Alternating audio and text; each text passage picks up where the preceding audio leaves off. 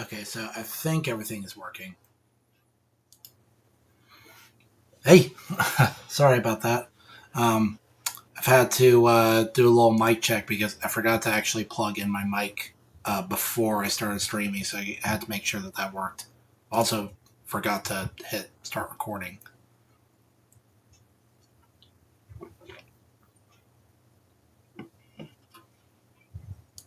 Okay, yeah, I can hear myself. That's cool. All right, anyway. Yeah, so we are back. Happy belated Valentine's Day, everybody.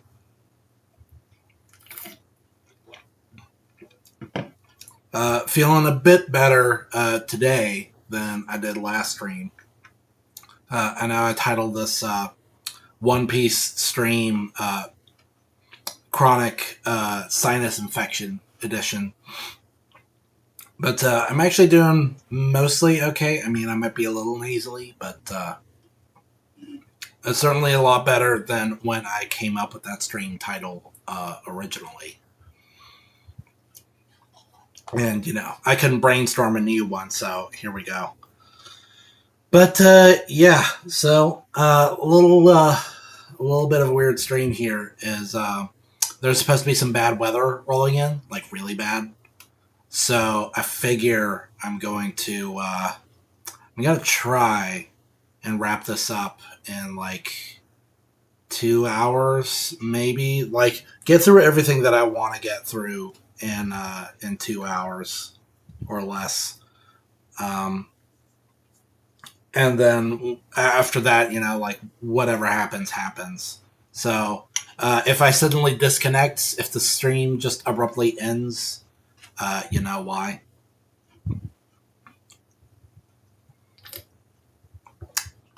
But I actually want to start out by showing off some stuff I got. This is another shirt I got for Christmas. I like the double meaning in Never Forget because this is like the old school memory media right there.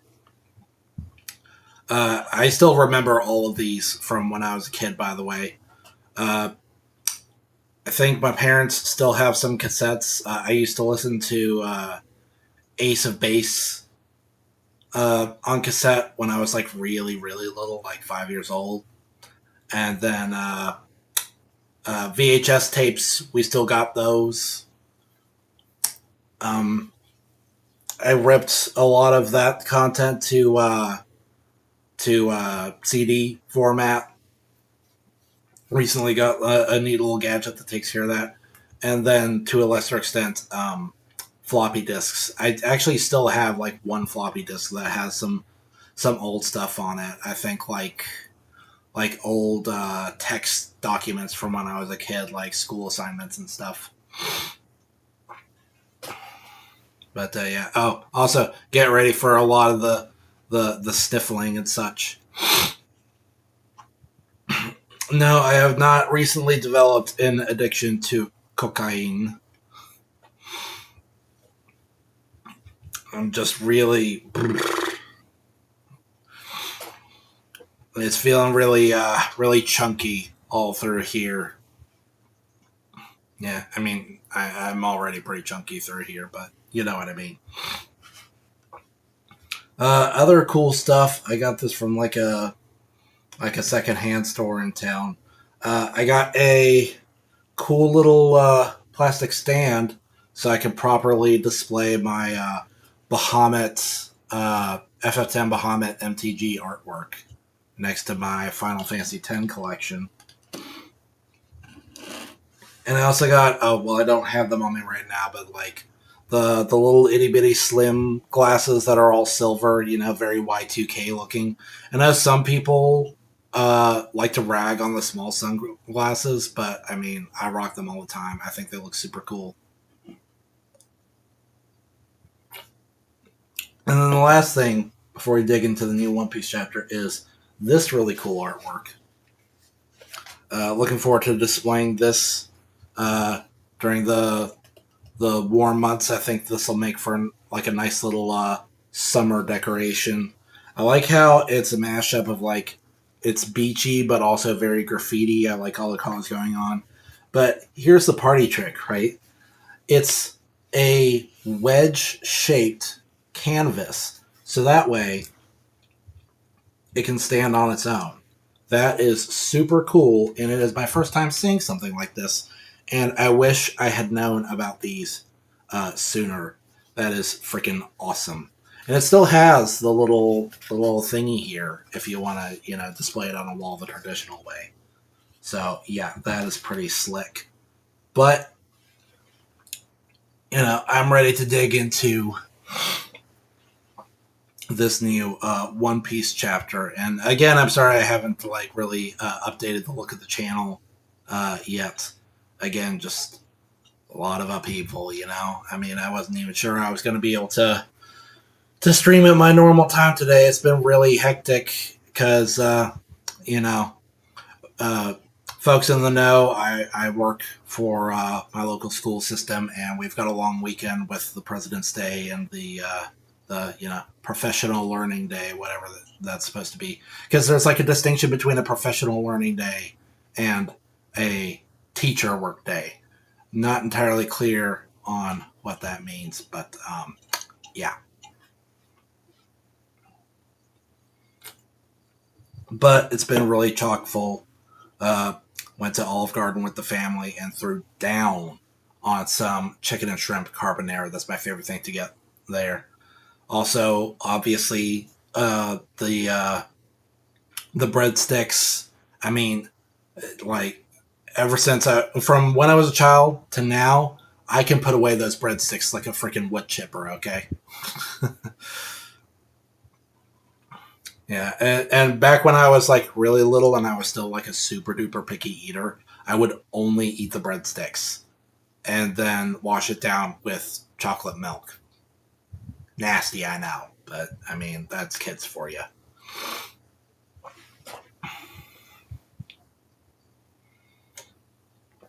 Yeah, and I volunteered to help with even though tomorrow's President's Day, volunteered to help with a sports field trip.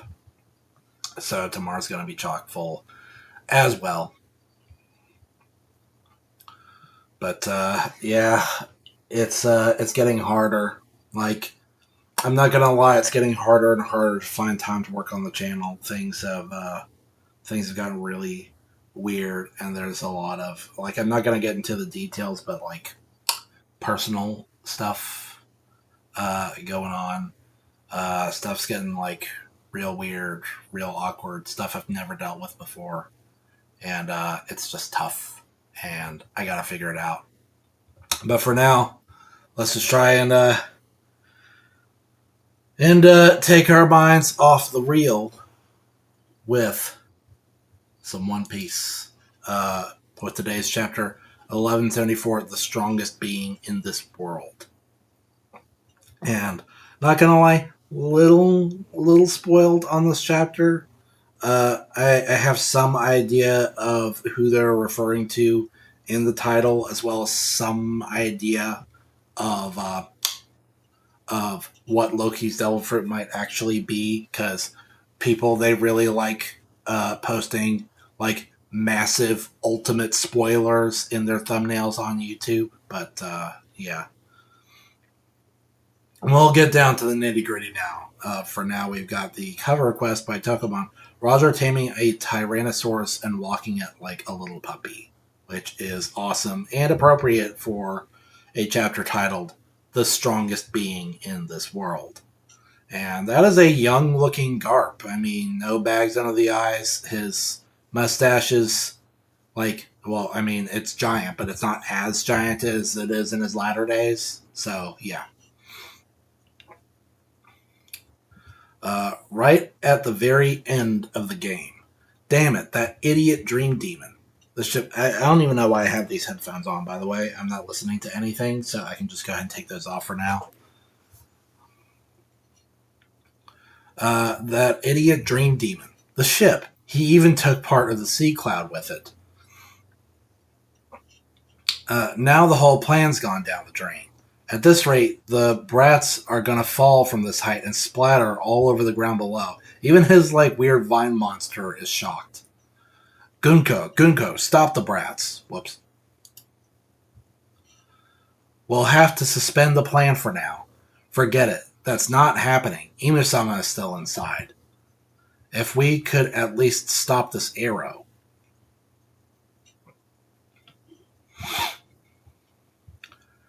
Imusama is still inside. That's a little... What does that mean? He's inside what? They are inside what? That language is a little confusing. Strange translation there. What the hell is that thing made of? Nothing's working. Daddy, Mommy, help.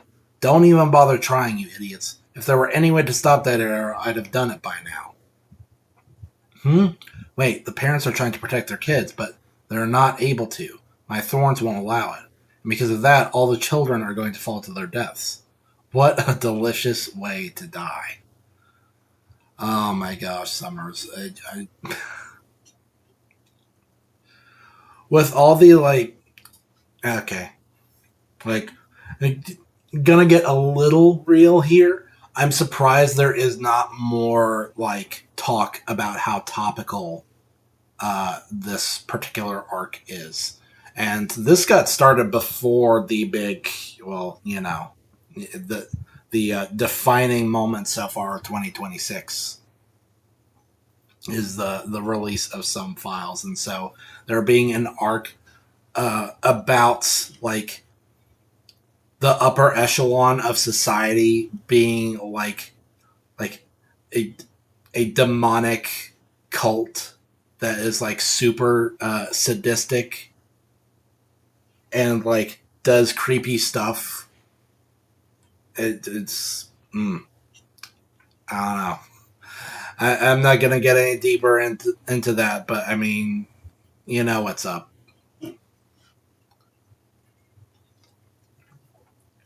You know what I mean. But yeah. Hold on, this might actually be worth it. First off, Gunko is being controlled by the Great One, so this will end up being his fault. Wow. That is unprecedented. This guy, so sick in the head that he is already in his own head throwing what is supposed to be his god under the bus. Okay. And we can always grab more... Oh my gosh, I don't even feel comfortable saying this sentence. Okay. No. Parents and children screaming in desperate tears. This is just so thrilling. To the brats and the PTA members, we had intended to escort you safely to the Holy Land, but due to a few complications, the ship and the sea cloud have vanished. In other words, you'll be dying from the fall, which means... There's nothing there. A tragically miserable end awaits you at the finish line. We're gonna fall. If we keep walking, we're gonna fall. If giving up both my arms is what it takes, then there's no way they can stop me. Grandpa Oimo. Unfortunately, there's no other way. What the hell? Hold on a sec. I want to, discuss something, right? Oimo is a grandpa? He's still pretty young, all things considered. And think about how long giants live. And how much of that lifetime is spent in their youth, in their, physical prime. Is anyone kind of shocked that the giant population has not exploded? It should have reached an unsustainable level by now. Because, Oimo, he looks like he's still at the age where he could be, making babies. And he's a grandpa. Combine that with how huge the giants are and how little territory they actually seem to have. I'm surprised there's not massive food shortages in giant country. Unfortunately, there's no other way. What the hell is that idiot Sommers doing? We finally got these kids to the port. Damn it. Stop. It hurts, Grandpa Oimo. It hurts. I'm sorry. Please forgive me. Oimo, as long as we don't get rid of that arrow, we can't stop the children. You're saying we can't save them? That can't be. Are you telling me all we can do is stand here and watch all our children fall to their deaths? It's like Power Rangers, the first movie. Leap to our doom. Leap to our doom. If they fall into the underworld, we won't even be able to find their bodies. Stop laughing, you damn demon. This must be divine punishment because I did something wrong. What do you mean? My mom says the same thing when she gets mad at me. Mine too, I should have behaved better. Are you saying we're gonna die because we didn't behave? But I don't want to die, I'll be good from now on. Help, I'm sorry. Oh, wow. Oh, wow. And when I think of the way Somers looks,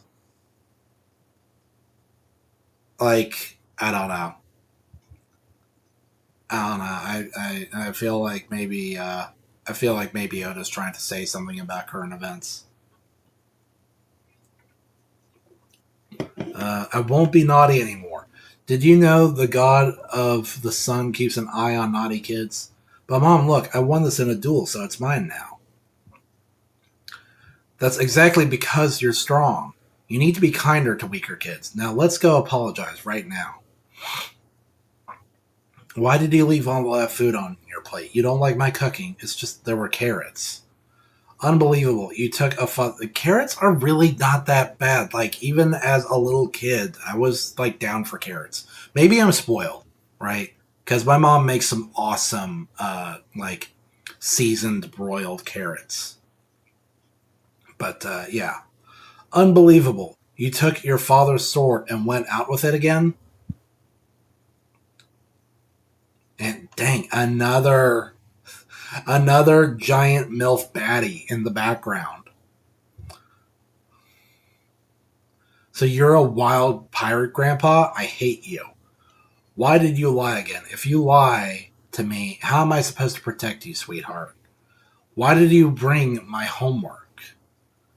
I left it at home on purpose because I didn't do it. I don't want to die, Mommy. Colon. Come here.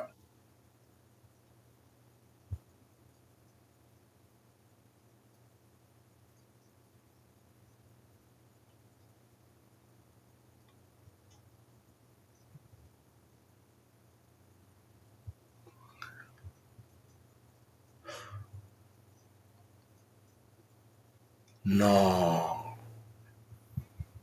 Nah, not the ultimate MILF. Not the ultimate MILF. Not the thighs. Oh man. Come here, my son. I'm sorry I couldn't stop you. Get away from me, Mom. You're gonna die too. But everything's gonna be fine. I won't let you die alone. Okay, no. This is the moment when the people who are in the realm of the dead like rise up and dramatically save everyone, right? This is like the Final Fantasy VII getting the airship moment. Oh, what? Mama, Mom, Grandpa, Mom, Mommy.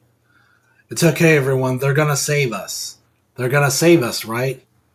Ronja, you did great earlier. Dad, Ben, Mom, man, this is gonna hit hard in the anime.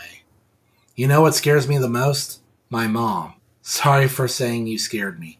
It's okay for me to be scary, son. Mommy lives to protect you. Oh man, this is a little rough. It must be nice having parents that can hold you like that.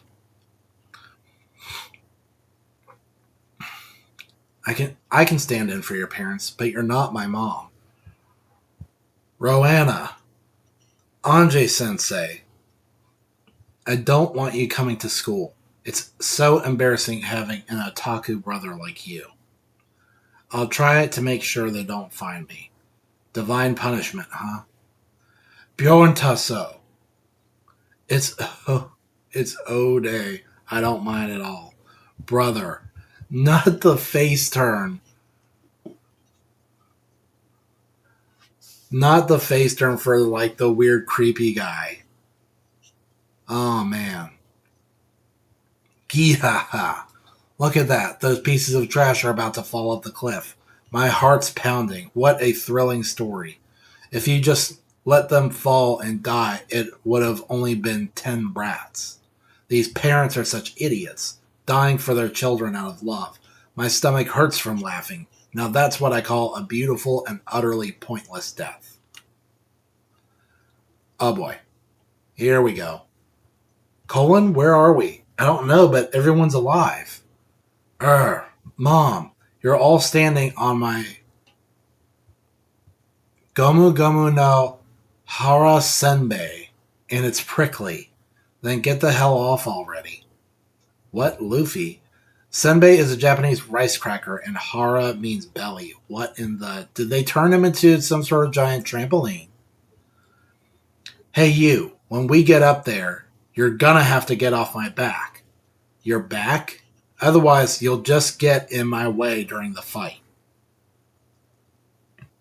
You guys fell out of nowhere, didn't you? Good thing we were passing by, of course. Of course, predictable. That wasn't my intention. I'm a destroyer, not a savior. I'm not responsible for anyone's life. Now let's move. Is it snowing out of nowhere?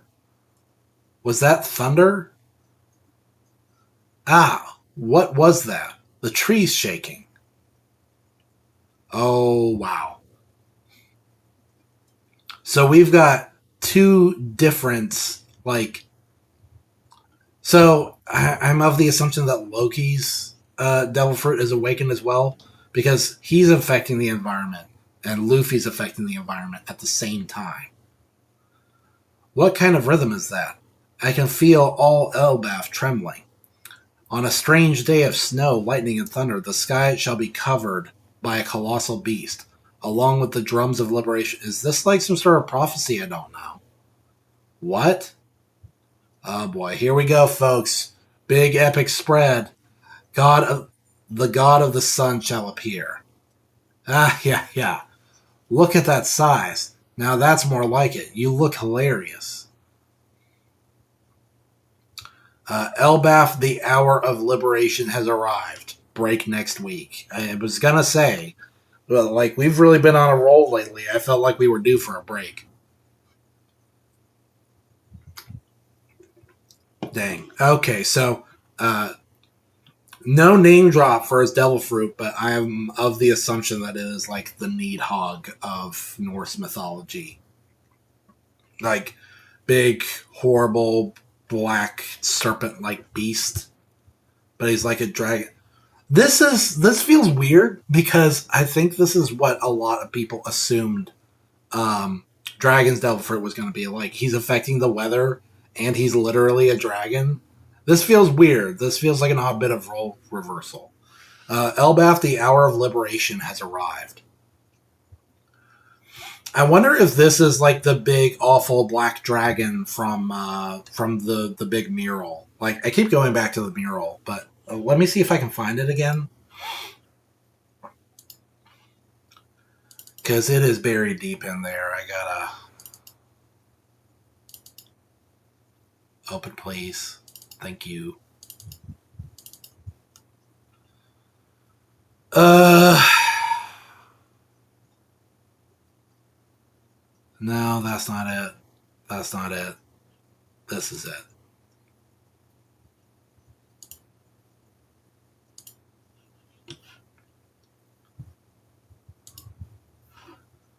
So, yeah, like big... That's more like a serpent, though. And Loki's is more like a straight-up dragon. It looks like it has, like, wings and stuff. So, I don't know. That's a little dodgy. It's also just weird because, like, what's up with the little X's all over it? And, like, this weird stripe and stuff.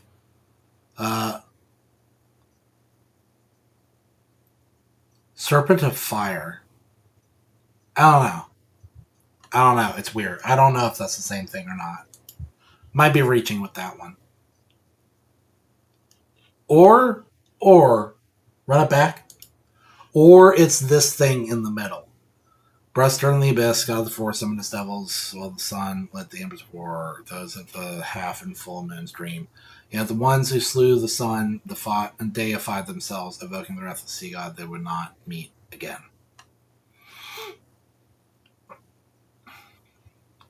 I don't know. I don't know. Just brainstorming. Not sure if I'm cooking or not. Maybe I'm the one who's cooked, but I don't know. Just some food for thought. This is a scary creature. Like, look at it. Even its teeth are black. And it has the crazy eyes.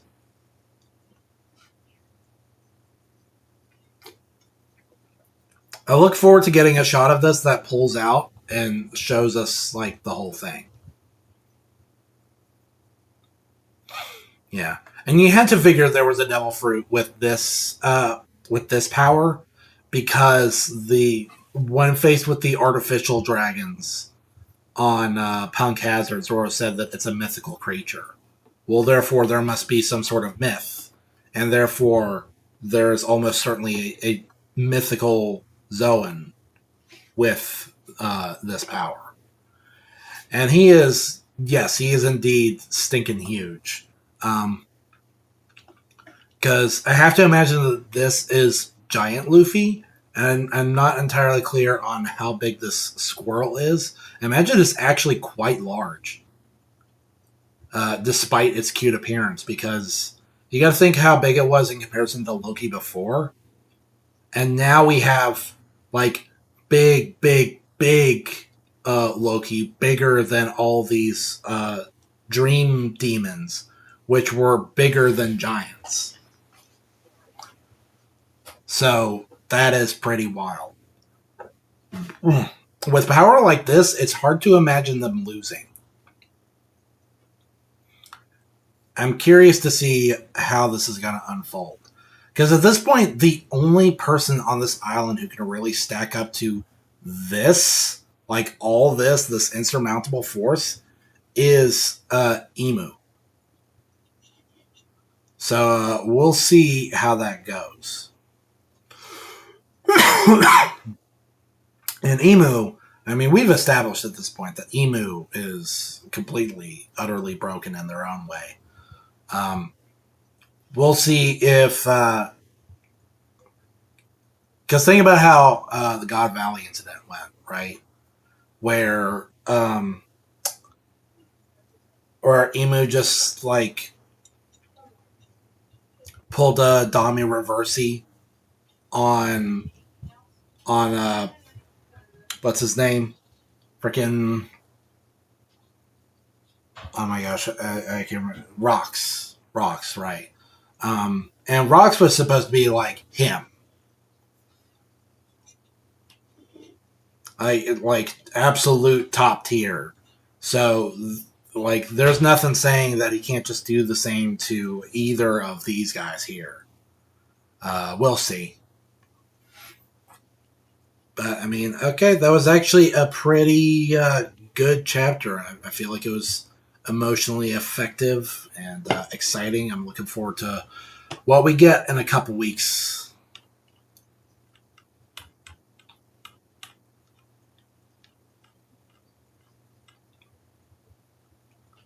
Yeah, solid chapter. And in other One Piece related news, I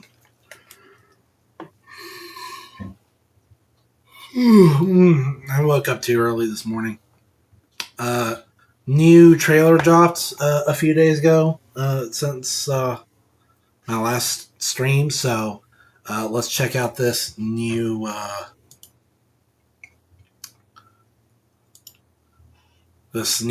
Flix Piece trailer.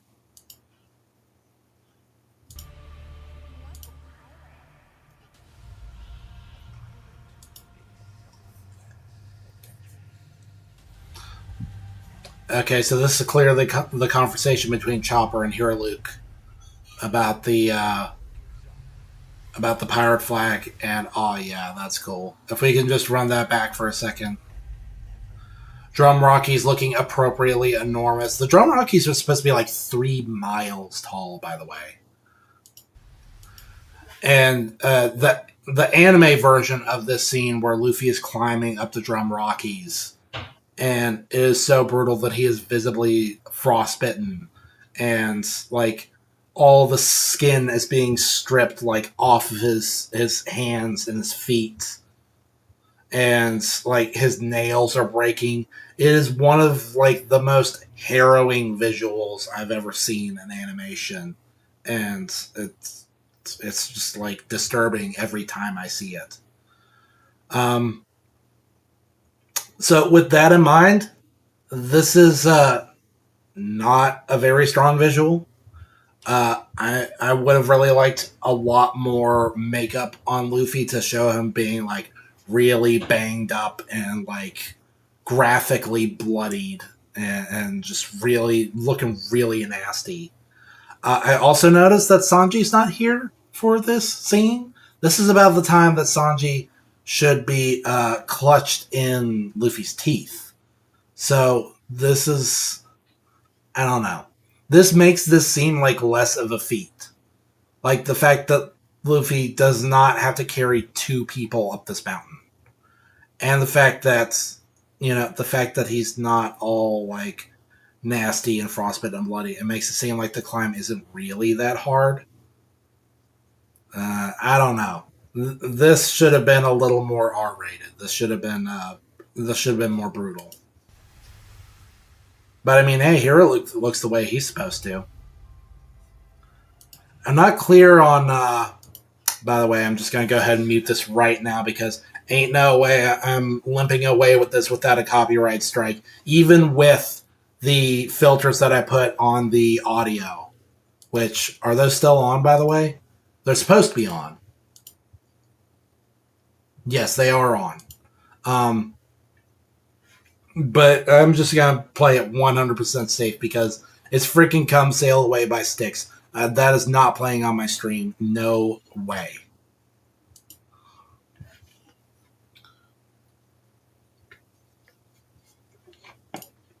That's cool though. That the shot of Reverse Mountain is sick. Um, Visibility is a little low, like a little lower than I would have liked. So let me fix that. What if I just do it like this? Nah, I don't know. Go to display capture. Let's dial that down. Or no, let's dial it up, actually. That's a little more visible, yeah. But yeah, that looks sick. And like all the costumes are looking the way they should. Igaram in particular.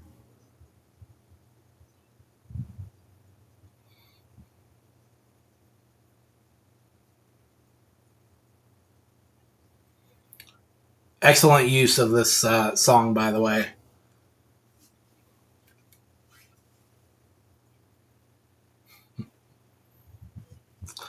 Actually, before we go, I want to. This might seem weird, but I just wanted to take a closer look at the cakes in the background to see if there might be like a casual reference to like Whole Cake Island or something. Like if there's a Whole Cake Island shaped display in the background, that would be like peak teasing.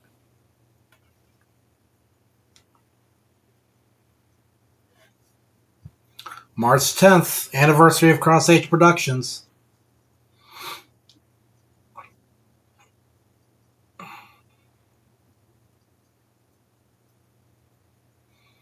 Man, those dinosaurs look pretty good.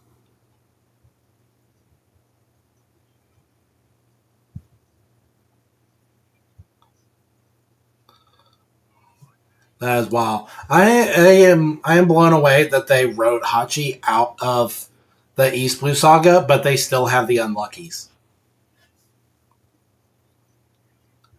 and Mr. Nine.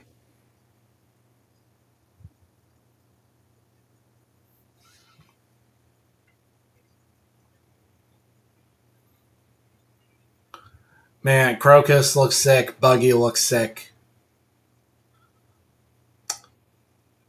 um, shoot, what's her name? Uh, Dang it. Kureha looks sick.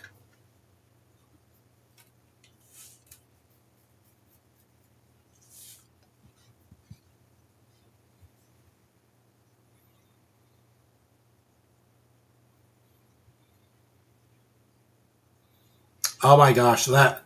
Hold on. Like, wait up a bit. First off, like, Laboon looking awesome. And that I actually want to get a better look at the red and blue ogre as well. I mean, oh my gosh, that is Cthulhu-esque. That is, like, deeply disturbing.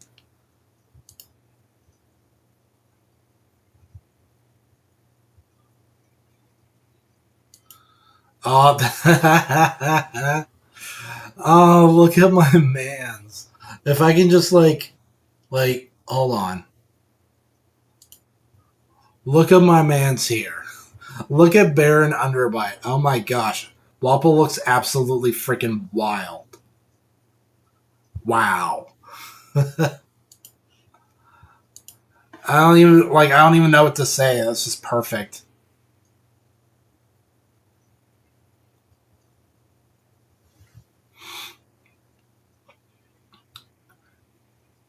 And Chopper, Smoker's powers look cool.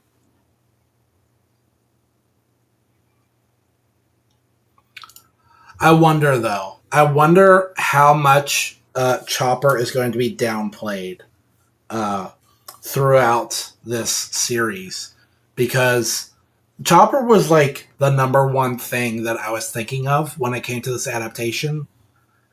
Because even if he was like perfectly realized as a CG character, that's still like this is a long story, and having a CG character as a permanent cast member, that's got to be really expensive.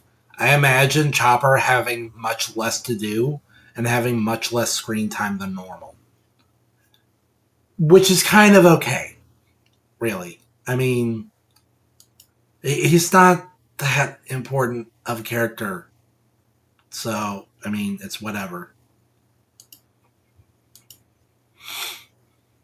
I am not a Chopper stan,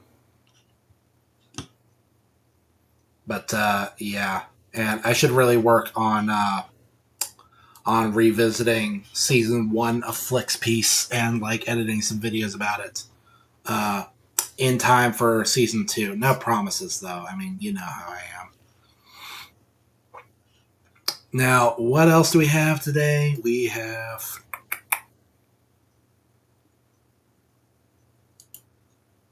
Oh,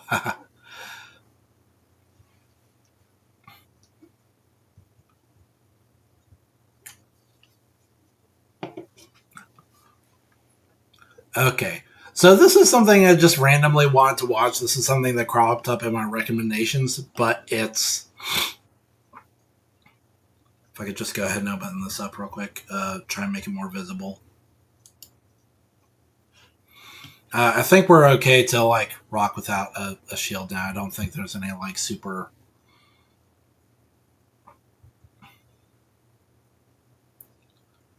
like copyright sensitive stuff. But yeah, so why Calvin and Hobbes is the greatest comic strip ever made by Ultimate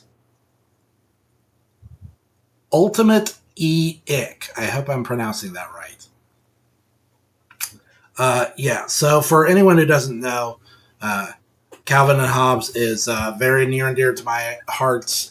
It was a big part in teaching me how to read, not the basics per se. I mean, I was 6 years old at the time, so um, I at least had the basics. But in terms of reading comprehension and expanding my vocabulary, Calvin and Hobbes was big in that regard.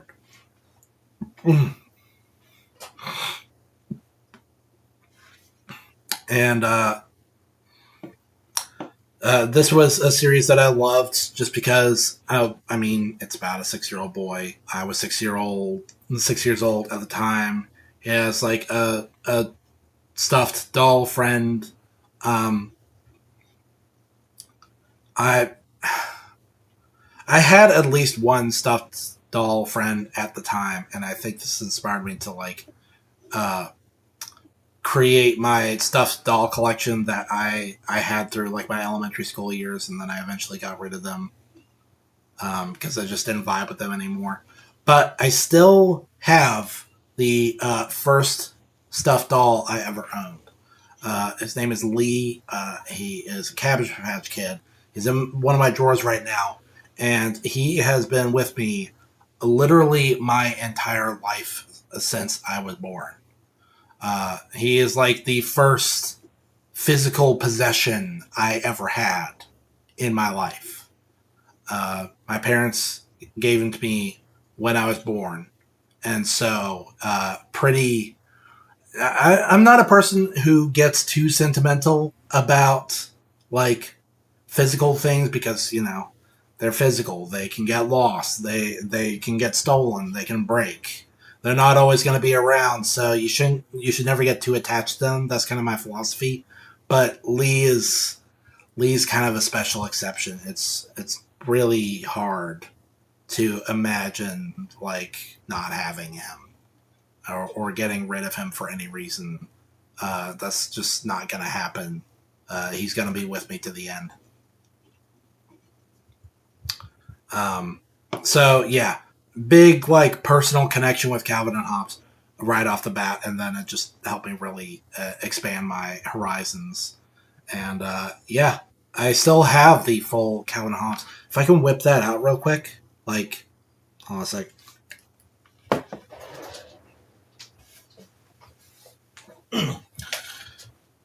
Here we go.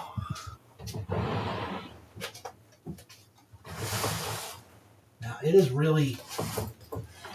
Oh.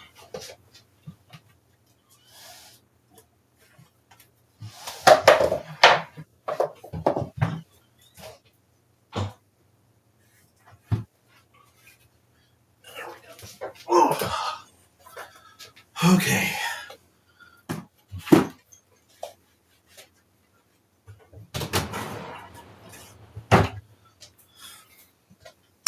Okay, so it is very dusty,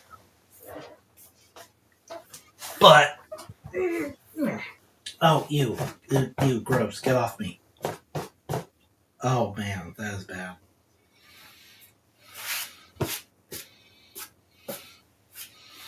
That's really bad.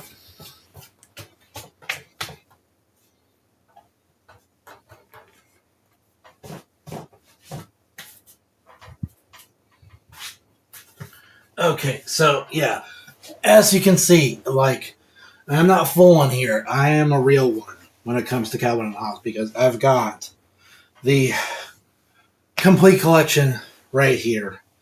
Very heavy, very expensive, very worth it. Ugh. And wow, I had so many.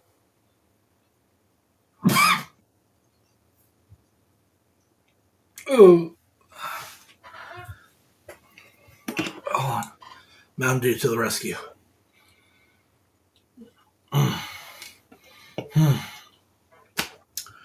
Okay.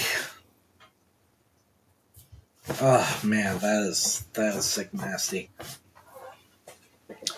Um, but yeah, I used to have all the old books, and then I traded them in for the complete collection.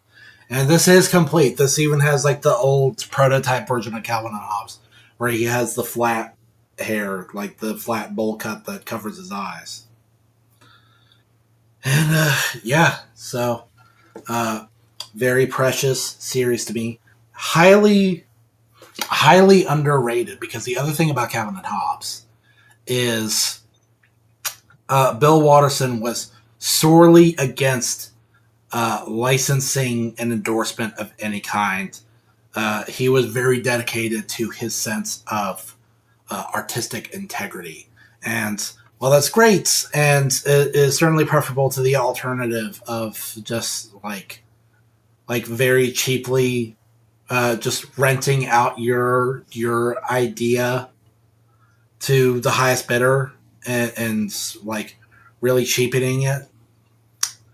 Uh, if you don't license your stuff at all, it's hard to get the word out that it exists, and so a lot of people they don't know, right? They don't know about Calvin Hobbes. They are not even aware that there is a comic book out there that is, in my humble opinion, even better than the Peanuts. Yeah, I said it.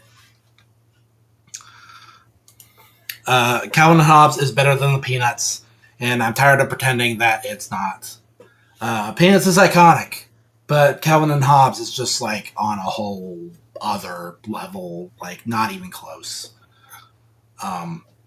So yeah, so when this popped up in my recommendations, I thought I'd go ahead and give it a spin.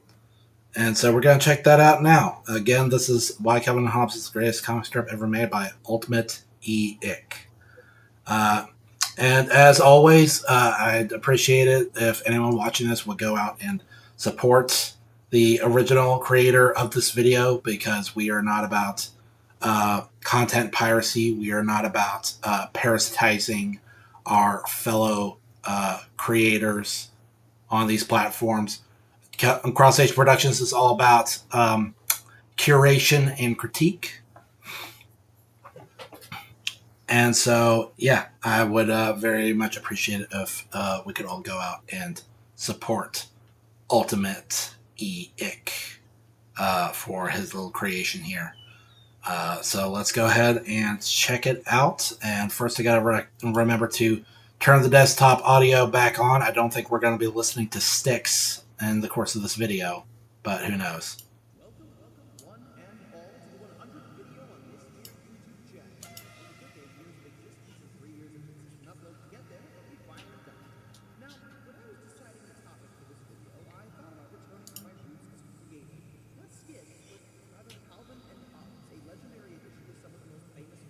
Yes. Garfield. I did not even consider Garfield. It's odd, really, how Garfield is iconic in spite of itself. I feel like it is iconic, and yet everybody dogs on it. No pun intended, but like, I don't know. It's just when Garfield minus Garfield came out, or whatever it's called, like Garfield without Garfield, and the idea is that Garfield comics are funnier without Garfield in them. Like, it's kind of highlighted the weakness of the character. It's just not very three-dimensional. Again, no pun intended, but yeah.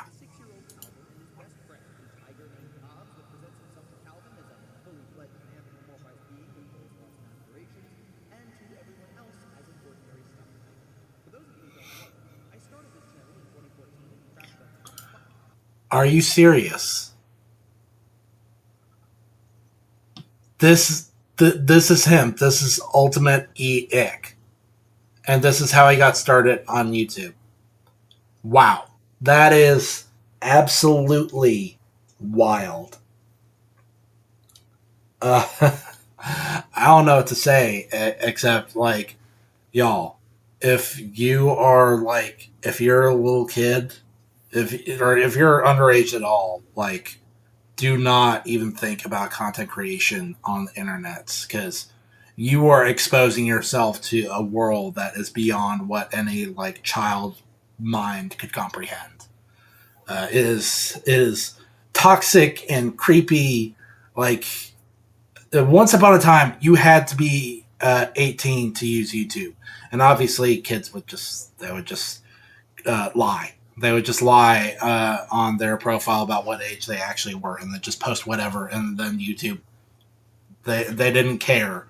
They didn't care that they were children making videos on their platform and opening themselves up to all of the toxicity that the internet entails. Like, just no way. I could never see letting my child become a content creator on YouTube before their 18th birthday. I can't even see letting my child become a content creator until their 28th birthday, really. Because, I mean, like, even when I created this channel back in 2024, as a grown ass man, I still had a lot to learn. Throwing a little kid into a space like this just seems so scary. So, yeah. But I want to see if I can scope out, like, what his books are. And nothing I recognize, but I mean, he's got like a super cool classic Superman cardboard standee. He's got Mecha King Ghidorah. And I don't know, the Connect 4, Rubik's Cube, whatever this is. This looks like Galissapod before Galissapod. But I think it's pretty clear that this kid was pretty dragon pilled. Pretty cube pilled too. I mean, check it out. He's got his little Transformers cube going on right here.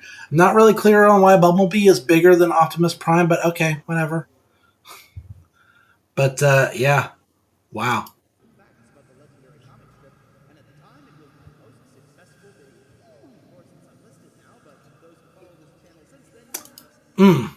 Yeah, and predictable.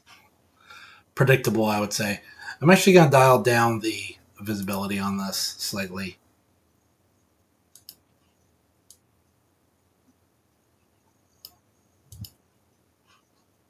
Maybe more.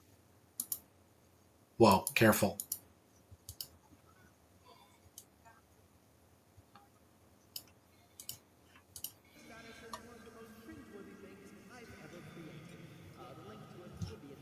No, hold on. We're not going to pretend like that didn't happen.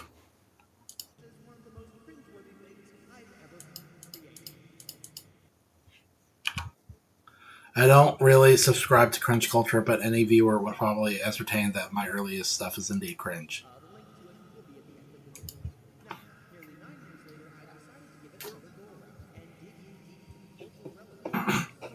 Gore round.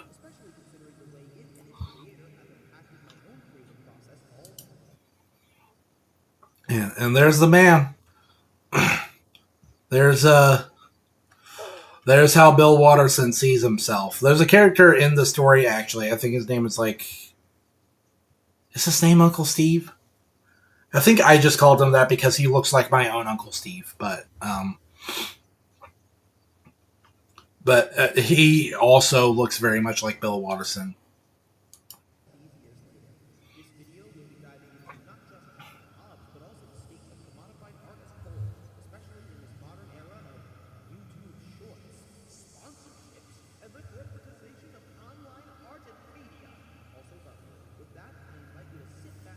What is that Garfield art?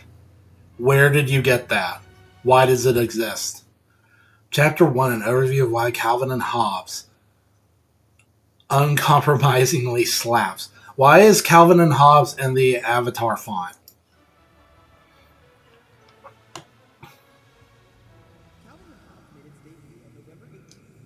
Oh my gosh. And if we could just, hold on. If we could just go back for a bit. Just, like, look at all of the sumptuous watercolor art in the background, by the way.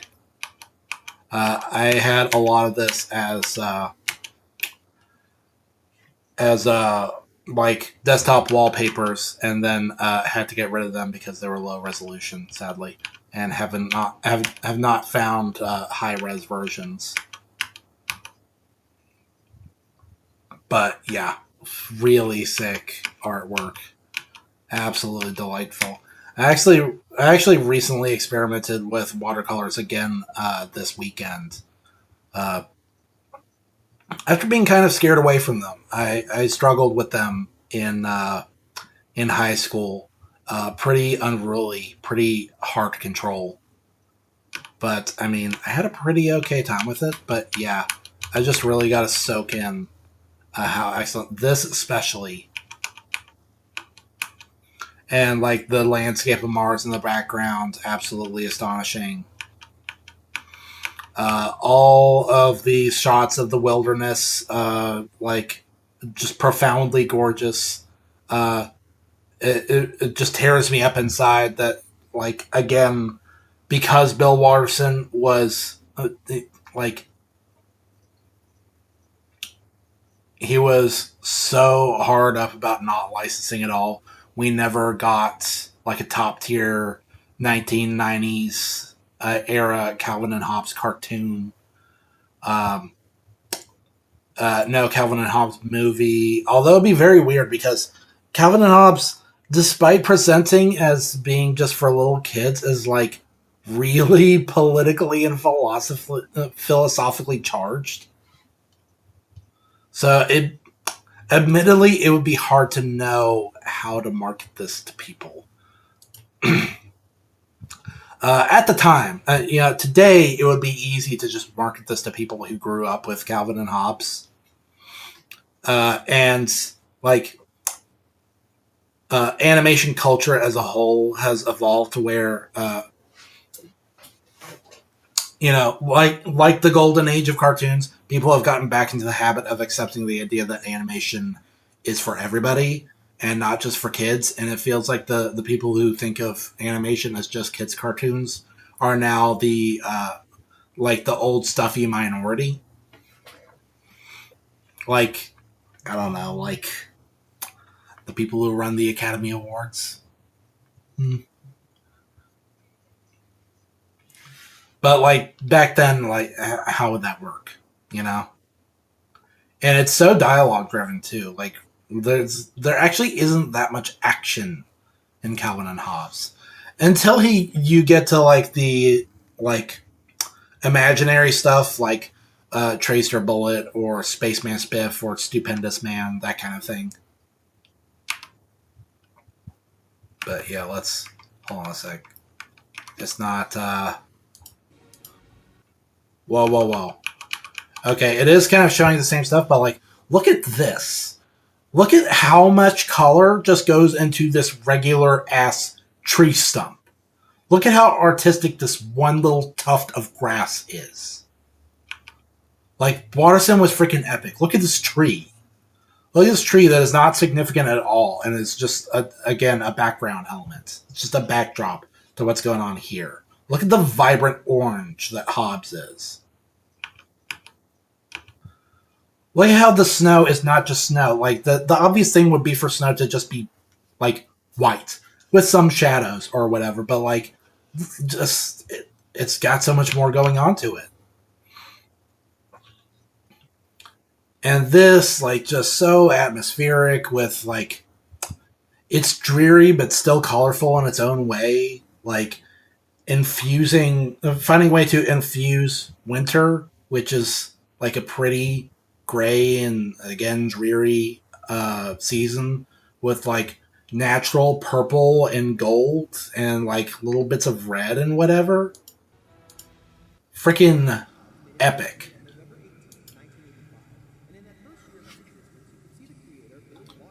Hold on, slow it up, slow it up. When did you say it started?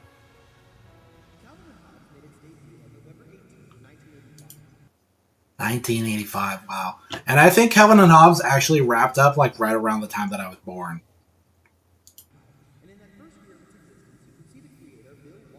It's weird to think of Calvin and Hobbes being an 80s thing. That feels like, man, that does not even compute to me.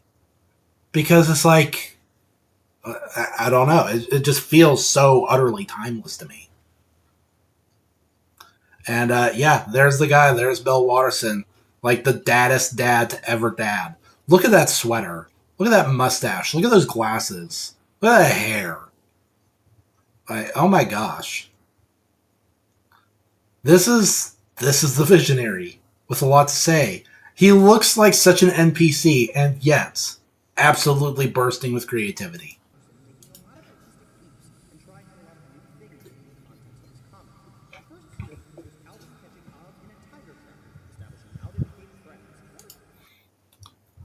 Yeah, that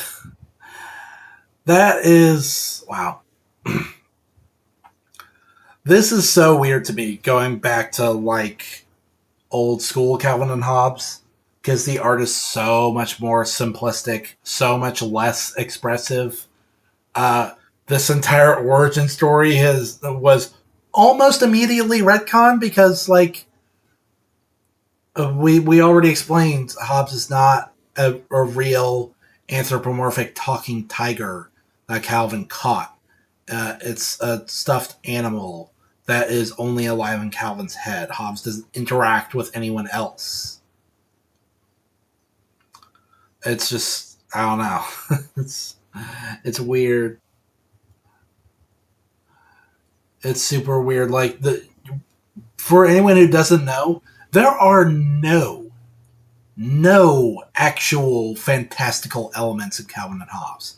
There are no talking bipedal tigers. There are no superheroes. There are no space adventures. It's just a little boy with a big imagination.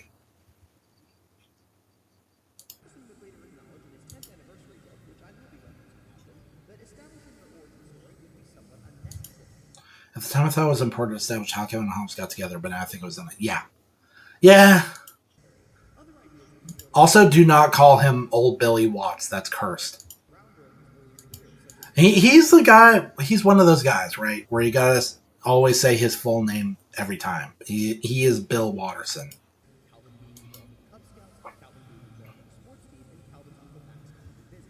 Uncle Max. This is the guy that I kept calling Uncle Steve. And wow, look at that fashion. That is that is very much of the time. Hold on, let me just see that again.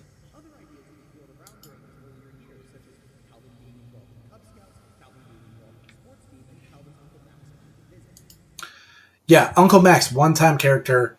Calvin, I actually remember him being involved in sports quite a bit, so that was something that stuck. But Calvin was part of the Cub Scouts once and never again. And given that Calvin is Calvin, that's not really that surprising.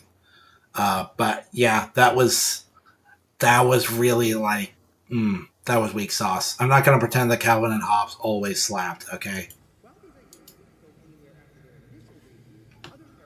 except for the sports. Like, is this a Mandela effect? I remember Calvin being pretty heavily involved in sports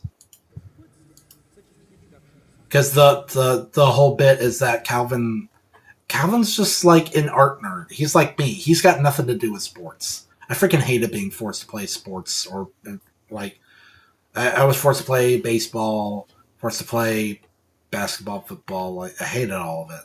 Hated it. Yep, here we go. Man, that to me is like a big part of why Calvin Hobbes is so awesome. It's the super strong, but very small core cast of characters. I forgot the babysitter was called Rosalind. I forgot the teacher was called Mrs. Wormwood. Susie's a classic character. Mo. Mo's just kind of there. He is like probably the weakest link in the core cast. Um, yeah, and if I can just say, like, bully characters, usually the weakest link in any show. I'm gonna go ahead and say because, like, think of what was his name, Terrence in in freaking Fairly Odd Parents. Like, how important was that character really? How many stories revolved around that guy? What's his arc? What's his ambition? What's his aesthetic? Like, nah, that's not really it. Uh, Every once in a while, you get the opposite though, where the bully character is just absolute peak. I mean, Eric Cartman, right? Or Kevin from Ed, Ed and Eddie. Actually, Kevin, I don't know. Kevin's kind of middle of the road.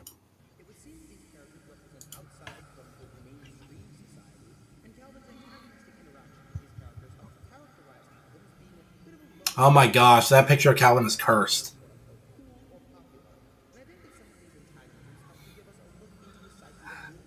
Calvin is so punk. Like that shot of Calvin right there could just be like a punk album cover all on its own.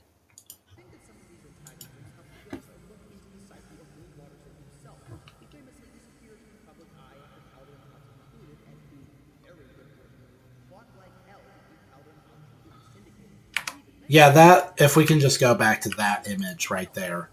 Um, well, one, I want to see which strip Bill Watterson was working on, see if I recognize it, and unfortunately, I don't. But yeah, this is Bill Watterson's philosophy in a nutshell, right here, where he absolutely 100% uh, uncompromisingly hates licensing. Without exception, he just hates it. He sees it as being in utter opposition to art. Yeah. And again, like, uh, welcome alternative to, like, just being a sellout. But I feel like the true path is somewhere in the middle. There can be tasteful licensing that helps people discover your work. I don't know.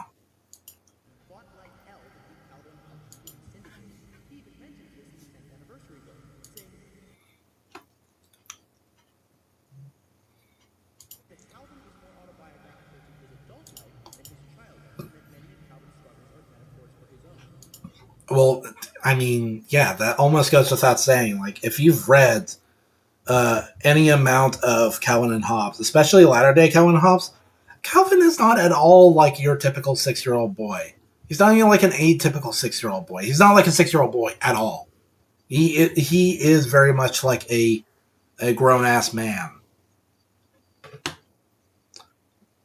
with occasional outbursts of immaturity.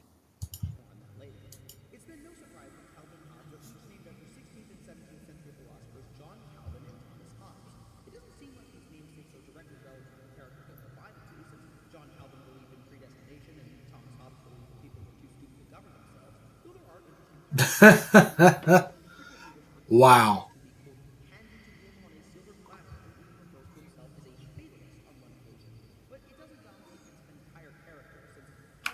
Hold on a sec. I wanna catch all that again.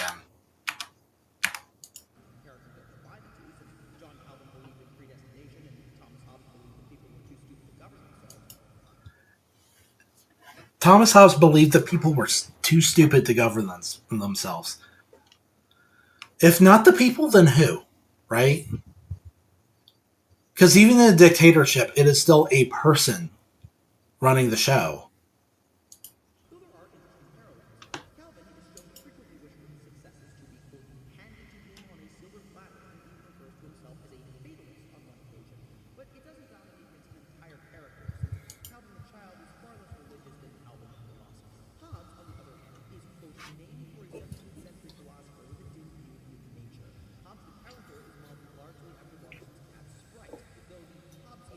Oh my gosh. What a cute little bean. Look at this toasty marshmallow.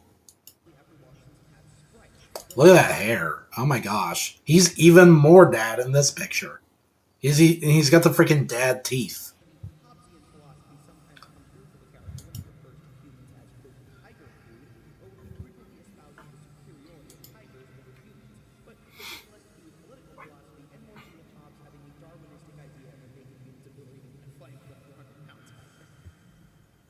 Why does that guy look like the guy from Samurai Cop?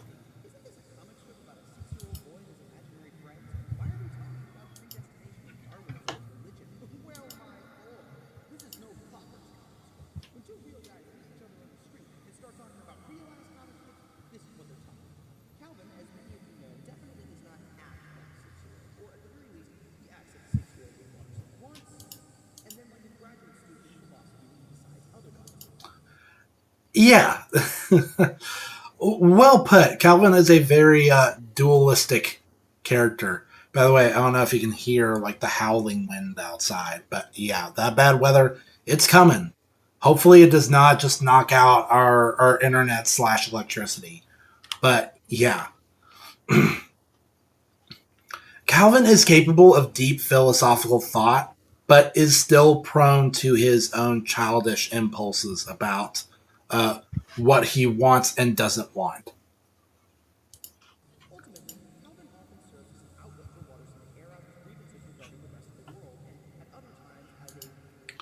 Oh my gosh! Look at the kilo. That's not the same cat, is it? But this this is an illustration of a guy with a great sense of humor about himself. Like this is Bill Watterson as he sees himself. Think about that. Pretty dour and unhappy guy.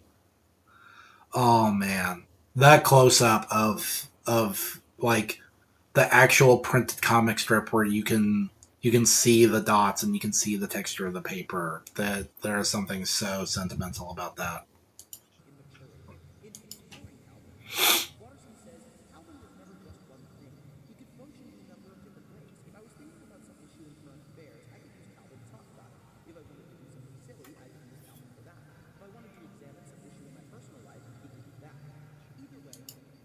Yep. This is like the most correct and successful like use of art as a political mouthpiece like ever. It just felt really tasteful and earnest and not probably most important of all, not patronizing at all. Like like it says a lot about how people of all ages can enjoy Calvin and Hobbes. Like I read Calvin and Hobbes again when I was 6 and loved it. And so much of what was going on in that comic either went over my head or I understood it on on the most basic level and just didn't appreciate it. And then adults can read it and find so much to chew on when it comes to the dialogue and the art.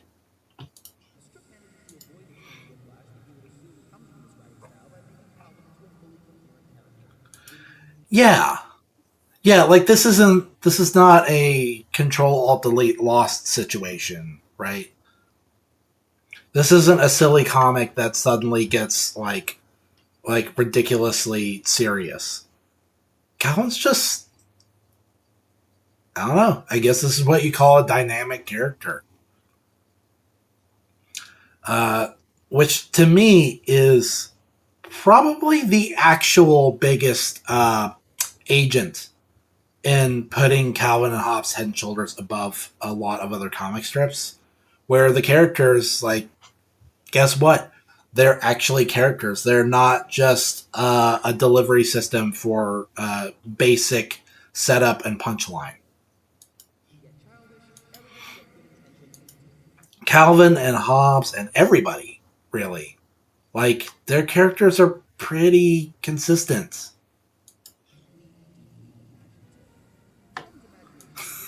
That, no, that is the best.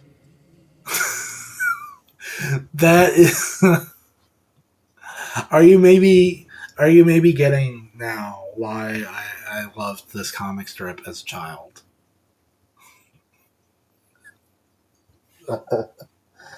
Are you getting maybe why I love this comic strip as an adult? Because like this is still really landing for me.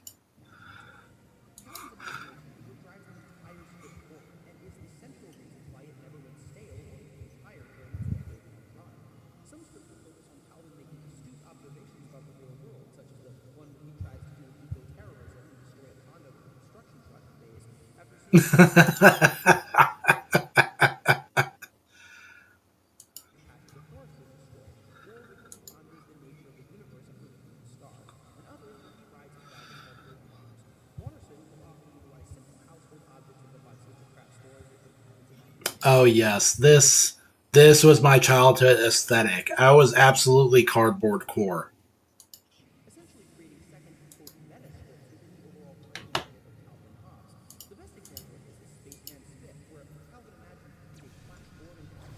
Yes, Spaceman Spiff rules.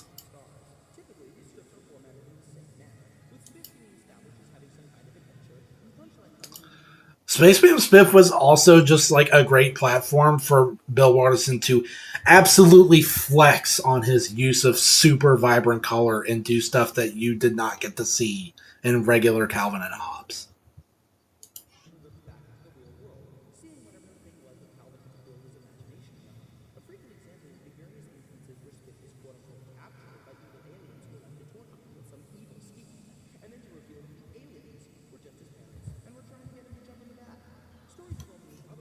Up, hold on.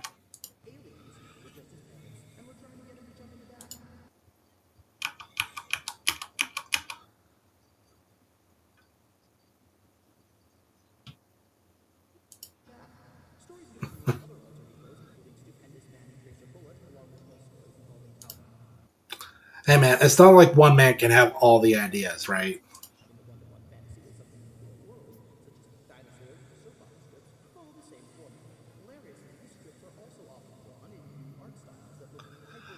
Oh my gosh. These strips where he switches to like full on like soap opera art style are just absolutely fantastic, and really goes to show how no matter how cartoony your art style is, it still needs to be like fundamentally based in an understanding of real anatomy.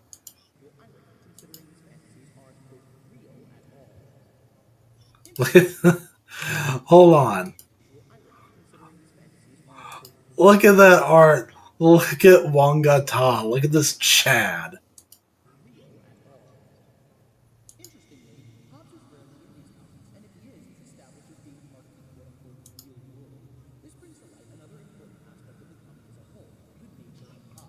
This, by the way, I just gotta say, this was like the most obvious licensing opportunity of all time.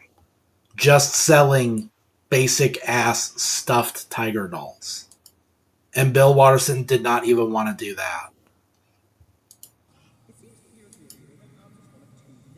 Oh my gosh. Man, what I would have done to get a stuffed tiger doll just like Hobbs. And just in case anybody is not clear, by the way, that means that every bit of Calvin and Hobbes merchandise that is out there is bootleg.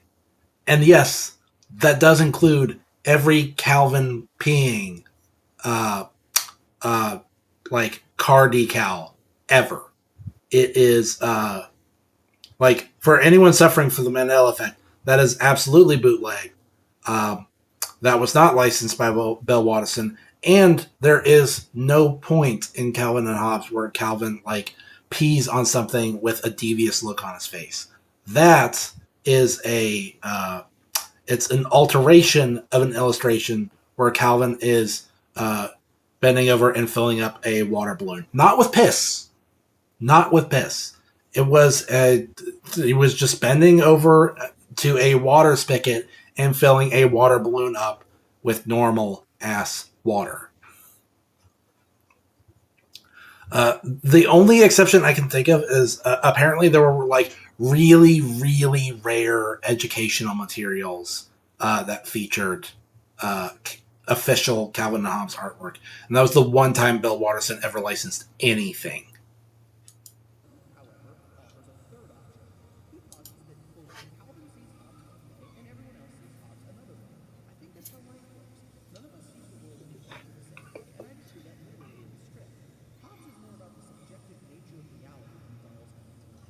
Yes, That is the other important thing. This is not like a mannequin situation where Calvin magically comes back to life. Because remember what I said, there are no actual fantastical elements in Calvin and Hobbes at all. Hobbes does not magically come to life when Calvin and Hobbes are alone. He is just a stuffed doll all the time.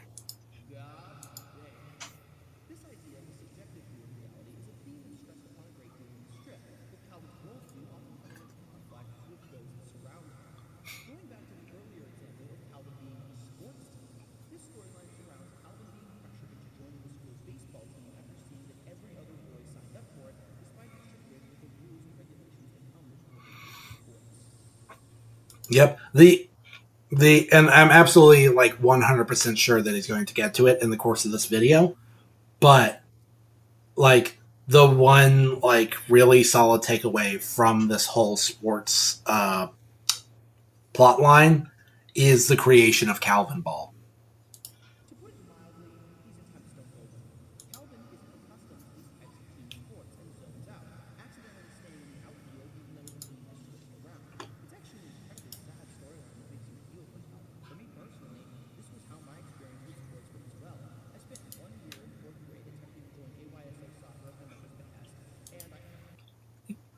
Yeah. That was always very baffling to me about elementary school sports as well. Is nobody ever actually explains how it works. Nobody. They just expect you to know how. They expect you to know what the rules of the sports are up front. So if you're somebody like me who takes no interest in sports, that's like that's like getting thrown into the deep end with no arms. It was dumb. It was dumb. It was dumb physical education. Like, just because it is physical education doesn't mean that it cannot be held to some sort of standard. Like, please explain how the sports work. There's a reason why these sports are mostly played by adults. Uh,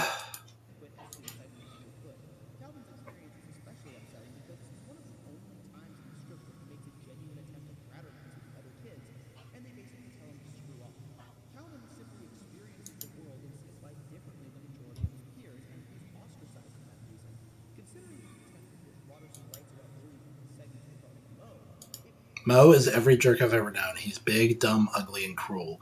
I remember school being full of idiots like Mo. I think they spawn on damp locker room floors. Dang.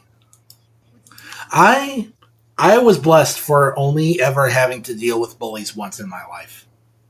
Ever. No, no, that is not true.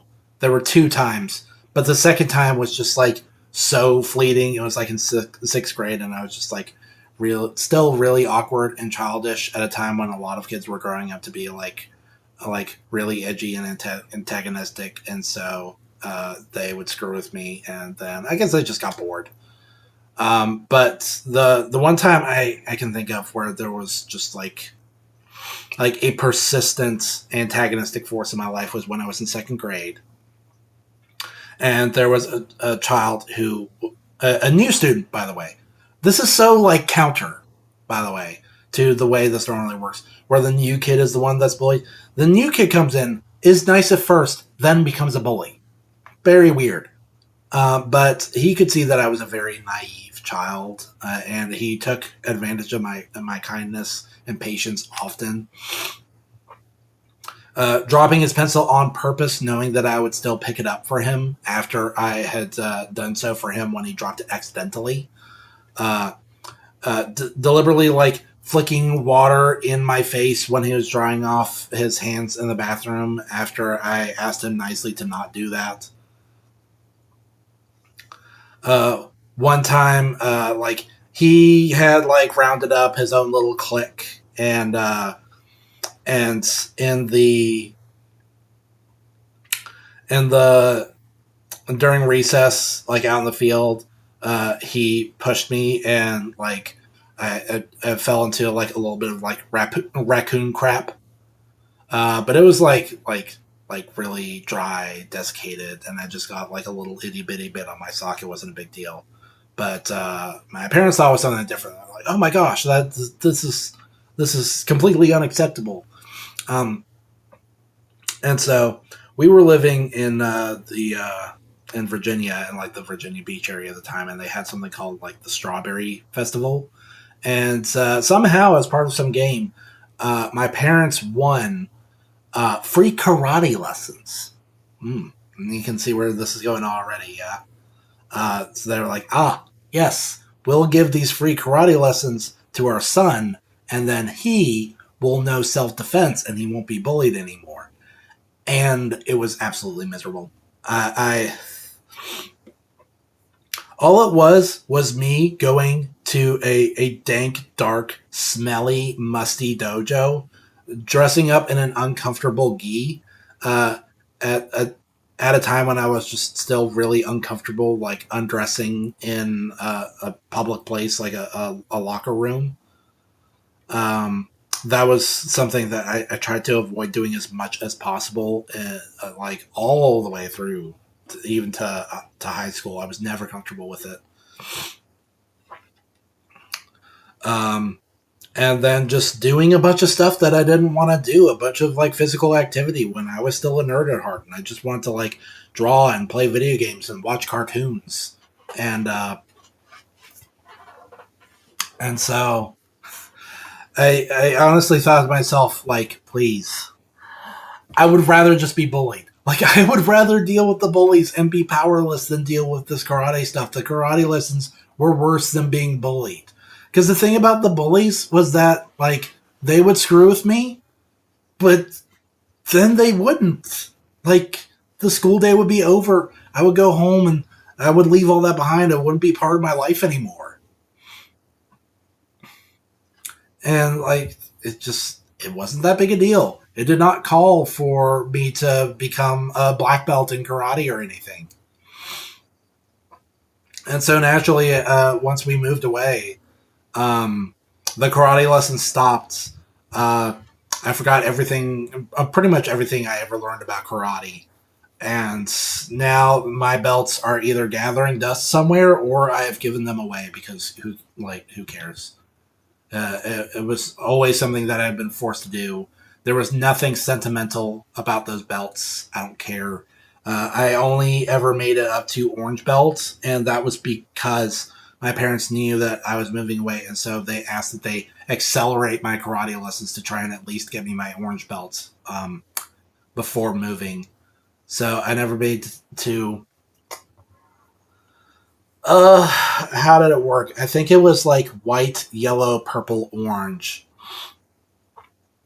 And then it was, I think it was 3 degrees of green belt, 3 degrees of blue belt, 3 degrees of red belt, and then the black belt.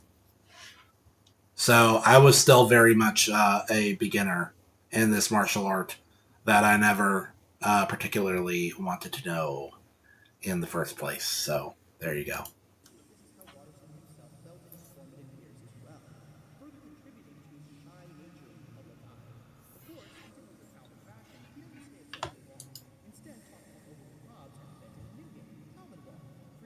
There you go.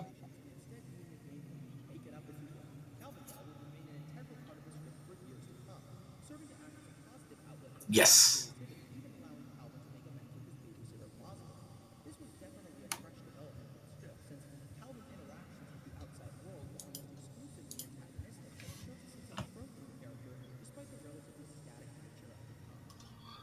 Yeah, if I recall correctly, that was kind of like a good end to the whole Rosalind like subplot, if you will. Like, imagine a version of Fairly Odd Parents where Timmy and Vicky actually make amends and they're actually like totally cool, and then like that's it. That character is sunsetted. The character's been carried as far as they will ever go.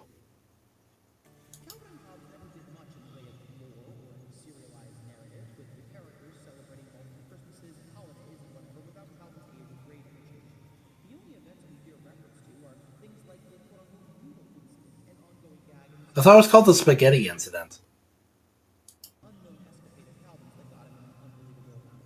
The Noodle Incident. Hold on, hold on. I think we're actually about to get a lore drop.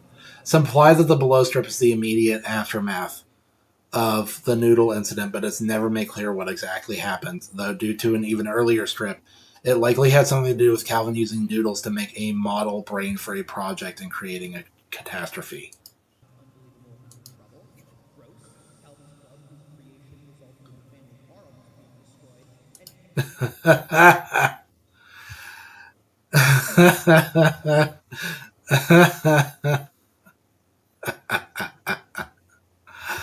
Oh, that's good. I don't remember that, but yeah. I mean, honestly, car in a ditch, not that bad. That feels like totally salvageable. And yeah, I. By the way, I am glad to say that I have never had any disastrous teenage driving stories. Um, Probably because I actually waited until I was 18 to get my license.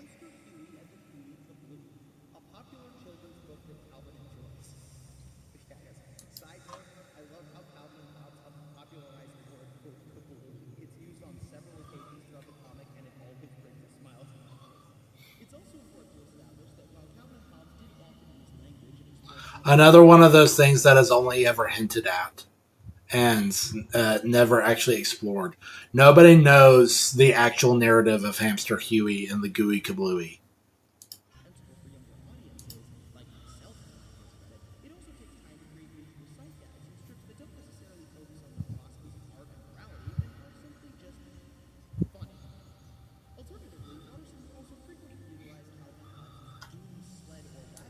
By the way, Winter Calvin and Hobbes peak, absolute peak. Like whether it's like the mutant snowmen or just like what you just saw now, or the aliens that come back after Calvin and Hobbes convinced them that human leaves were currency.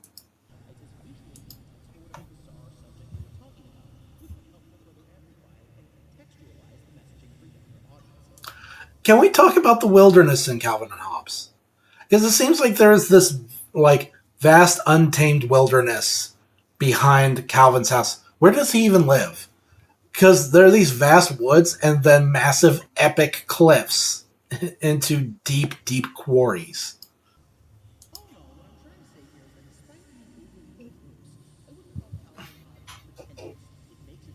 Yeah.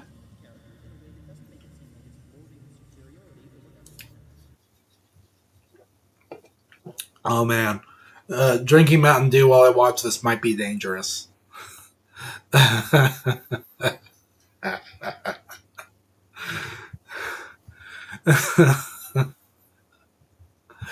Man, Calvin is an absolutely epic snowman artist. Like, what parent could see their child doing this and not absolutely love it? Calvin's mom and dad have to be the most humorless people on the entire planet because this is freaking spectacular.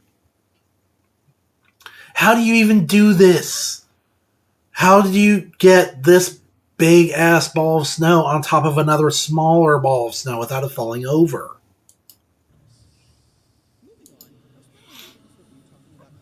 And that, no, hold on. How did he? That is like wild. Getting that golf stick like to stand up in the hands of that snowman.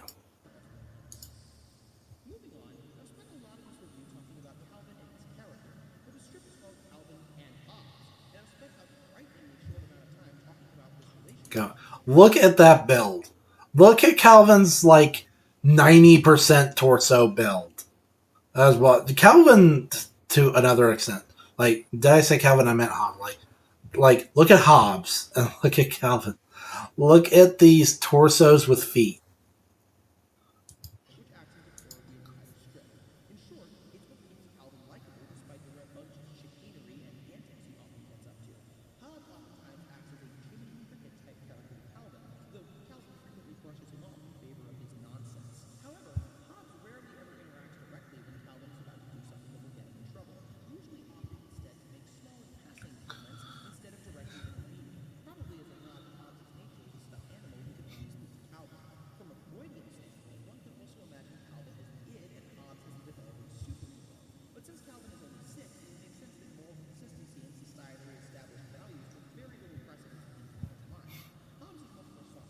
Oh man, he's cooking.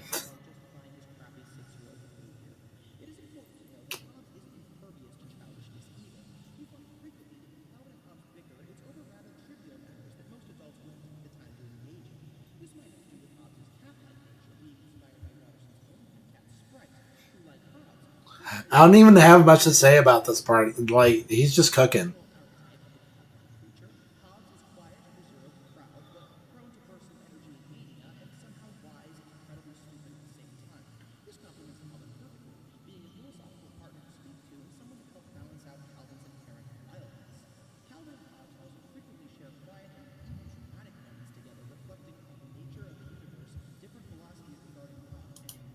Oh yeah, like it doesn't happen often, but there are sometimes like little bitty dark moments in Calvin and Hobbes. Like like talking about the dead bird that like smacked against their window, or like what was it? I think it was like a what was it? It was like a dying squirrel that they were taking care of that passed away, or or when they drove off to a funeral and came back and their house had been robbed.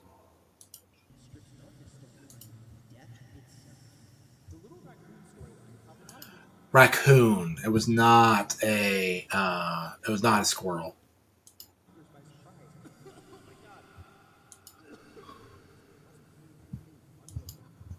Yeah, this is also like early Calvin and Hobbes too, so that must have been extra surprising.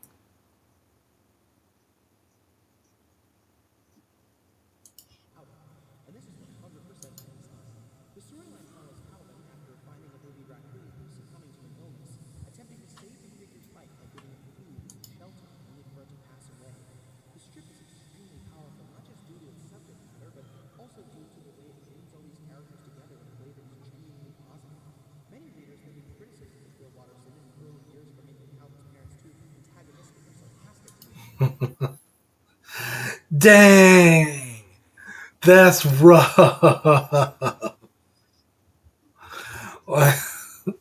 like on so many levels. Like Calvin and Calvin's mom being unintentionally savage to each other.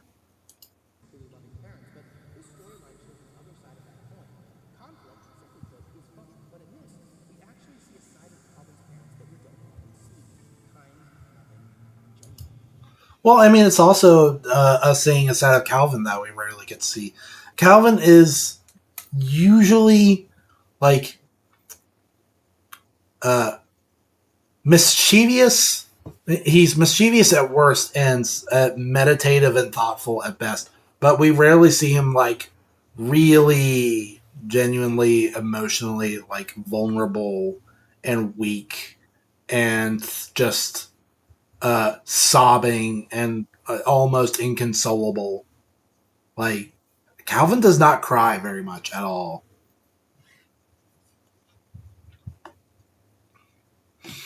And it's just really sweet. Like again, the way that he is normally at odds with his parents, and then in this one case, he is like fleeing into his parents' arms and begging them for help.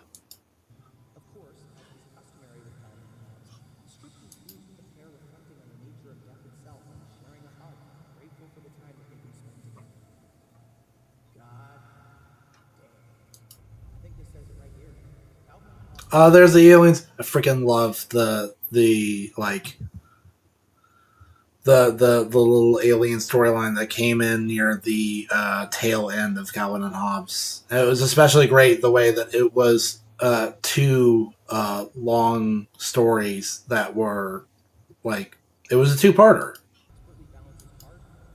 and you never expected the aliens to come back. Again, of course, not actually real aliens. There's nothing fantastical in Calvin and Hobbes. It's just like a conjuration of Calvin as part of his little imaginary narrative on getting out of like your typical like bum elementary school child's busy work assignments of like collecting 50 different leaves. So instead, a solution is to take 50 leaves from the same plant and cut them into weird shapes and paint them and pass them off as alien leaves. Which, that is a scenario where if I was the teacher, I would have a really hard time knowing what to do about that.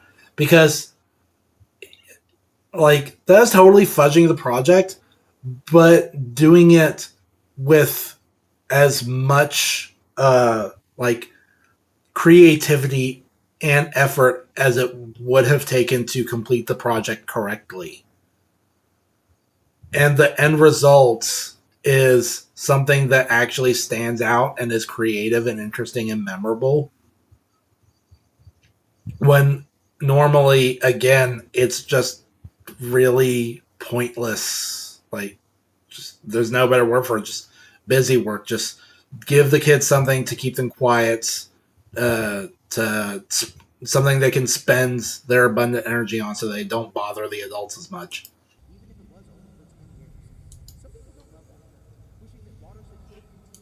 10 years. Okay, so it ended in '95. That's what it is.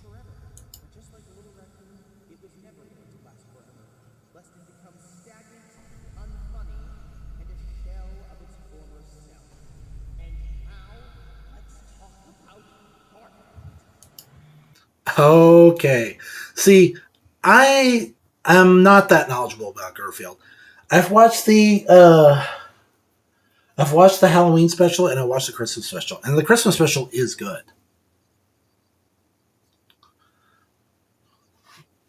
But yeah, and I know there are those like really cringe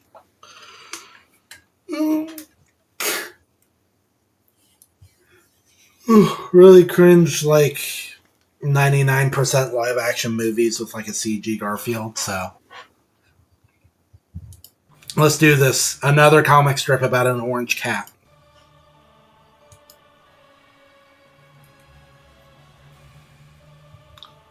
Yes, Garfield. When you really think about it, Garfield really is like the total opposite. Not just in the sense that the orange cat is the main character, but like how commodified is Garfield? How much just sickening amounts of Garfield merchandise are out there with the like cringe ass like Garfield little suction cup paws decoration that people used to put on their cars, like before the Punisher skull that you would just modify to support whatever political platform you happen to have. Uh, Before the stick figure families, before Calvin Payne, there was the suction cup Garfield. There was the Garfield phone.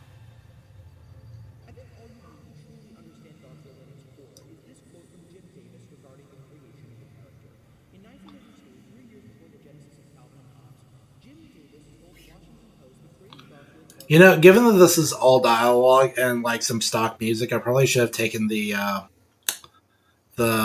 audio filters off, but whatever.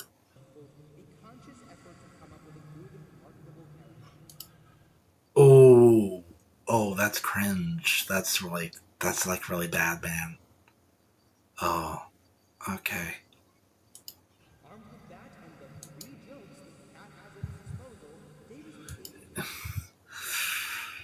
Hmm.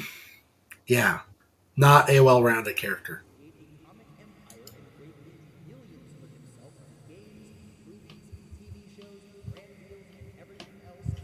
Oh my gosh, no, run that back. What was that? Oh my gosh. The Garfield show. That was like against my better judgment, I would watch that show. Like even though I never liked it, like there's just something as a kid where you just watch what's in front of you, right? Like regardless of whether or not you even really like it. Like this is such a like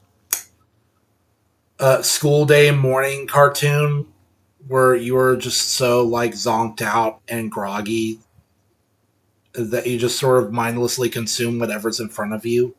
Like it was like my old school days where I would like just I would watch JJ the jet plane, even though I hated it because it was just there. It was the first thing you saw in the morning, and you just don't even have like the mental energy to even look for something to watch. You just turn on the TV and there's just color and noise, and you just like you just like nourish yourself with that until you're awake enough to actually function.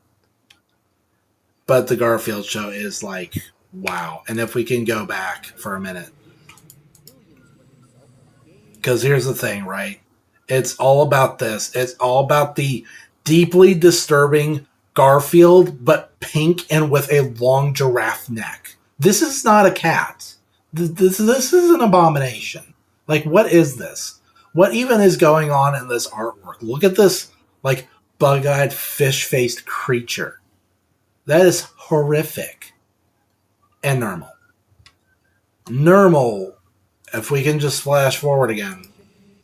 Normal was what made this unwatchable. Like it may have been bearable before, but Normal is just a dick and is insufferable and like really just like the worst of everything. Like the incarnation of petty, childish evil. Like selfish, petulant, whiny, uh, impatient, uh, conniving, cruel, absolutely no redeeming characteristics, not charismatic, not funny, just annoying. Literally, like one of the worst fictional characters of all time. Normal is the worst. I will always hate Normal with every fiber of my being. Normal's the worst. That wow, what that is like the most cursed thing ever.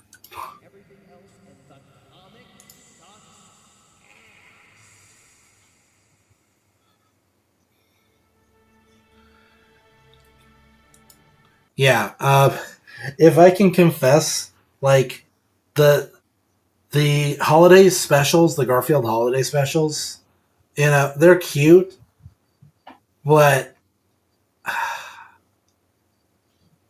they're not really, they're not peak. They're not my favorites by any means. I think the only thing that really, in fact, the only thing that really stands out to me about the Christmas special is just like the cute, tender moments that that Garfield shares with the grandma character, because I'm actually like a really big fan of her. Any scene involving her is like absolutely peak, and so that was really sweet, and also just really reminded me of my own grandma and her husband that passed away. Like really tender moment there. Other than that, it's good, not great, and then not too familiar with Garfield beyond those holiday specials. Like the Christmas one is pretty good. The holiday one, the Halloween one is okay. The Thanksgiving one is pretty whatever, and I really don't know much about the old Garfield and Friends cartoon beyond that. I do kind of remember watching it. I remember the intro, sort of, but beyond that, it's just whatever, man. It really is whatever. It was so bizarre seeing the old Garfield and Friends commercial cartoon randomly playing on a monitor in what's it called? What's it called? Just some like barbecue joint in my town. It's like a chain. It honestly sucks, and the only reason I was even there was because of like a corporate function.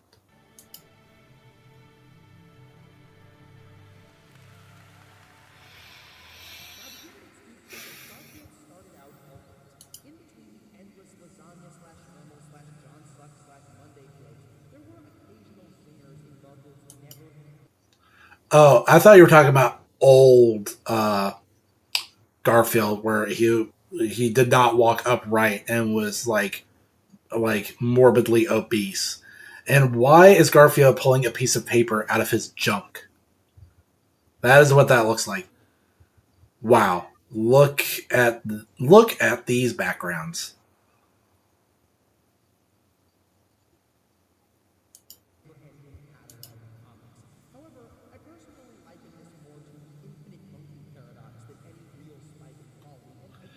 Mm.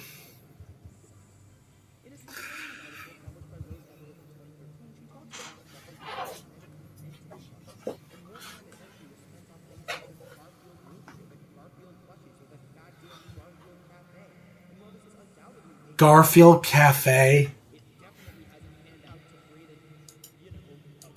Can I just say this? Like, let me be real. If you're like super Garfield core, like you obsess over Garfield, you have tons of Garfield merch, and like you just watch Garfield stuff constantly, that's a bit of a red flag. That is not an endearing character trait.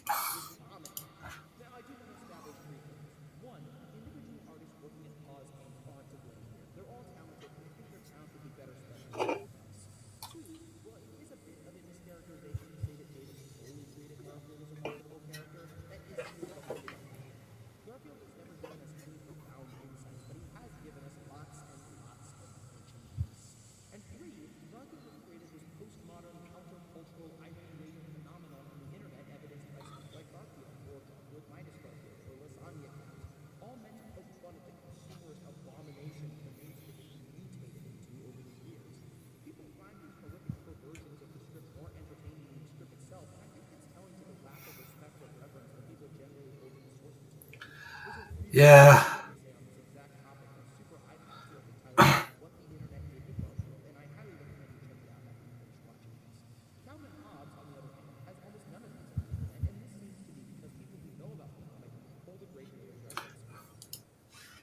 Hold on a sec.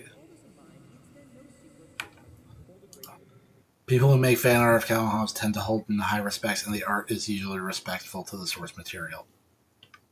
Yeah. That is way too wholesome to be Calvin, though. Like, this is just a sweet, adorable, wholesome little boy.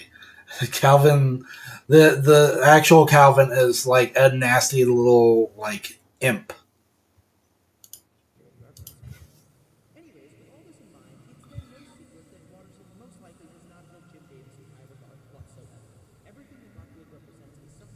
Mm. Yep.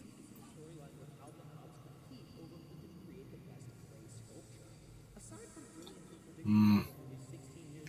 Oh my gosh, I remember this little like short story because it inspired me to make a piece of uh, it inspired me to make a clay sculpture in the exact same fashion. Only because I was a child, it was not made with actual clay. It was made with Crayola model magic, much in the same fashion as the Sonichu medallion.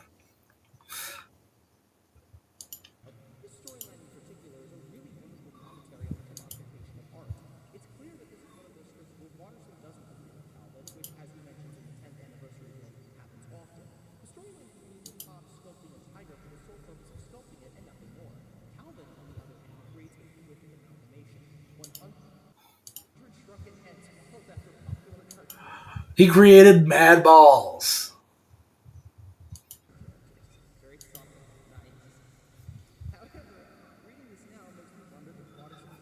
The combination of Mad Balls and Funko Pops. And down to the part where Calvin's mom remarks on how their mouths were stitched shut. Bill Watterson, time traveler?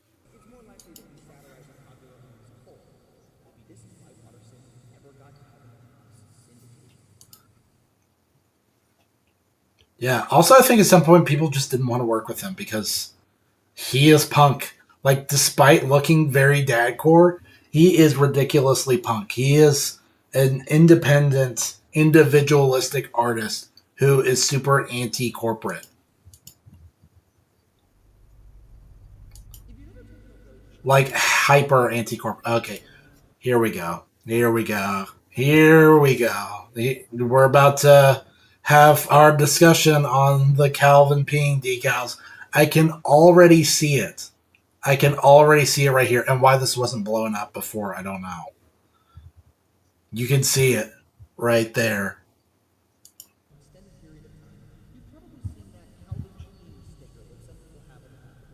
Yep. Yep. Yep. Already discussed this.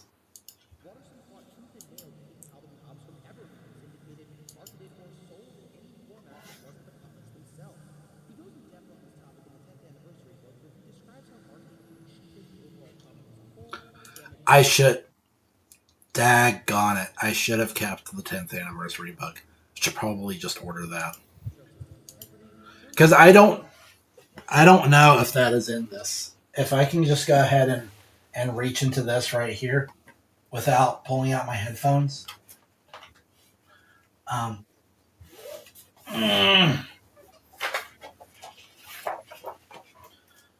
okay, please tell me it still has his commentary in it.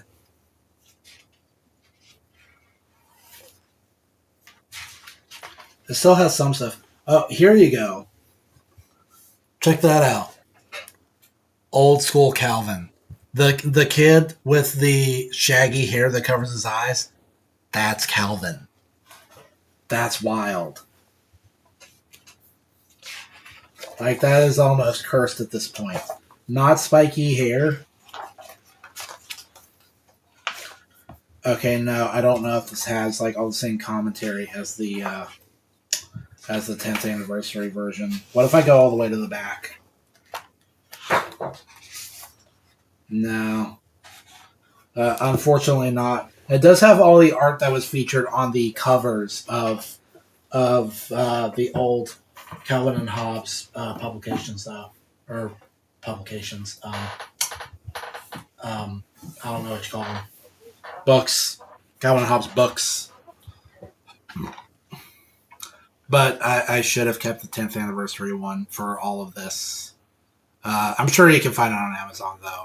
I should probably go ahead and order that.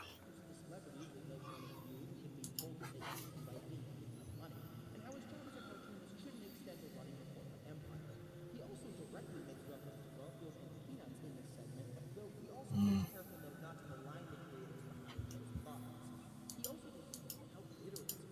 Yeah. I mean, folks gotta eat, you know? Folks gotta eat.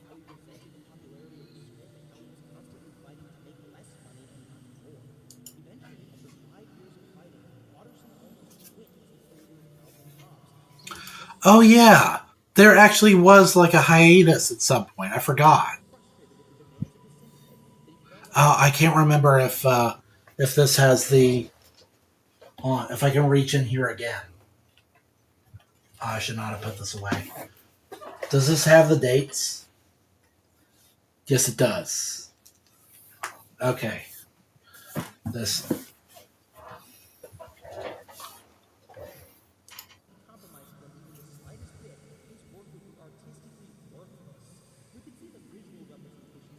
Dang, that's kind of harsh. Let me get that bit again.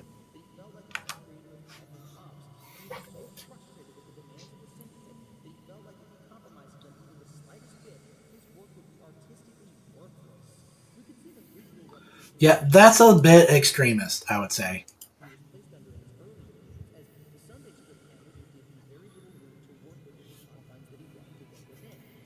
Yes, this is another aspect of Calvin and Hobbes, by the way, is you got to look at this, right? Look at all the epic art. Look at what my man Bill Watterson is capable of. But then look at the like page layout, which is super stale and uninspired. And even in defiance of the like rule of T's, like look at the way it forms like uh, like a perfect T right here, or not.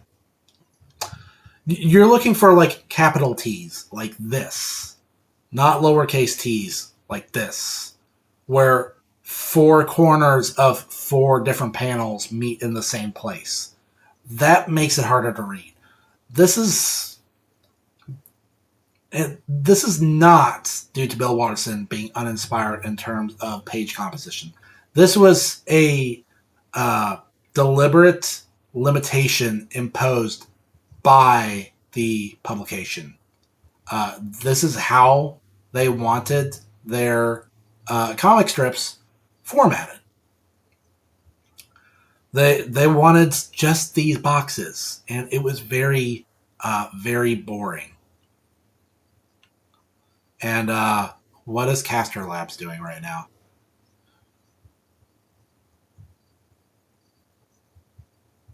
Caster Labs is having like a little freak out.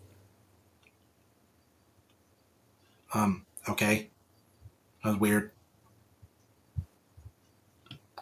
But yeah, Bill Watterson was instrumental in fighting for a more creative page layout.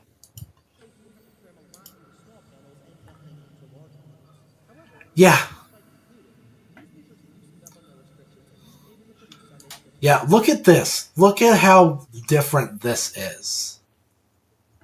Where he can devote most of the page to this like really spectacular vision.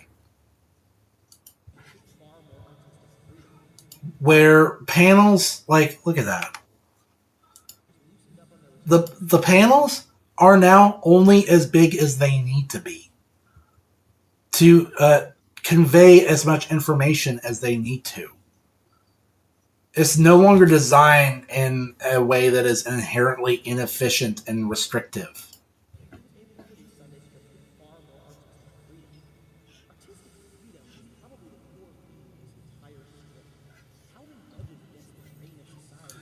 Yeah, and that's another thing is like when it wasn't Sunday strips being like super restrictive, it was regular strips being even more restrictive to like the hyper typical like four panel composition, just one, two, three, four, all in a line, all the same size, super duper boring. Um, like not all stories or jokes are structured that way. Uh, so trying to force them to conform to the four panel structure is just bizarre. Um, it makes more sense to give artists the freedom to just have as many panels as they want or need in order to get the point across. Sometimes you only need three. Sometimes you only need two. Sometimes you only need one. Sometimes you need five or six or seven. It's just artists should be more free in that way.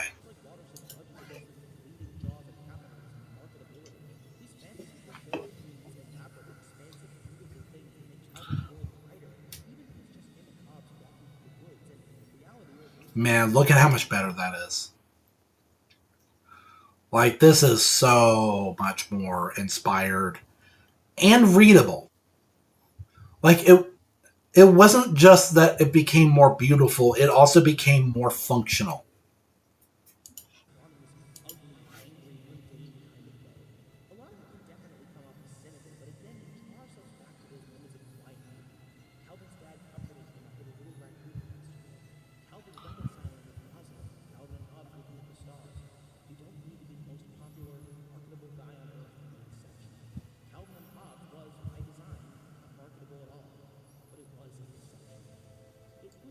Hell yeah.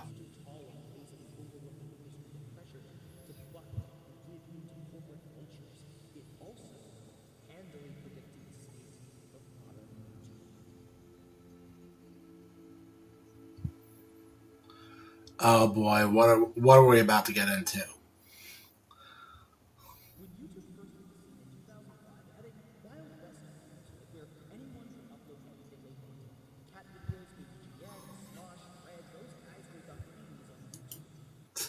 Also, just like full copyrighted episodes of anime split into 3 parts.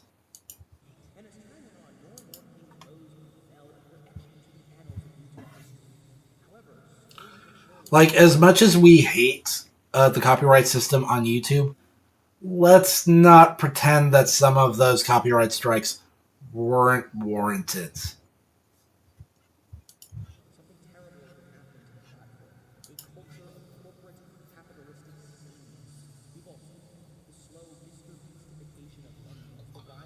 Wait, that's Mr. Beast? Is that actually what he looks like? Why he got extra wrinkles? What? This looks like AI. Is that really what Mr. Beast... Maybe I haven't seen Mr. Beast in a while, but I mean, ugh. Okay.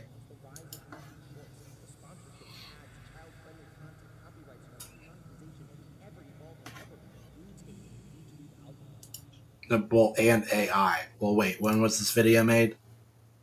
This video is actually 2 years old. Okay, so like, not familiar with the AI takeover of today.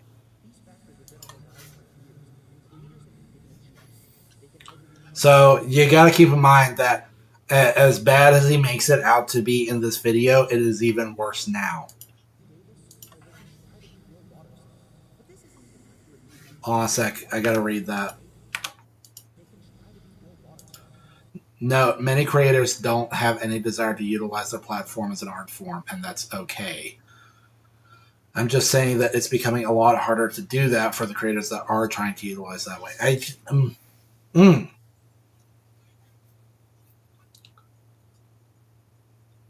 That's weird. I'm actually having a hard time wrapping my mind around that. Like, it's actually getting kind of cold. I think that bad weather is starting to blow in.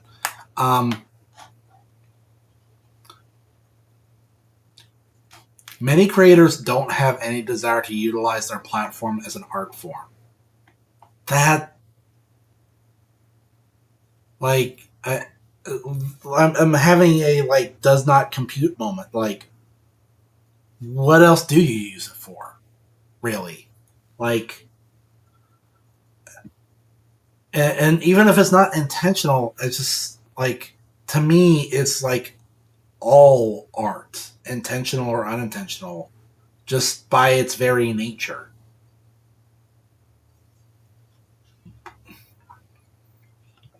It's just a matter of how much artistic merit something has.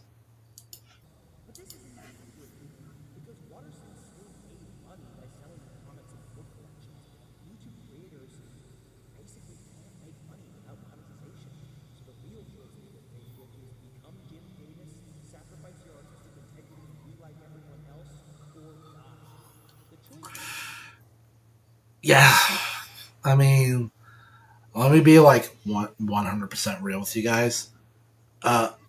Let's say that I hit the YouTube scene when I originally envisioned, which was more in like 2016 or something. Cross Age Productions would have been so drastically different compared to what it is now. Like, I really do hold back. And another thing, I'm not going to be able to hold back forever. Like Cross Age Productions is going to get spicier in the future, and we all got to be ready for that. But if I had started this back then or even earlier, imagine Cross Age Productions in 2012. How different that would be.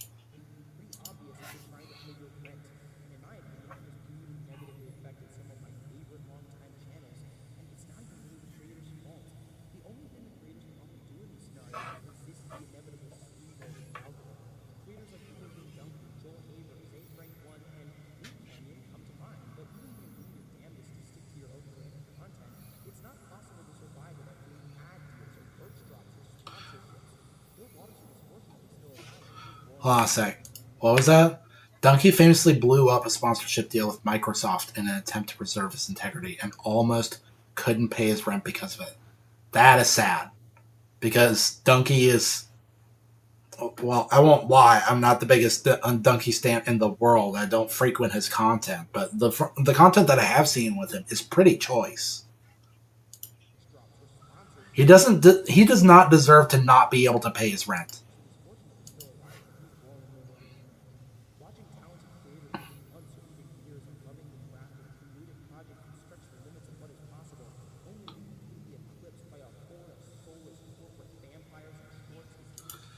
Yeah, can we? Like, wow. You got to think about this. Again, this video is 2 years old. Markiplier has actually, like, it is bizarre the trajectory this guy has been on. Where I think at first he was seen as just like the proto slop. Like, watch my dumb, like, scared reactions and pog faces as I play this like jump scare centric horror game. That's my content. That's my brand, and people just didn't think much of him. It just seemed like really cheap, predictable content for easily entertained children. And now there's like this weird shift where he is the beloved underdog who actually has an artistic vision and is being like quashed by Hollywood and like the the corporate media machine. It is bizarre, really, to now see Markiplier as actually like kind of a kind of a sincere and genuine artist, and you root for him.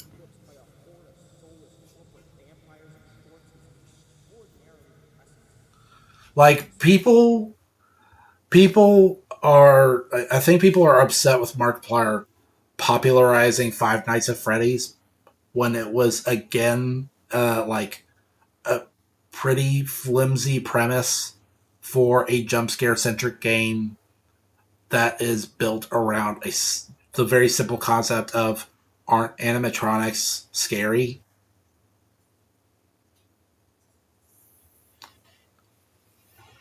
But like, just like now, it's just so different. Like the what people thought was slot back then is freaking artistic compared to what we got now.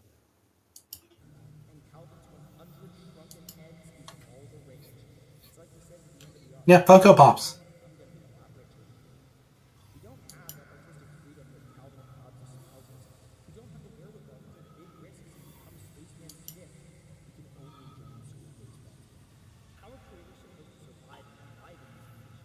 Love the Undertale music in the background. By the way, now that we've got Undertale music is weird, man, because I'm pretty sure it's like DRM free and royalty free, and Toby Fox doesn't seem to have a problem with using it.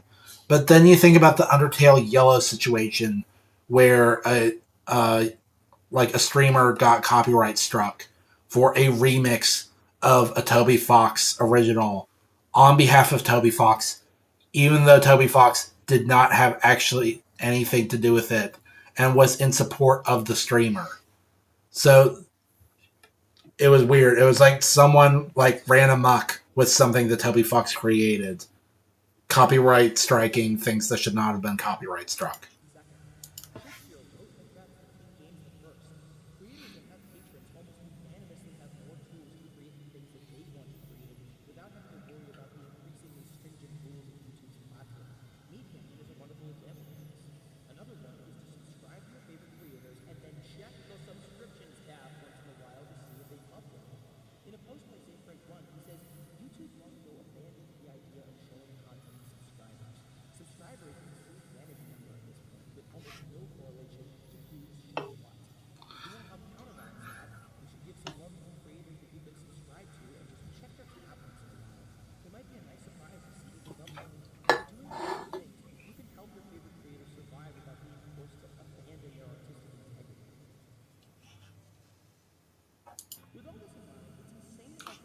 I haven't had too much problem with keeping up with my subscriptions, but every once in a while something will slip through the cracks.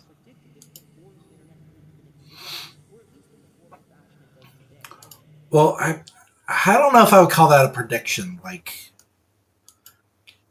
it really is just uh, everything about art as an industry, good and bad, just under a different guise. Like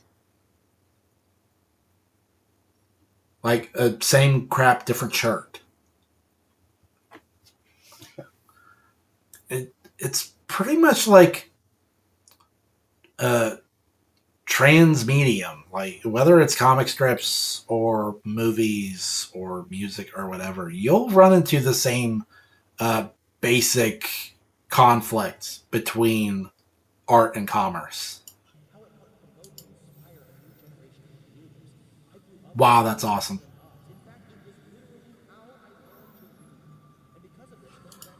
Oh, that hits. That hits hard.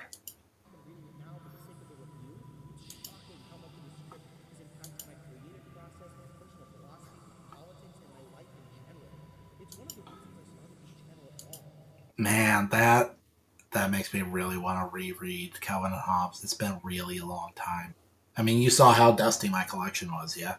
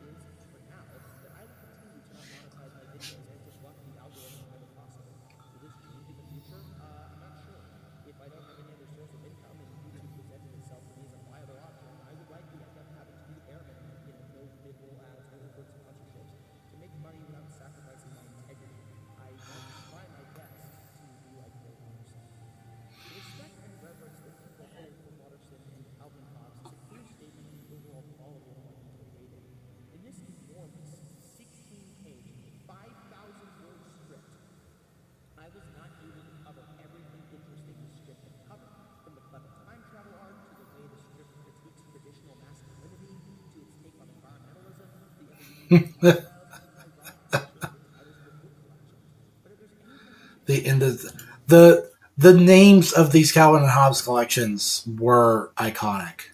The indispensable Calvin and Hobbes. Like, wow. That was probably my favorite one too.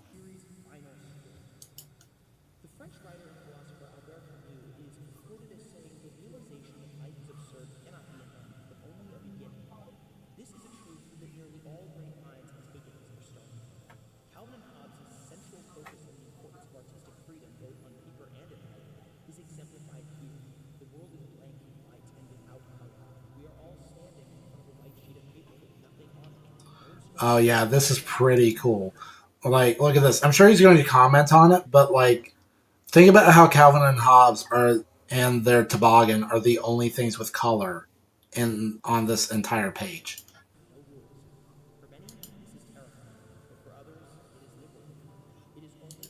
It's a magical world. That was the name of the last collection. It's a magical world, Calvin and Hobbes. This is the last one. Which to me always painted like a very dark image in my mind of Calvin and Hobbes like careening off a cliff and then dying for real.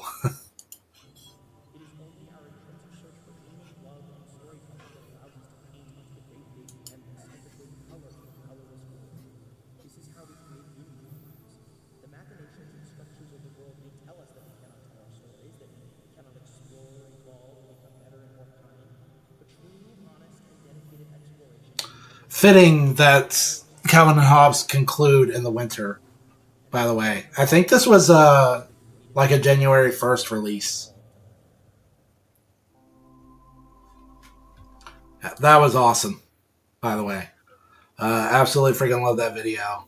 Love Calvin Hobbes, and I loved pretty much everything this guy had to say about it. That ruled.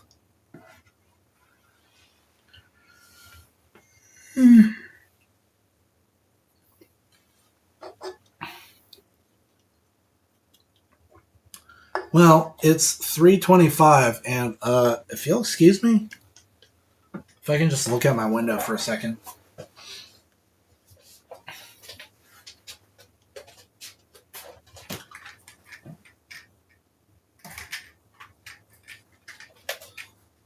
Oh, weather's really not that bad. Not yet.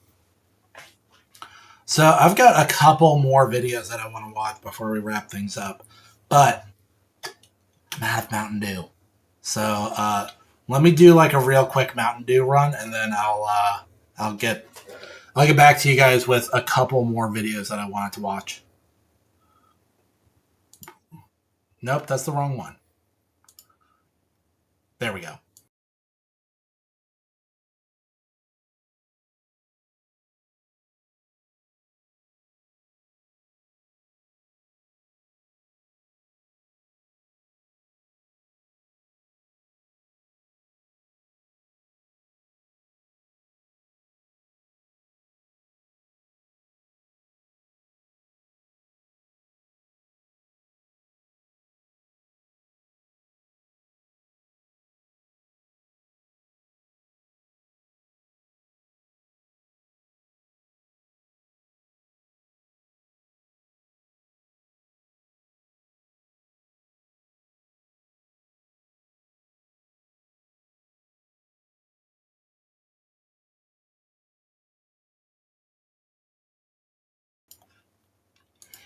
All right, back in the game. So,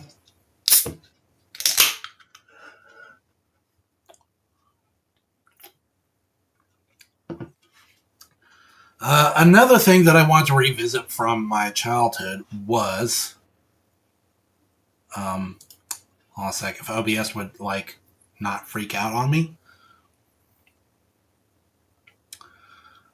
It was X-Play. So let me pull this up. The story of X-Play, the gaming pioneers that lost it all twice. This is from 9 days ago. This is something that I meant to watch last stream, but I was just like too effed up to actually do it. This is from Magic Mush, and this very much captured my attention because I was huge into X-Play as like an older kid, young teenager. I used to watch X-Play a lot. It was my favorite tech TV / G4 show, and so I'm ready to absolutely throw down on this because time has not been fond, neither to X-Play nor to my recollection of it, or my opinion of it, because at the time I saw it as a reliable source of game reviews. I took their word as fact. Their opinions were my Bible for what was or wasn't worth playing, basically. And but then I rewatched some reviews within the past few years, and these guys, they ain't got it. And like, because here's the thing, right? X-Play gave Devil May Cry 2 a 4 out of 5. That's a red flag right away. And I'm pretty sure they gave Onimusha Dawn of Dreams a 4 out of 5 as well. So that is that's a problem. So maybe their taste in video games is not always as trustworthy as I thought. The same way that you cannot trust Adam Sessler and Morgan Webb to actually be like major gamers. Like from what I've heard, Morgan Webb might actually be the true blue full-blooded gamer that she is presented as, unlike like other eye candy hired by Tech TV and G4 to cater to the male audience, like whatever her name was that hosted Cheat, or I think her name was like Olivia Munn or something. She also featured on Attack of the Show as well. But I don't know about Adam Sessler. And it's amazing looking back and realizing just how credulous I was with regards to X-Play. Looking back now, it is extremely obvious that X-Play was a comedy show first and foremost, and gaming reviews and game journalism pretty much came second every time. Like, most iconic moments of X-Play was just them like goofing off and having funny skits and stuff. And the reviews were awesome, but I didn't necessarily care much for their interviews or previews or whatever. That was the stuff that I thought was like really boring. I just wanted the reviews because that's when, you know, like reviews on the internet. That's when you get to like cut loose and get real sassy and catty and all that kind of thing. So, and the other thing is just the fact that looking back now, it is like intensely obvious that Adam Sessler or Morgan Webb were not the people actually reviewing these games. It was somebody else that would play the games, review them, write the script, and then Adam Sessler and Morgan Webb as the like marketable, relatively attractive faces of the show. They would then read the scripts because that was what they were good at. They were good at looking good and sounding good and being charismatic. That was their job. And whether it was Adam Sessler or Morgan Webb or whether it was the writers, these people were not necessarily hired for their skill nor their taste in gaming. These reviewers were hired for their writing ability, first and foremost. And again, Adam Sessler and Morgan Webb, they were the face. They were marketable. Adam Sessler was just enough of a nerd to appeal to actual nerds, but still like vaguely attractive. Like he's not like a bloated chode like I am, like weird skinny fat 5 o'clock shadow, giant nose. And then Morgan Webb, like I don't even have to say anything, do I?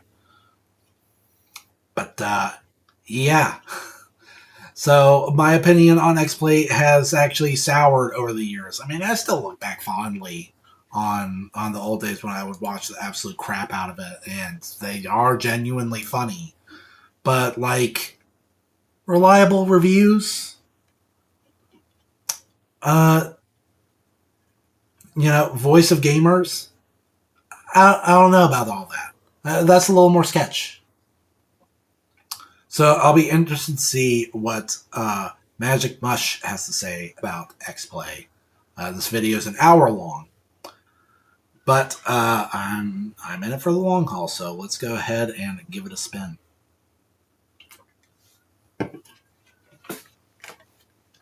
Let's do this again. It is the story of X-Play, the gaming pioneers that lost it all twice, from Magic Mush.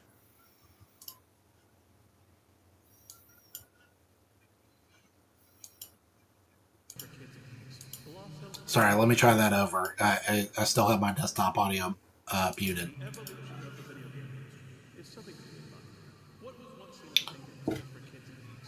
Game Awards. Still just as cringe as any other award show. Pretty pointless. Wow, that looks like that would hurt my eyes. Boo. Boo, Square Enix. Oh my gosh. Final Fantasy 12. That's got to be the Zodiac Age, right? But like, ain't no way am I even gonna give Zodiac Age the time of day when the original version sucks so bad. Like, you can only fix so much realistically, and even if there was a total gameplay overhaul, you can't patch story. That story still sucked. Like, the entire first half of the game just feels like padding. Not even half, more like 60, 70%. Just felt like padding. And most of the characters were not necessary, not important at all. There's, I guess that's 2.8 over there. And then Final Fantasy 15. This is a dark time.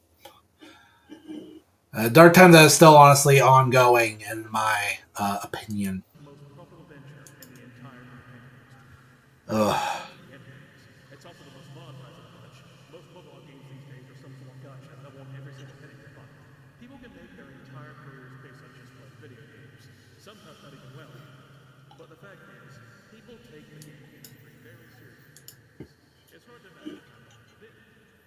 Mm-hmm.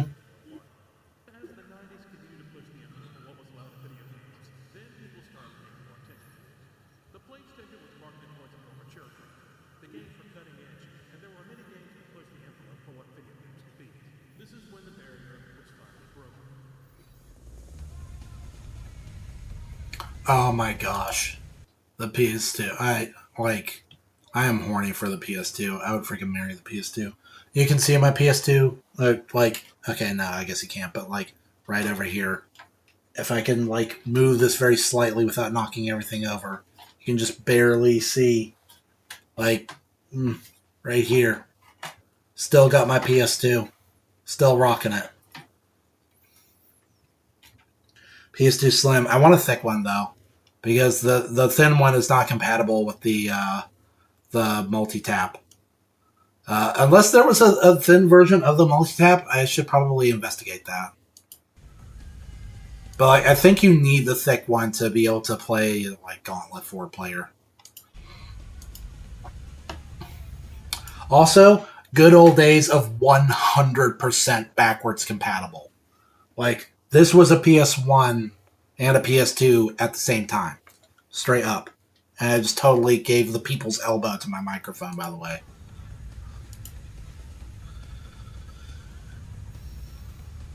Oh, man. I'm sorry. Is this is 1080 Premium HD? This is just the footage that's being featured in the video. That's why it looks so crap. There's nothing I can do about it.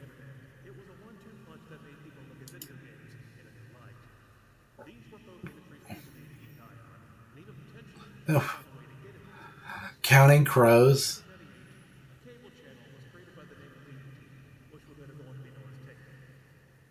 I don't even remember ZDTV. But okay. Oh boy. Look at this. Look at the absence of decent, readable, appealing web design. Like good looking websites, they just hadn't been invented yet. Straight up. As much as we rag on the constant YouTube updates making things worse in terms of features and making things confusing, a lot of times when it comes to relocating buttons and features, it's just a matter of a slightly painful but ultimately short adjustment period. And overall, aesthetically, YouTube is just so far beyond what it used to be. Old YouTube, we're nostalgic for it, and it was fun, and it was free of many of the limitations that we face today. But aesthetically, it was butt ugly. And it is way better looking now. Maybe that doesn't count for much. I mean, I myself, I would rather go back to the butt ugly YouTube to get the older, more free YouTube back. But yeah, this YouTube that we have now, I can at least stand to look at it. Zoomers will never know. Oh, what am I looking at? Extended play. I know it was originally called Extended Play back before I started watching it.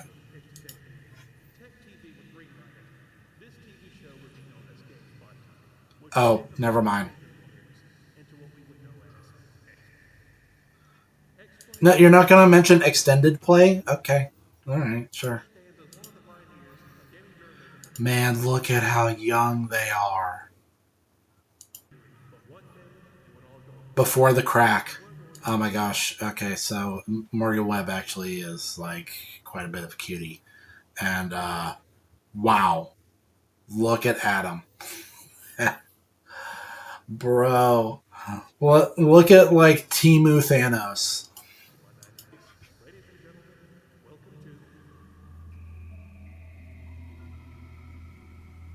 Oh my gosh, please no. I don't even want to look at that X Play logo, okay? That's not my X Play. Straight up. When they got rid of the couch, like the couch was so central to the gamer aesthetic to me, right? Like it was where they could sit and be comfortable and also have like fun gags where someone might pop out from behind the couch or whatever. When it was like a big empty room with crystal balls on the floor that were tripping hazards, and there were way less reviews, and there were more interviews and like industry spotlights and stuff, and it was just way less funny overall. Like, mm-mm. Nah, man, that wasn't it. That was not my X Play.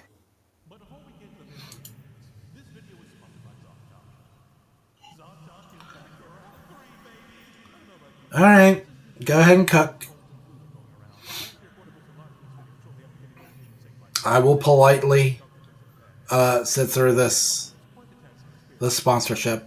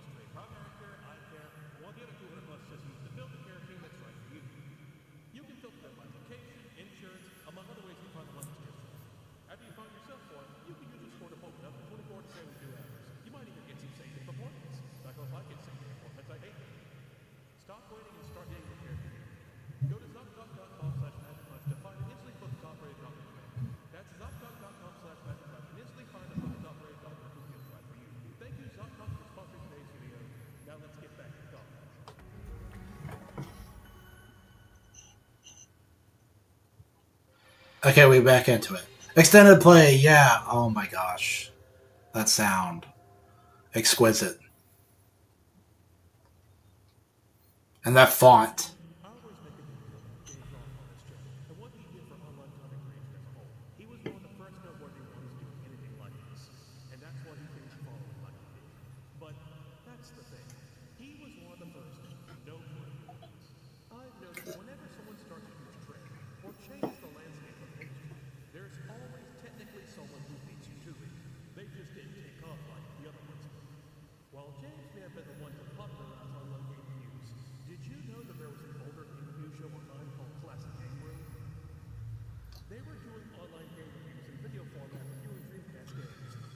Wow,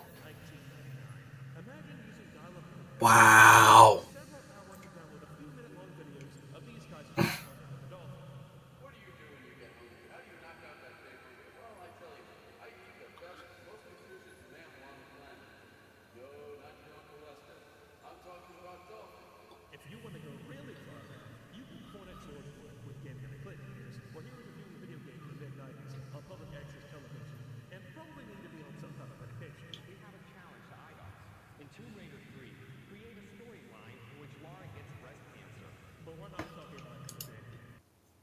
What is this?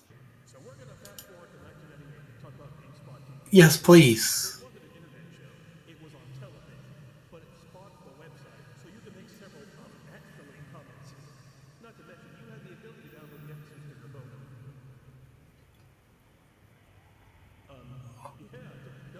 Awesome. Love that resolution. Love those pixels that are the size of my thumbprint.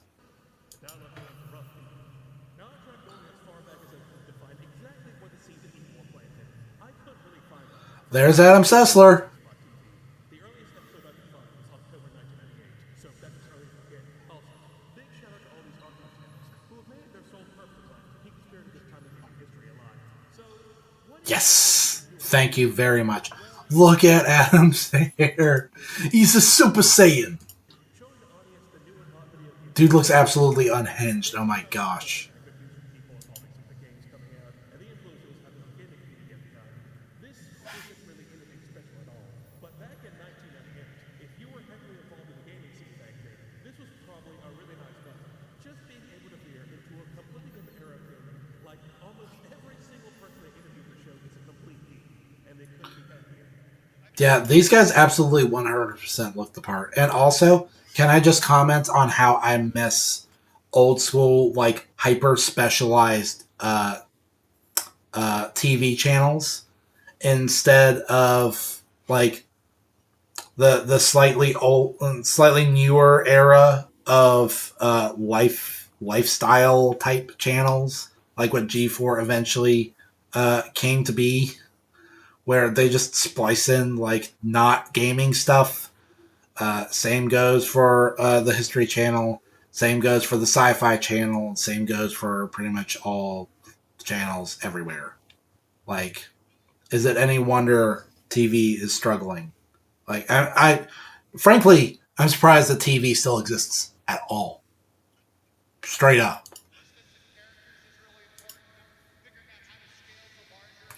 Look at Gabe. Oh my gosh. The legend.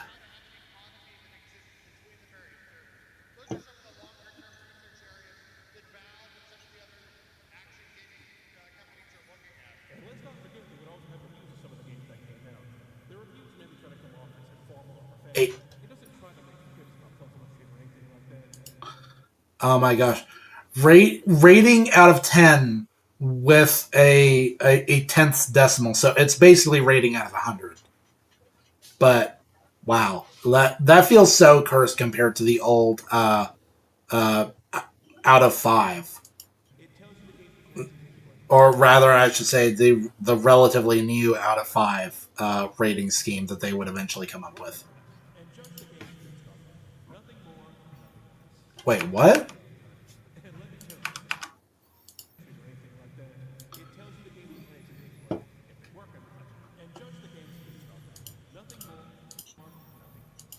Wow, really? So presentation and story don't count for anything? Like, to me, the priorities are like number 3 at the bottom is presentation. Number 2 is story. Number 1 is gameplay, and then the 0th unspoken priority is stability. Just making sure that the game works, that the game boots, that the game is bug free, that kind of thing. Because that is just like a given. Like you cannot enjoy a game that literally cannot be played. They get the job done. And let me tell you, you'll be pleading for these type of reviews to come back as we get further into the video. So the main thing you should take from all this is that GameSpot TV. Oh my gosh, I lusted for this product as a child. What am I saying? I lust for this product now. Just a PS1 that you can take anywhere, play anywhere. That rules. There's the thunder. Look at the size of that Xbox. Well, what am I saying? Like somehow, like consoles have boomeranged around to being this big now, and for some reason now instead of being a meme, it is socially acceptable that you could theoretically club a person to death with a PS5. It was for nerds, outcasts. The typical person had no real interest in stuff at the time, minus financial incentive. GameSpot TV had a slew of folks. Most of them originated from GameSpot. Man, I love all these true-blooded nerds. Don't worry about the few others more forward right now. She won't be there long. The one you want to focus on right now is this guy. Yep. This is Adam Sandler. This man, the millennium vitamin of the late 90s and early 2000s. He used to be so funny and cool. And then crack happened. Get used to seeing him because you're going to be seeing a lot of him in this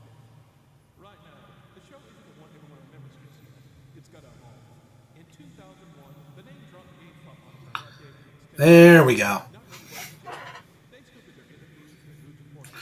Shigeru Miyamoto. Oh man, 6th generation gaming was so peak. And it was a several-minute-long segment dedicated to LARPers doing their thing in the snow, and they are taking it super seriously. We're gonna do this by the numbers. Everyone, fighters gonna be up front. We're gonna cast the backpack to the fighters. Who has life spells here? Raise your hand.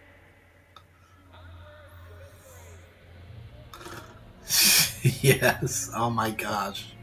This is so good. I think I actually watched this too.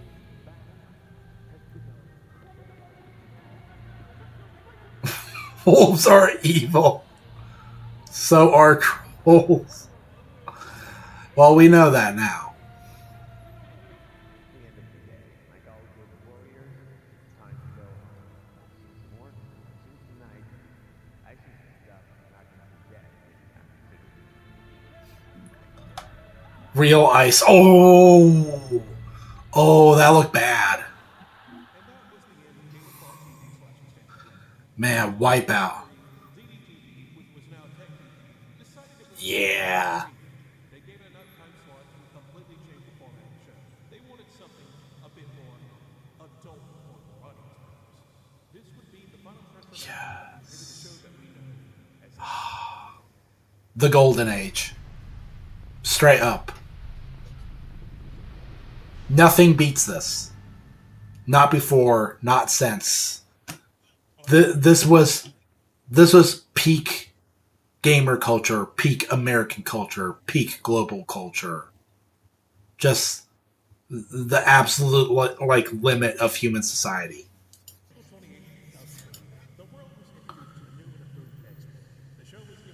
Hey, wow, that's what X-Play used to look like. They didn't even have a couch.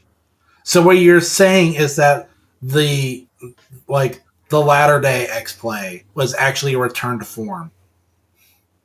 Okay. even Seth Rogen himself says in the very first episode, everything's been given a significant upgrade. We are here in an actual studio.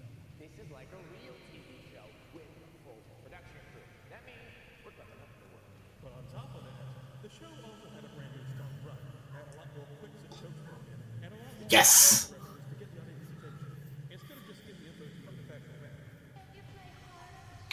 Oh no, not Dalfang Fist of the Lotus. No way. Are we really starting like this? Okay. Whatever. Chow Fang. Sounds kind of like Chow Fun, which reminds me of playing Chum. And makes me want yeah. Enough word association. Back to the fight. While the game has a high betting count, it's not like DOA3's nice-looking girls. Betty count?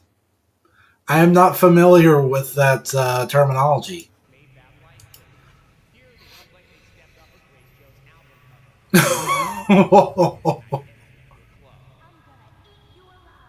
Of course, pop a couple of ching downs, and everything Yes. I was actually kind of down for just watching their Dalfang review in full. Yes. Now they have furniture. They have furniture. They have Morgan Webb. Now it's actually peak.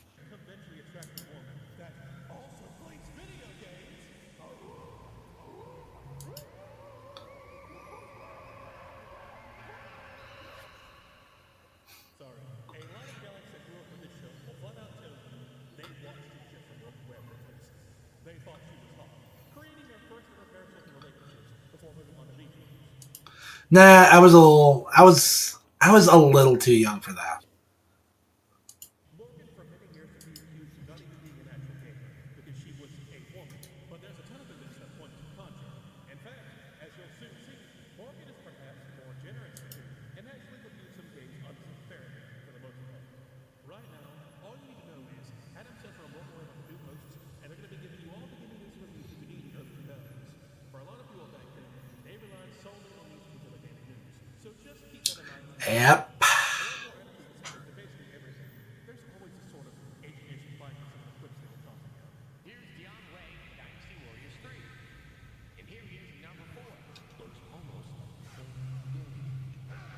Hold on a sec. No. We gotta appreciate this. With the Dynasty Warriors 3 remake that's coming out, we gotta drink this in. Dynasty Warriors 3. This is it, folks. This is the OG. And here he is in number 4. If you bought this title on the PS2 6 months ago, you probably won't be impressed. But if you're a novice or if you simply love to fight a good, mindless, violent fight, Dynasty Warriors 4 is still second to none. That is one major thing I have to give X-Men credit for. Despite being an integral part of gaming journalism back in the day, if they thought your game sucked, they weren't gonna hold back. They didn't really see the game as a problem. Oh yeah. Yes. Rip your aim apart and hits on its great play. Sincerity. The sincerity is the essential ingredient to truly excellent criticism. Tell it like it is. Here's the thing. If the game's casual, we're not going to lie and say it's good because you wrote us an angry email. We'll be telling you the truth about the sequel too, whether you like it or not. The structure of the show would usually have a few reviews, maybe a preview or two, and at some point you would get a sketch contest. The human target. The human target. Why did you come up with that name? I've been frazzled more than anybody in the history of the internet. Now, I've never liked to make fun of features have unnecessary skits in the past. Oh no. X-Play got it right. Like, come on, X-Play skits were peak. They fault them because they had to fill up 21 minutes somehow, and well, this is what you would usually get. Well, I'm not gonna let some stupid game prevent me from a decent pricing human discourse. Oh my gosh, I'm trying to remember what review is this. I think this is the review of Aquaman Battle for Atlantis. He's my new buddy that I took around my hometown. Slippy and me became bad friends. Love the view. X-Play had a lot of unnecessary skits and segments, something to really give the show that kind of flair. You had stuff like Spoil the Theater, where they would talk about games that come out in the past and discuss them, or Separate Soapbox, where Chester would get on his high horse, or actually stay on his high horse, and talk about the inner workings of the gaming industry, what was going on at that time. They had segments I don't remember that. emails and posts they would get from the X-Play message boards. They had several top-flight Oh man, on the X-Play boards. On the X-Play boards. I vaguely remember that song. for multiple times. But it freaking rules. Talk about weird games. They had a segment called Games for Cheap Veterans. Probably one of the most poorly aged segments in the entire show because a lot of the games shown off here now cost.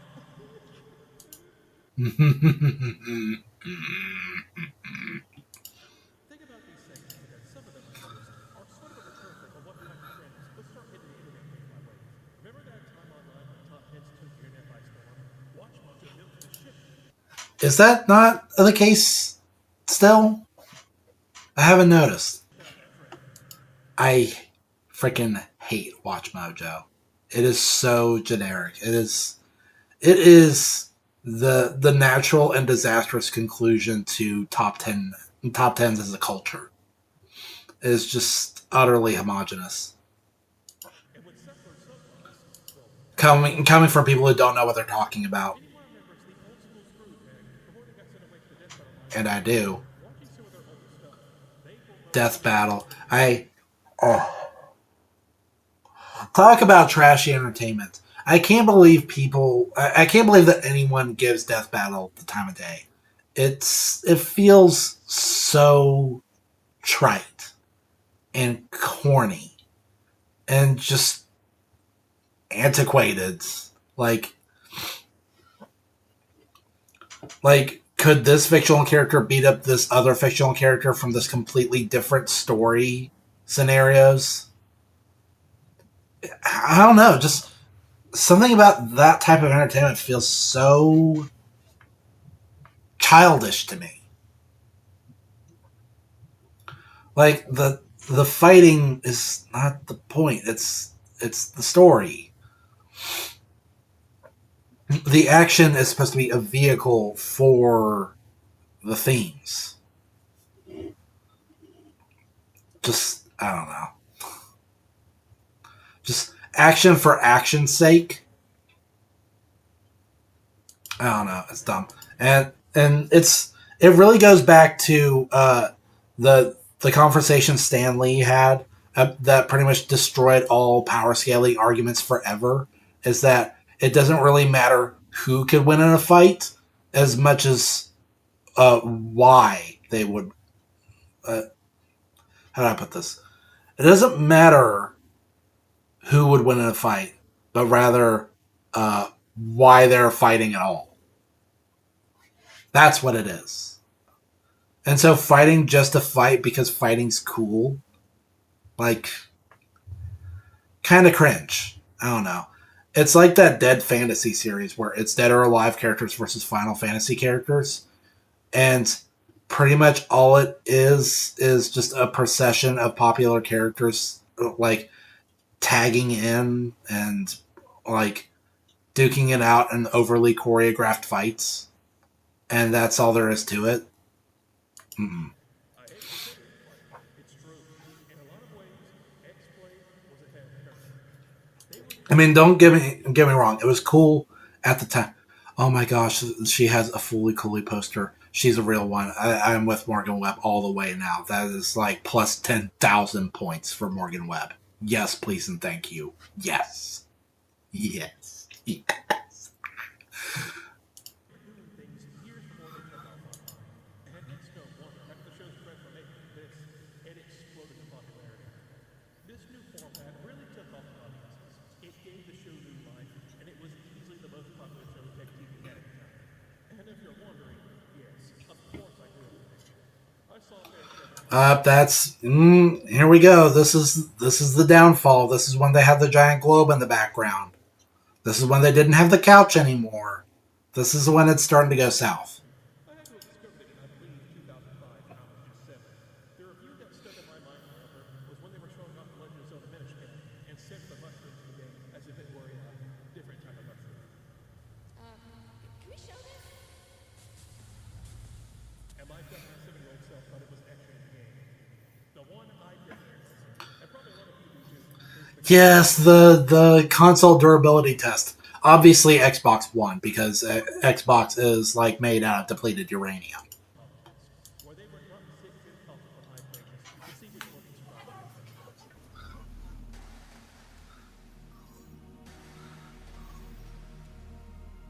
If you were a young teen or adult in the 2000s, you were basically all set for the show. The show had a personality, and that's why people loved it at the time. Well said.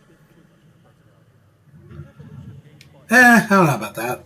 like seeing your young child grow up. And now X-Blade at this point was a prepubescent 12-year-old, and he's about to become a teenager. A very rowdy, foul-mouthed, combative, and rebellious teenager. Yeah, it was nice revisiting something from my youth. It is very nostalgic seeing both of these. But as I continue to watch more and more episodes, the further along the show got, that's when things started to crash. But Tale as old as time. Yep. What even is this? What is this random background element?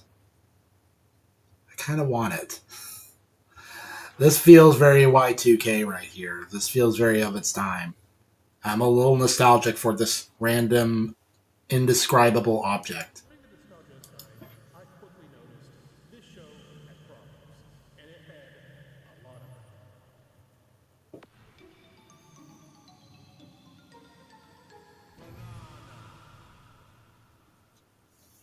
Hmm.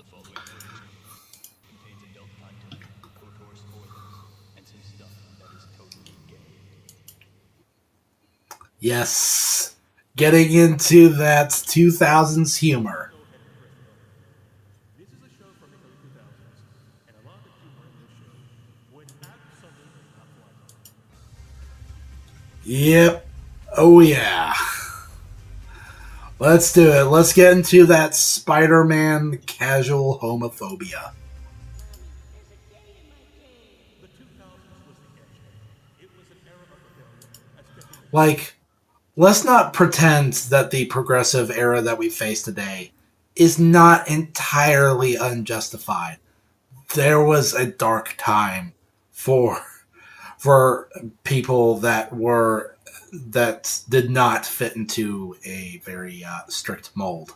world of video games, where there was increased scrutiny towards industry, as a lot of people believe video games were corrupting. And as a middle finger to those groups, a lot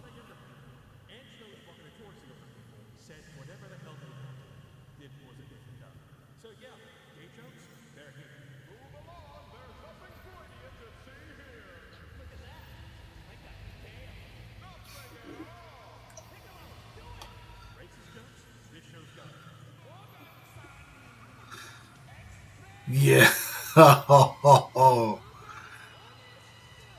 This is so bad. Get it? Japan is weird. Let's all laugh at the people who are different from us. One aspect of this I absolutely cannot ignore is X-Play's comment about one country in particular, though they've heard a lot of stuff. Oh yes, much appreciated Edenetti, Japanese gibberish soundbite. By the way, Come from Japan. X-Play claims one of its that is like one of the most iconic soundbites freaking ever. and had some choice words on it. And let me tell you, they do not hold back. We're not exactly sure how, but you really blame us because who knows anything about Japanese history? There were some samurai, they periodically themselves with that learned judo, and they invented a religion that sanctified small trees and bad guys wrestling. Then we mixed them. That's how they turned into a real country. We all know. Wow, wow at that. You know, if we're talking about this now, we don't even need to go into this other video that I was about to watch from Wooly versus the Receipts mid 2000s wildly anti-Japanese X-Play era from Castle Super Beast clips. But like we don't even need to get into that. Let's just we're getting into it right now. Who will replace us? India, that billion-strong pro-vegetarian tech support call-taking behemoth of a nation. Or the Chinese. But certainly not Japan, because while they may be technologically advanced and financially powerful, they're already in decline. You search up people talking about I don't what?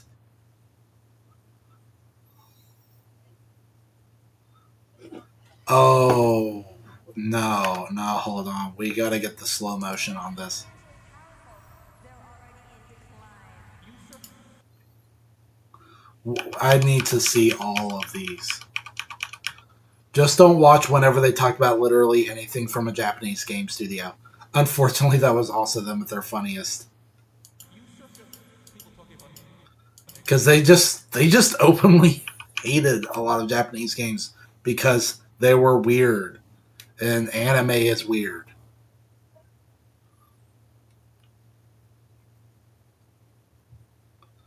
I forgot how weirdly bitter people were towards Japanese media back in the day.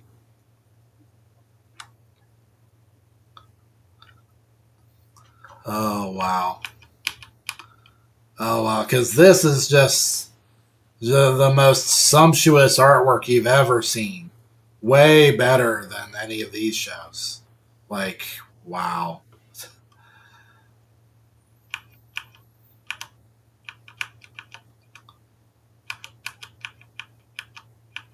Oh my gosh. And even though it's hard to see because of the bad resolution, I can see like comments about Pearl Harbor. It's generally insane. Sick. And it's generally insane looking back at how much borderline racism / xenophobia was paraded around in 2000s American gaming culture. Because it was edgy and funny. Other cultures are different. Isn't that weird? X-Play, the condescending contempt towards Japan was palpable, and it can't be hand-wave away as just a joke, bro, either. That line can only go so far when BS like this was prevalent among Western games media at the time. Oh, well, now I want to watch this clip. Oh, man. Today's anti-woke gamer crowd consists largely of childish individuals who haven't grown up or evolved since 2006. I mean, I don't know about that.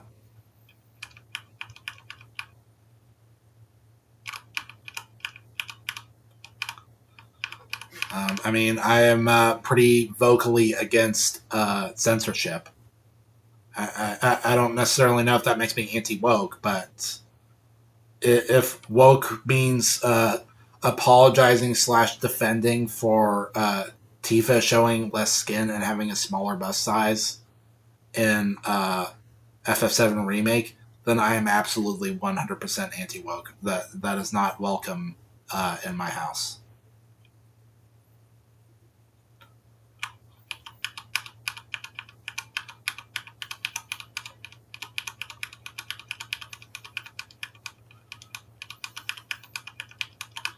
Oh man, I forgot you can just hold the button down. 2000s game journalism was some next level racism. Okay, no, sometimes it doesn't work. Okay. Advanced and financially powerful, they're already in decline. You search up people talking about X on social media today, and you will see people posting these clips all the time, showing you how racist the Republican show is. But I'm not going to have this in quotes. Here's the thing, I'm not a Twitter actor. Oh no. Ain't no way Adam actually showed up to Japan dressed like that. You didn't come here to see my kingdom. You can see any average joke on my account. And I think there's a lot more to it than just calling it racist. All these comments about Japan's performance, Oh man, I can only imagine how many people had to avert their gaze from this cringe. for the camera. It's trying to entertain their teenage and young adult audience. It doesn't stop how offensive it is, but they just didn't care. There's no point in pointing out how offensive it is, because they already know that. They're content picking on a monkey. Yeah, yeah, that was the point.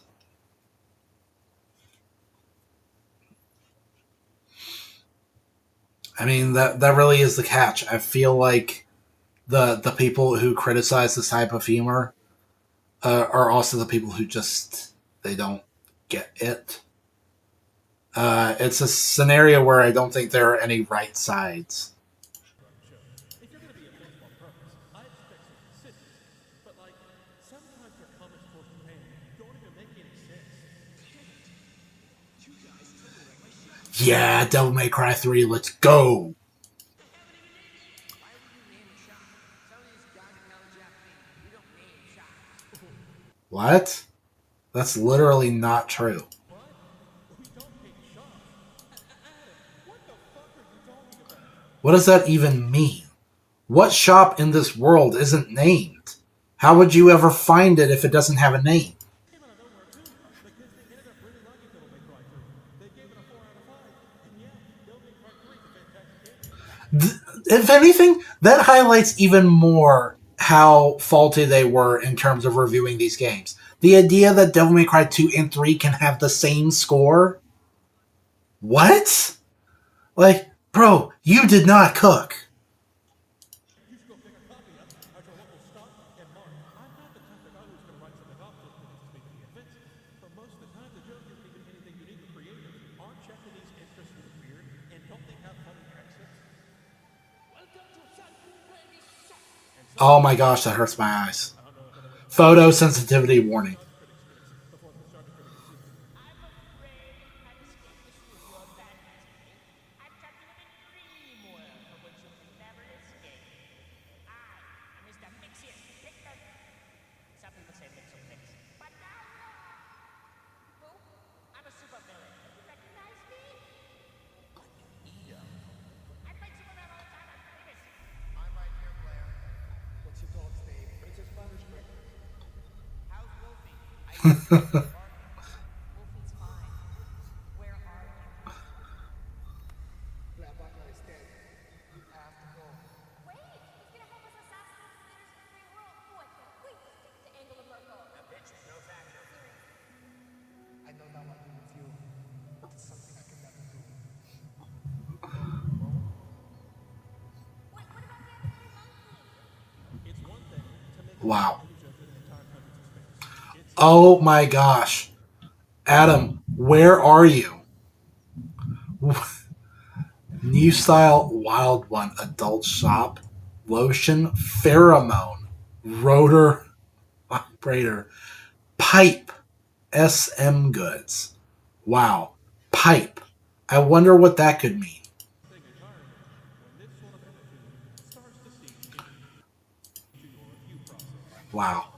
Are we? I'm sorry. Are we not? Are we just gonna pretend? It's hard to tell without the audio. But is the joke that Japanese adult stores are weird, and we're just gonna pretend that America and basically all other countries don't have adult stores? Like, Is that they have a ginormous bias against Japanese games, or more specifically, anime-based games and RPGs. yeah, because I was gonna say like Devil May Cry is about as Japanese as it gets.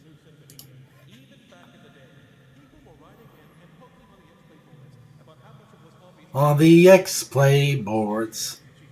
which the show would bring up quite a bit. Who the hell was Ash? We cloned you, we made a replacement version of you just in case something happens. He's younger than you. He's more charming than you, definitely. And he's Ash 2.0. This is wearing my shirt. He's got my shoes. Welcome to X-Play. I hate RPGs. I give it a 3 out of 5. I'm not one of your perception. Okay. And after seeing that episode of X-Play, slogging through well over 100 reviews, I can say with 100% certainty, X-Play absolutely had a bias against Japanese games.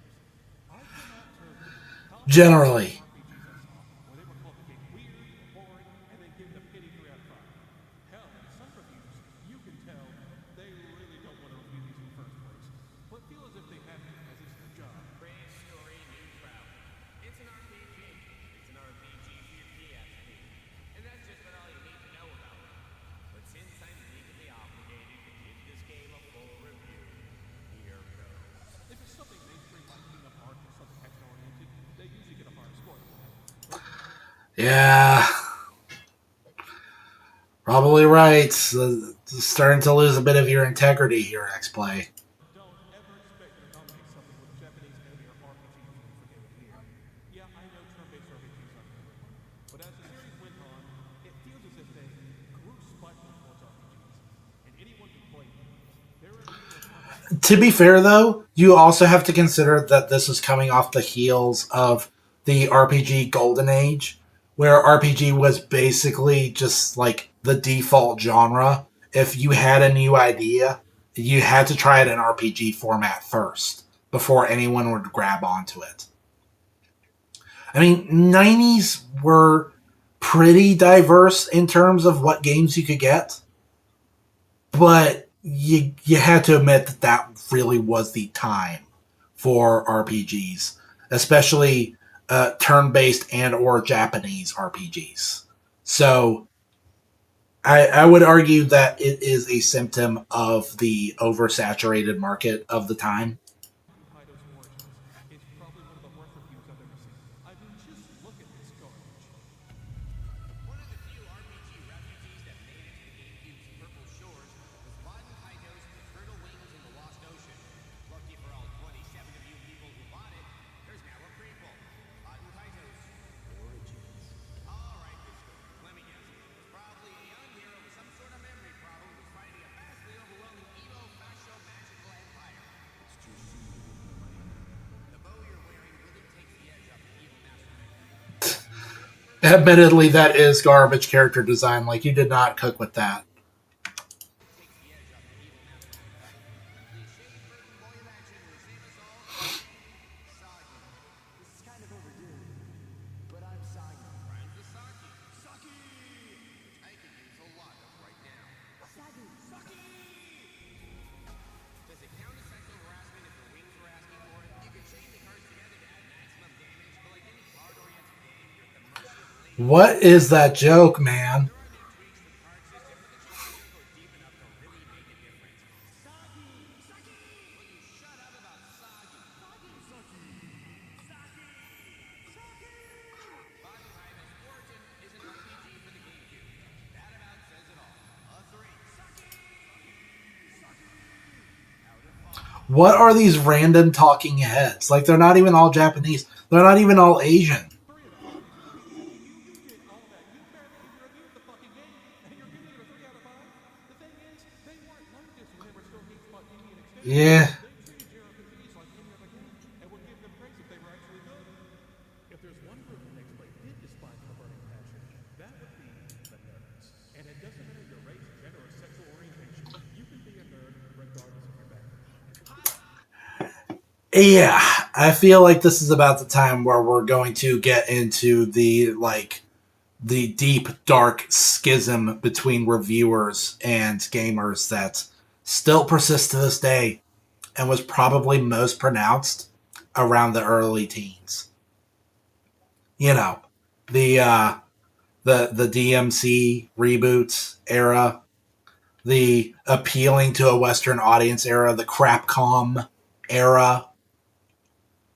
Yeah. Who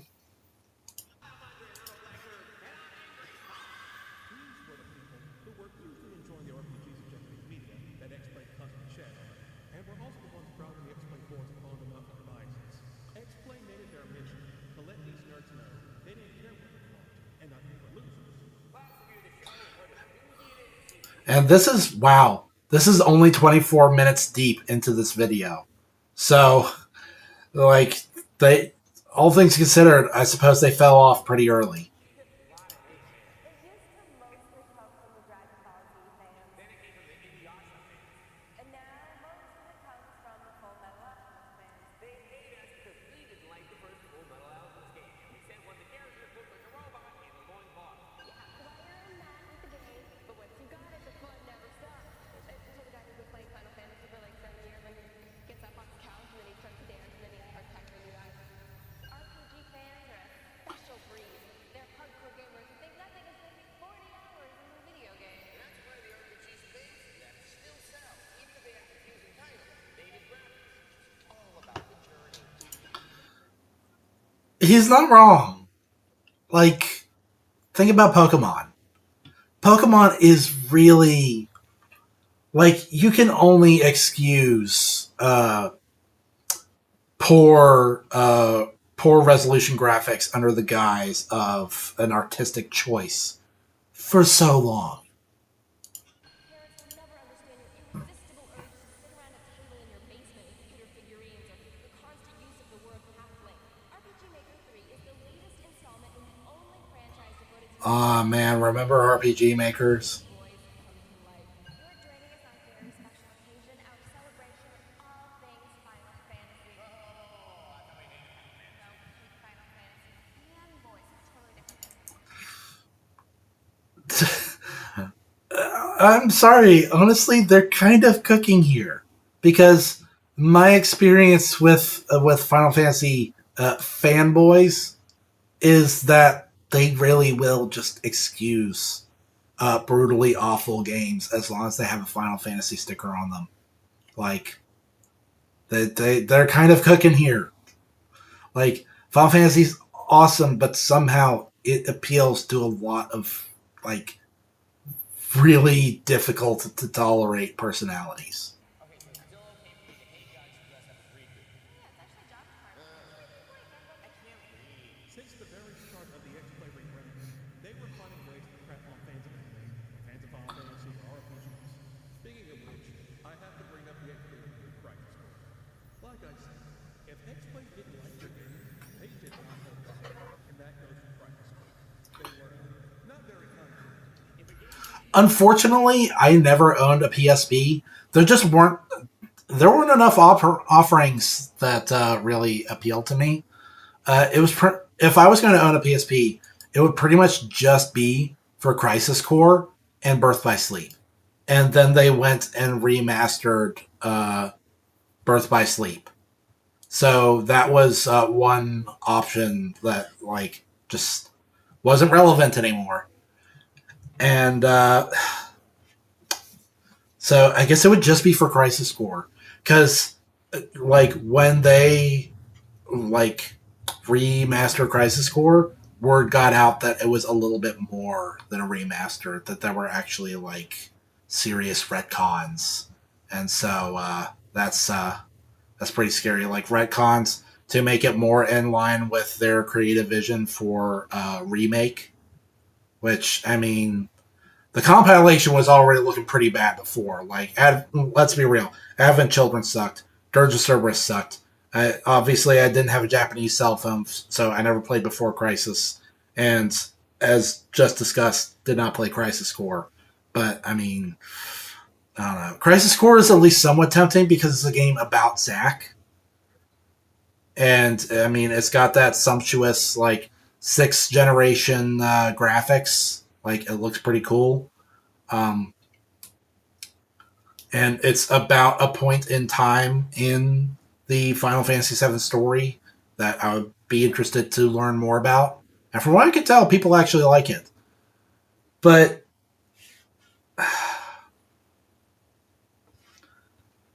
like, just there's just this stain that the compilation kind of carries by default because it just feels like it was a very corporate minded venture. It was Square Enix at their lowest point, mining their most successful past titles for sequels and prequels and spin offs in order to sustain their business model.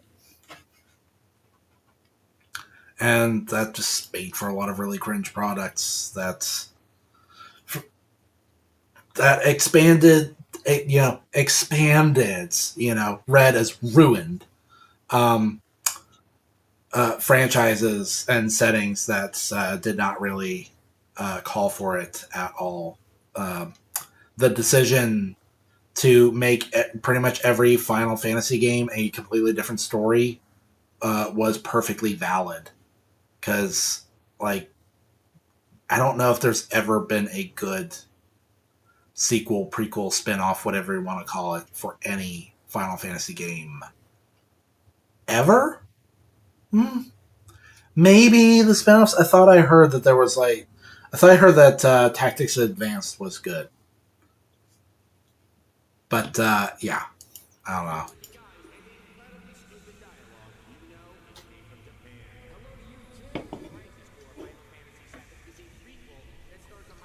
Sorry, that's your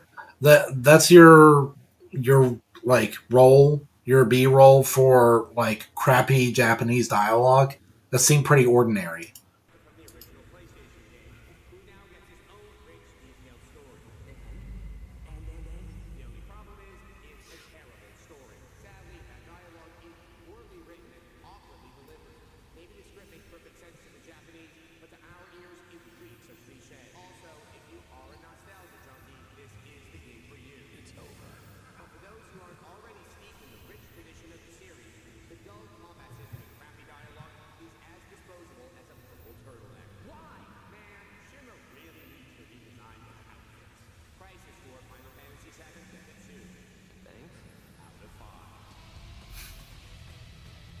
This review got them a ton of backlash at the time. So much so that for an April Fool's joke earlier in the year, they went back and dubbed up the review to give it a 6 out of 5 instead. To be fair, that was when X-Play was pretty crap already, so... Bar was pretty low back then.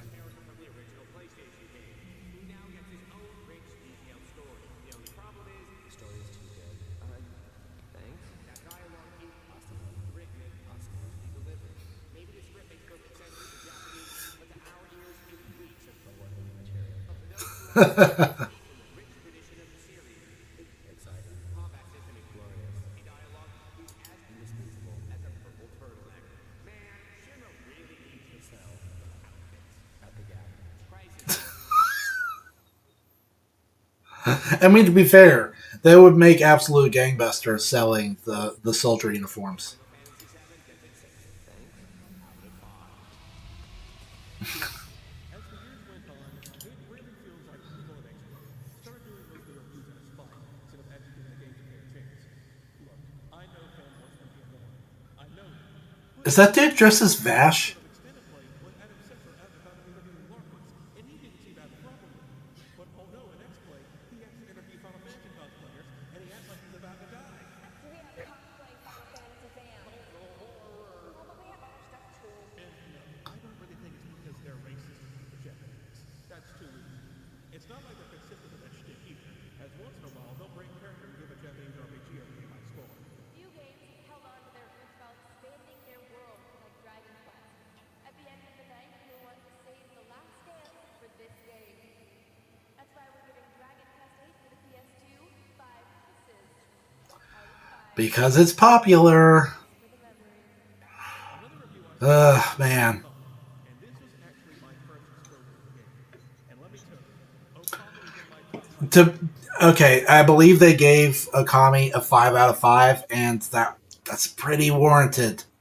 They did mention that it is pretty dialogue intensive and pretty easy, and those are both true. There's really only one like truly challenging fight in the entire game, and it's optional. But like, it's still pretty fun. Like, it's rare for a game to be like really, really easy and also really, really fun. But I think this does it. To be fair, though, like Final Fantasy VII too. Although maybe I shouldn't speak about it because I've played Final Fantasy VII so many times that it's just second nature to me. So for someone where it's their first time, maybe that's a little different. And it's also one of the most Japanese games in business. It's based in historic Yep. with two themes related to Japanese mythology. Not to mention, Oh my gosh, I cannot watch any like Clover Studios anything without just feeling the heartache again that there's still no Beautiful Joe 3. Like please, please. Hideki Kamiya is working with Capcom again under the name Studio Clovers. Please, like Okami 3 is cool and all. But please, I would trade every future Okami game, Onimusha game, and Devil May Cry game just to get Beautiful Joe 3. If Beautiful Joe 3 came out and I never saw DMC 6 or Onimusha 4 or Okami 3, I would call that acceptable losses. Straight up. itself are based on old Japanese style art. This is as Japanese as you can get. And well, with all the comments everybody made about Japan, they must have hated it. What's that, Okami? Morgan fell down a well? In the well, she discovered a race Man, cell shading is so freaking gorgeous. and you want to fight out of five? Oh, you always know the right thing to say. Okami gets a 5 out of 5. You're damn right it does. I've often said, no, I've often heard it said that Okami is the greatest Zelda game. Which I've only ever played the original Legend of Zelda for like 3 minutes and decided that I hated it. So I can't necessarily speak for that. But I mean, it's really solid adventure game. It does. Here's the thing, though. It does have one of the worst new game pluses I've ever known because you get to keep most of your items and equipment, except for the 3 ultimate weapons, for no particular reason. You also don't get to keep any of your brushstrokes, which is like why? That's your main power, and what would allow for some like really fun sequence breaking antics. It's New Game Plus. What's the harm? Let players sequence break as much as they want. Let them start the game with all their brushstrokes. And they gave it a perfect score. I like I'm trying to think. What would be like the craziest sequence break in Okami? I can't really think of it off the top of my head because it's just been too long. But the idea of having fast travel right off the bat, right? Like the mist trick where you can fast travel between save points, like that would be pretty choice. All these shots at Japan and Wii just because they hate Japan. I think this is actually about the shifting tides that was going on in the gaming industry. Like I mentioned at the start of the video, the late Oh, by the way, I'm glad that I still have my filters on for my audio because the Okami soundtrack is fiercely guarded by Capcom. I would get struck real bad, like. 90s and early 2000s was the period when gaming was born from a niche indie hobby for kids and nerds and was now slowly becoming the juggernaut it is today. Games were getting more advanced and could now break the boundaries where community could be. And people were taking notice. In 2001 alone, you had stuff like Halo Combat Evolved, Grand Oh, Theft Auto 3, 2001 was unfreaking stoppable. video games were capable of. And very quickly, more and more people He didn't even list, well, maybe not the biggest ones, but the biggest ones to me. I mean, wasn't 2001 also Final Fantasy X and the first Devil May Cry game? And Silent Hill 2? I'll confess, though, I have not actually played Silent Hill 2 myself, but, like, I get the story. I get the concept. Silent Hill 2 is probably, like, the best game I never played. I absolutely have to rip into it at some point and actually, like, get hands on instead of watching somebody else play it. Because even though it's mostly a story focused game and the gameplay is kind of token, at least in terms of action, like it doesn't feel legit until I actually get hands on. It feels like I can't have a real opinion about a game unless I actually play it myself. Unless it's something like really childish and patronizing like Lego games. Like, I'm pretty confident I can say that all Lego games suck without having to play them. That actually reminds me, I used to have like a couple of old PC Lego games, and I literally could not understand them at all. I think there was either some sort of glitch or some option in the menu that I missed that made everything French. So there you go.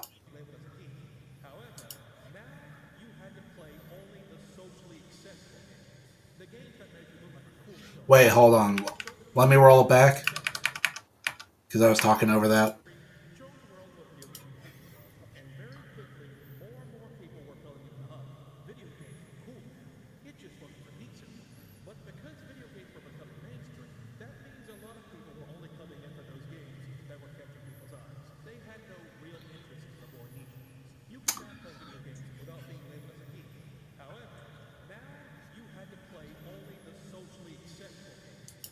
Yeah, this was a really dark time as a gamer, by the way, because you'd ask someone if they play video games, and they're like, "Yeah," and then you'd ask them what they play, and they're like, "Oh, I play current popular shooter and nothing else because my interest in video games is actually intensely narrow, and I'm not really a gamer at all. I don't see video games as a hobby. I just pick a particular game that other people are playing and engage with that as a social practice and not as an engaging artistic experience unto itself. Like the seventh gen, like seventh to eighth gen shooter era was really cringe in that regard. It felt like gaming as an art form degraded in a major way.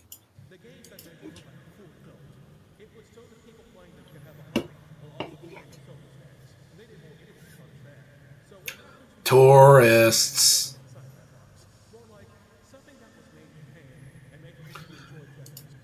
Guitar Man.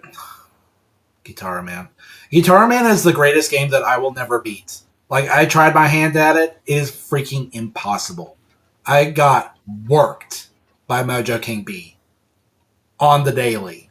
It couldn't be done. It could not be done. It is so absolutely punishing. You have to be so close to perfect in order to be able to wear him down. But if you make just two mistakes, you can't recover. His attacks are so devastating. Like, if you screw up at all, it's basically over. But your attacks barely have any effect at all.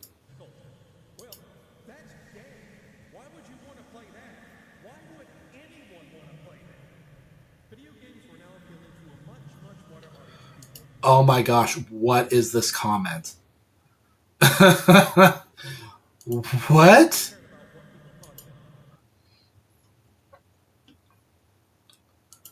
Oh, wow. I only read like 10% of that comment, and I don't even want to read the rest of it.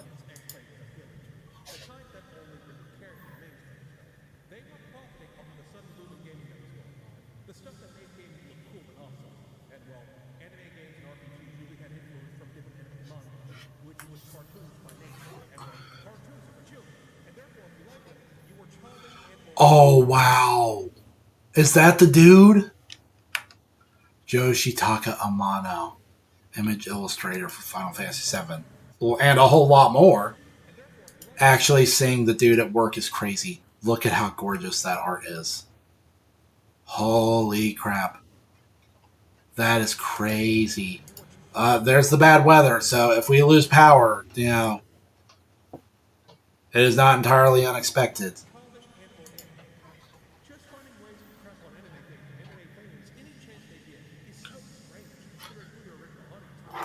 It's actually getting hot though.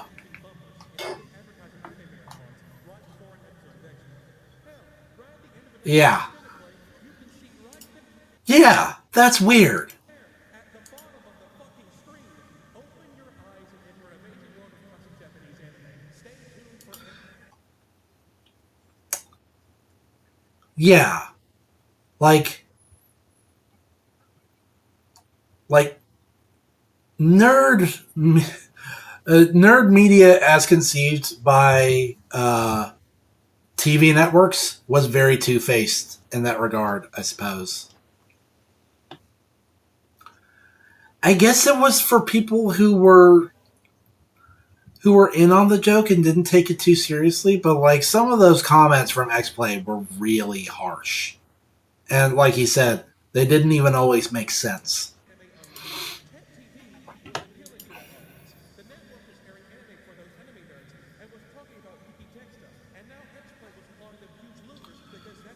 Oh my gosh, was that the OG Atlas? That's wild. I saw like 1 second of like an old school Atlas robot. And thinking about how they can now do like that crazy Russian dance and they can do cartwheels and stuff. Like, wow. So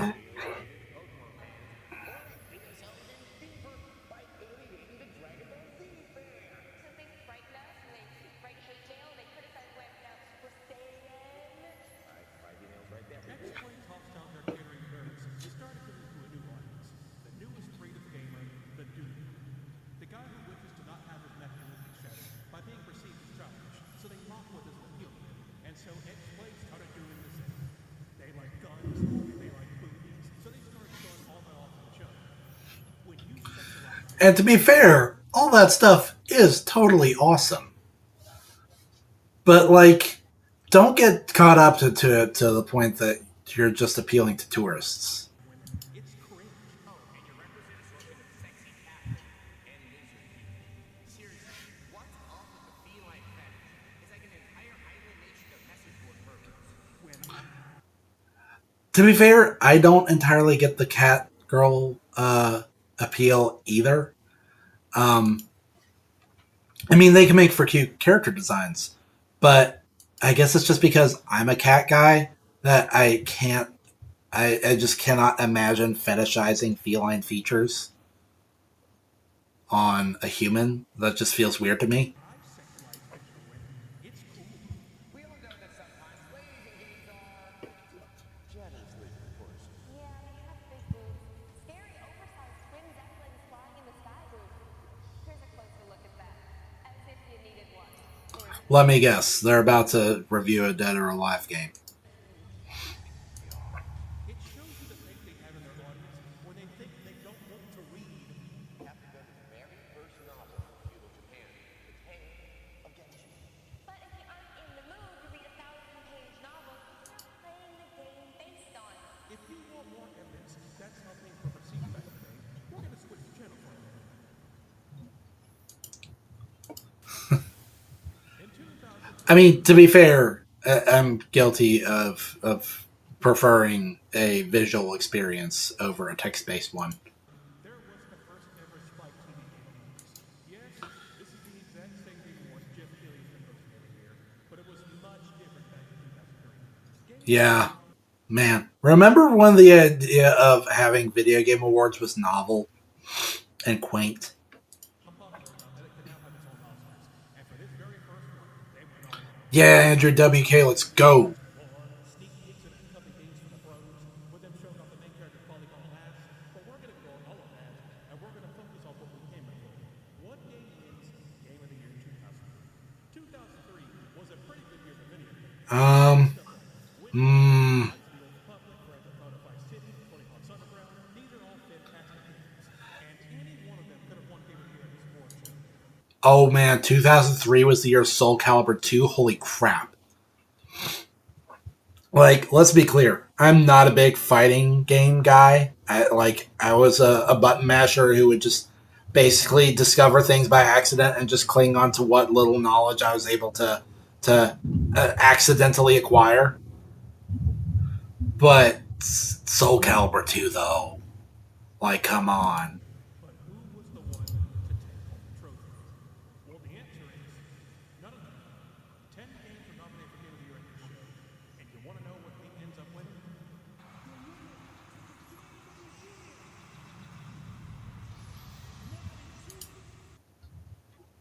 Oh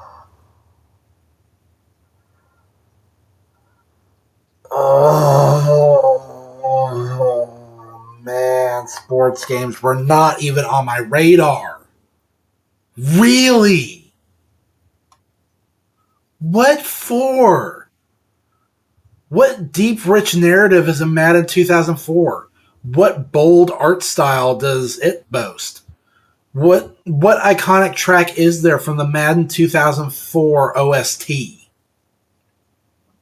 What is there? What iconic character can you name from Madden 2004?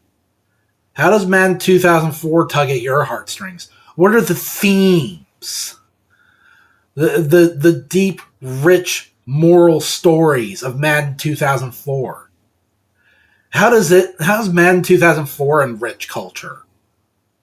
How does it hold up as an expression of artistic vision? It's Madden 2004. What are you doing? What are you actually doing? What way is Madden 2004 intellectually challenging, artistically enriching, or technically innovative? What does it do in terms of gameplay that has never been done before? What does it do in terms of technology or graphics or storytelling that has never been done before? What does it bring to the table that is new and refreshing and interesting? What does it do to make gaming as a whole better? I'm pretty sure the answer to all of those questions is nothing. Nothing, nothing, nothing. It is nothing. Where is your crown, King Nothing? Madden 2004, a football game, according to the Spike Game Awards, was the best game to come out in 2003. Knights of the Old Republic and Windmaker ain't the Cringe. Embarrassing. You did not cook. shit on some John Madden football. How did this game win? Well, it's simple. It's what the game industry perceived as socially acceptable. The popularity contest was big, so they picked the same popular. Now, this might strike some of you. Anyone who voted Madden 2004 as Game of the Year does not deserve huge props. I mean, at least give credit to X-Play. They at least gave it to Knights of the Old Republic. And if you think I'm just saying all this because I was one of those weeds they were picking on hasn't gone anything, hey, listen, I was too young to know what any of this shit was. In the early 2000s, I was watching Buckingham Tower and playing Big Blue Buckle on my Game Boy Advance. Turtle Hamster, Big Adventure. I didn't know anime was specifically animated. Oh my gosh. Hamtaro was so freaking adorable. I didn't actually watch it, but I love just like catching it by accident every once in a while. I wouldn't say that there's no much love. But when there's a bias, there's a bias. And it really sucks too, because I'm not gonna lie. There are some actual entertaining reviews and skits on this. Yeah, for being folks that claim to go after anything and anyone, no matter how popular it may be, like it was clear that when something was really popular, they would bend the knee and give it a good score, regardless of whatever their actual opinion may have been. Like when a review a game that's actually bad, it's really fun. Yeah.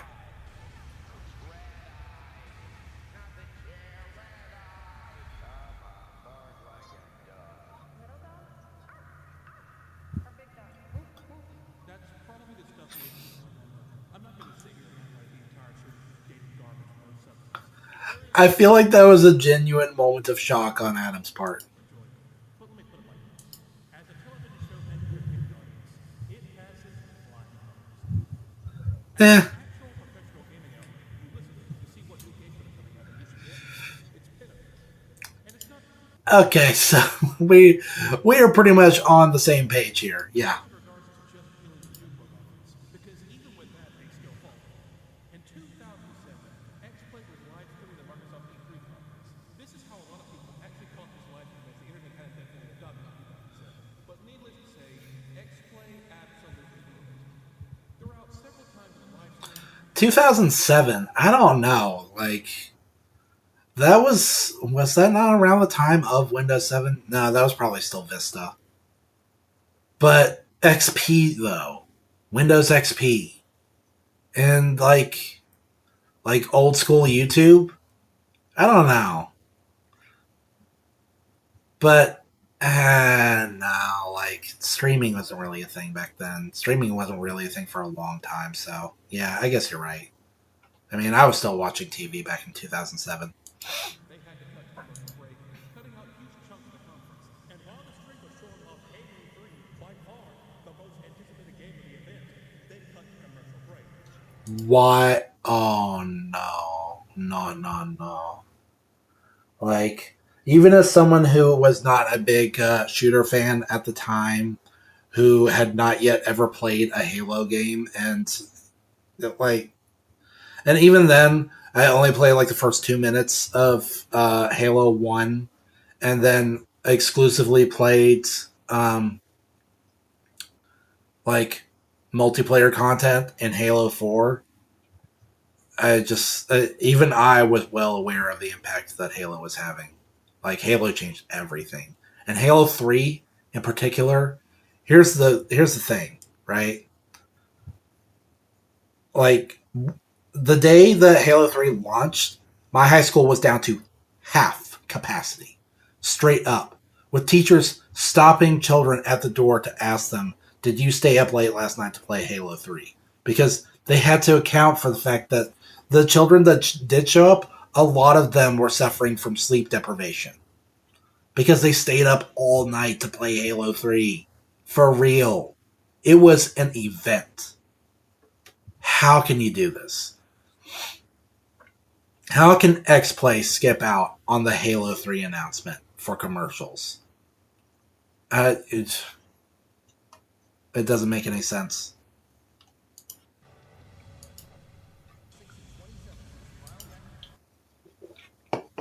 This was really a time to not have commercials. Straight up. Like what? Like you are already actively advertising something. Shouldn't you have been able to get a sponsorship from Microsoft to cover the costs? Shouldn't they have paid you for your coverage so that you would not need to air advertisements? So that way everybody could get all the news, all the announcements, all the time? Wouldn't Microsoft be interested in getting the best coverage of their own events? They didn't approach you about that? You didn't approach them about that? Nobody had the idea that, hey, maybe just this once we should maybe not have commercials? That didn't happen? If you want any more proof that X-Play's sexual abuse had no weight whatsoever, they gave Devil May Cry 2 a 1. Oh my gosh. I knew it. There was something in the back of my mind that said, is he actually going to do it? Is he actually going to say the exact same thing that I said opening up before I even started watching this video? Oh my gosh. He actually did it. He actually did it. The absolute bad lad, he did it. He called them out on it. Good on you, mate. That right there.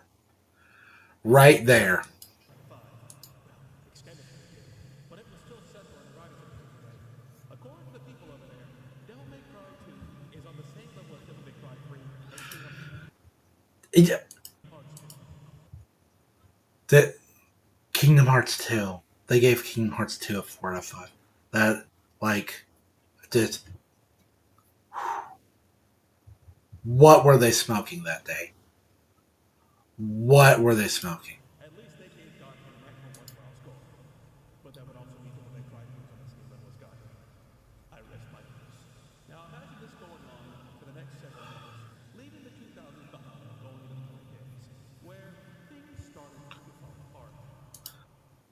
Yeah, in more ways than one. Like, I've already said, right? Like, less reviews, more of, like, other types of content, interviews, industry spotlights, and all that kind of thing. But also just, there was now competition. The internet was proliferating in a big way, and with it, YouTube. Now people were starting to get their game reviews from more charismatic, more genuine people that had no investment at all. They were viewed as a hobby, first and foremost. You don't think the Angry Video Game Nerd was monetized when he started out, right? Like, that was really his own thing. That he just did for fun. That was the way it was. There were no sponsorships. No sponsorships. No monetization of any kind. So when something came from the mouths of someone like AVGN, you knew it was for real. You knew it was absolutely for real. Now, AVGN, he reviews like old ass games. So maybe not necessarily relevant to this conversation. But other people in the same vein as AVGN who did review more modern games, they wound up being more reliable, I think. I mean, obviously, there's still room for bias, but I mean, I would rather take a personal bias over a corporate bias. That's how I feel about it. And just, like, TV in general, massively on the decline. I can't remember the last time I regularly watched TV. YouTube just took over.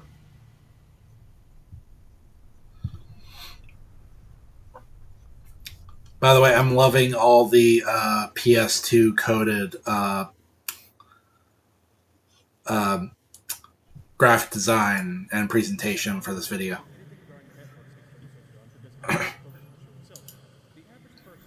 Yeah, but eventually, you have to talk about it, yeah. Because TV as a whole was on the decline in the face of YouTube and the internet as a whole. But G4 in particular was a spectacular, like, meteoric crash.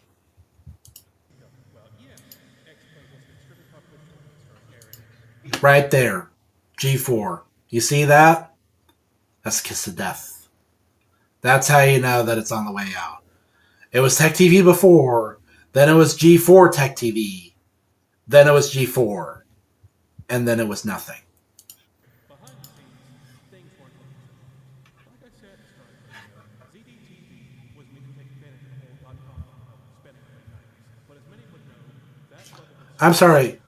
What was that search term?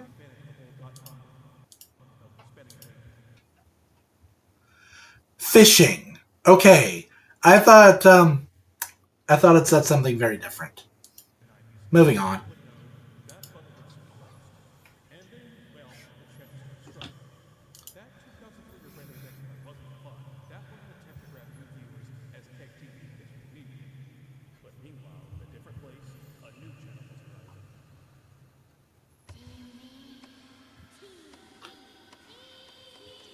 Man, Psychonauts rules. I mean, if you've been watching this channel, then you know. a new cable channel by the name of G4 was created, and this channel was created solely to capture input on the expanded gaming. It was a channel made for gamers. The entire lineup was content dedicated to the gaming industry. Cheat codes, gaming news and reviews, you name it. It was a smart idea. However, G4 in the early 2000s struggled. It was struggling to get any advertisers on board. In order for your channel to survive, you needed advertisers' money. And G4 didn't have either. They needed something big to help. In 2003, the CEO of Now Tech TV had finally had enough of the mediocre numbers and decided to put the channel up for sale. G4 saw this and saw what they had to offer and quickly swooped in to snatch the sale. And the deal was made final in early 2000. Oh boy. The two channels merged to become G4 Tech TV until they settled it complete a few months later, and so it just became G4. Now that the two channels have become one, it was now survival of the fittest. Only the most popular Tech TV shows were allowed to stay on G4. Yeah. G4, they really ran things to the ground. If you didn't meet the channel's good expectations, the show was getting the ads, and you were fine. Of course, X-Plane was our most popular, so it got to stay. The one other hanger on would probably be Attack of the Show, which I should have given more of a chance at the time. To me, it just seemed like a diet version of X-Play, but I think now I can recognize that it had its own flair. and deserved more respect. Everything else wasn't so much. Anything that was considered nerdy or geeky was immediately put on the chopping block. Anything related to anime or other marathons were axed in America. Sad. Brutally sad. Heartbreaking. Sorry, what was that? They kept them around for Canada for whatever reason. That's like, get out. Like, why does Canada get to watch Read or Die, but I don't? Like, Read or Die rules, man. Screensavers was another one of KTV's most popular shows, and it was transformed into a techno show. It became a lot more Ah. current trends to appeal to a wider demographic, and a ton of people who worked on screensavers were let go. And one of those people was a man named Dan, who would later go online and write a huge blog post about what was going on behind the scenes at G4. Dan noted on his blog that G4 wanted to start shifting the topic from geeky stuff to just gamer and pop culture stuff. This shift caused massive problems with Dan's job, which was mostly screening live promo for the show from actual people. Bill, are you there? Bill, you're Ray's man. When Roger and Oh boy. showed up at your door, how did you feel about that? A little scary with Scott coming along, but Roger was great. You knew you were in trouble with Scott Harriet. Now those phone calls were meant to be pre-recorded and more for comedy than actually help. But don't forget, the average viewer of ZDTV and Tech TV were nerdy, shy, social outcasts. They didn't know how to be funny. Our first call of the day is Christopher. Oh boy, this is about to be cringe, isn't it? Hi, Christopher. How are you? What can I do for you? Well, my question is, what's the difference between PDR and PDRW, and should I get one? Oh, I love that question because I have a kind of contrarian view on it all. I don't agree with the mainstream on this one, so I'm glad you asked. He lost all passion for his job because it wasn't genuine anymore, and he eventually lost his job. Yeah. The most damning part of this entire blog post is this quote by him writing, "Management didn't want geeks asking questions on the show. Screensavers and Oh boy. built on the foundation of those nerds keeping their network and show afloat, and once they found a new audience competitor, they threw them away. They had served their purpose.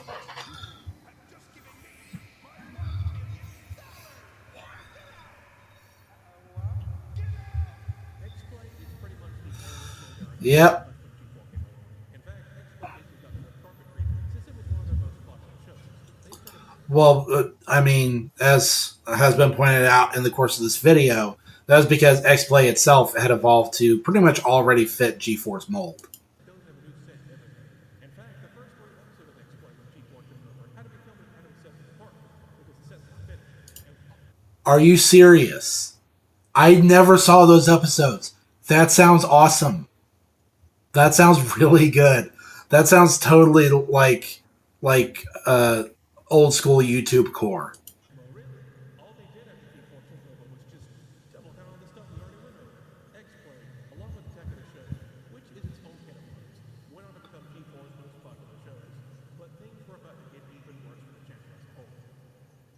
In late 2000, the then president of G4 stepped down and was replaced by a brand new guy named Kyle.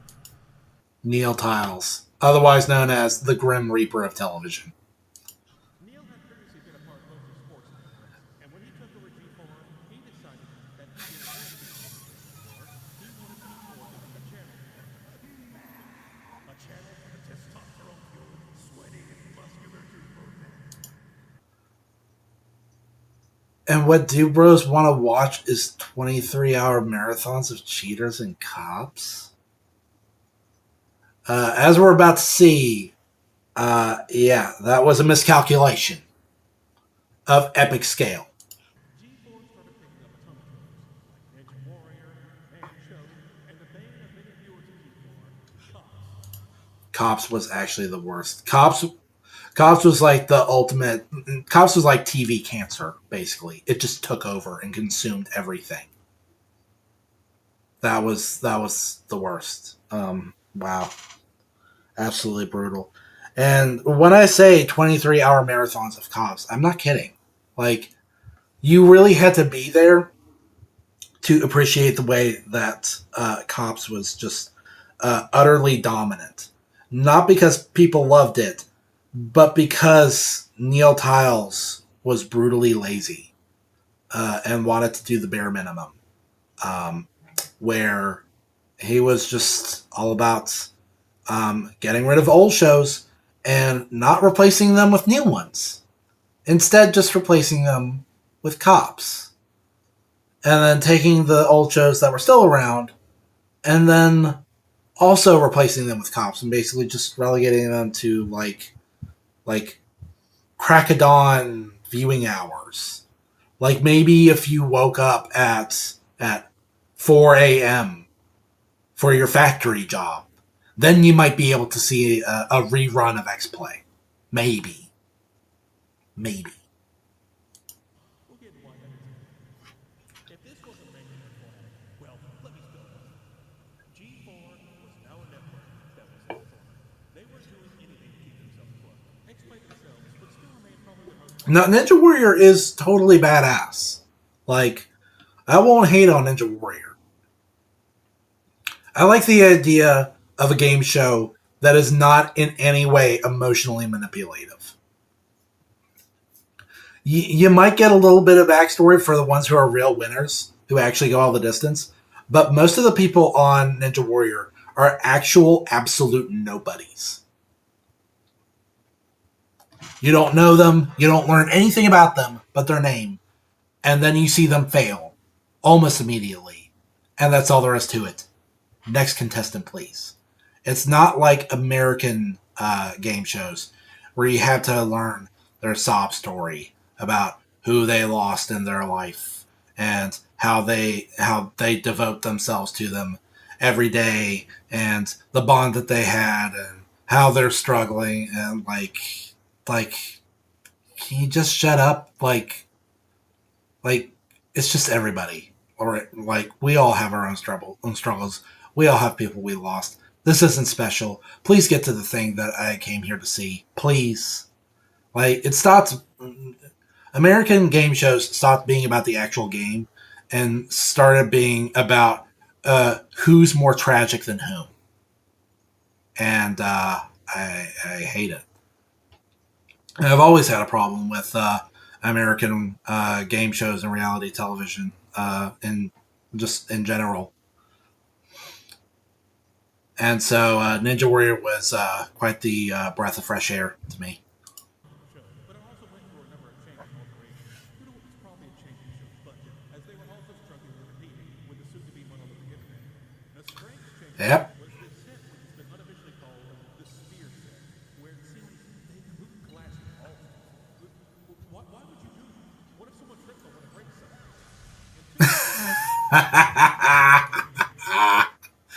Oh man, that is so good. That's so freaking good. I gotta look for that commercial after this. A brand new set format that would stick like this for the next few years.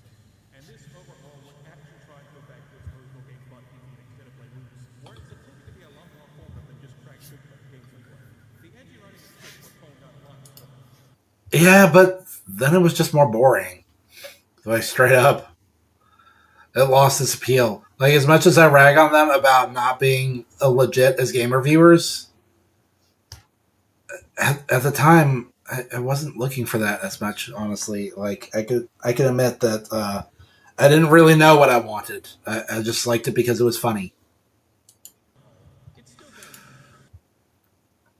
That being said, you got to compare that to people on the internet who could review games and also be funny. These guys, they never found that balance. Never. Some format, but it's not anywhere near what it was. So it's like they sort of fused the original shows and explained in this new style.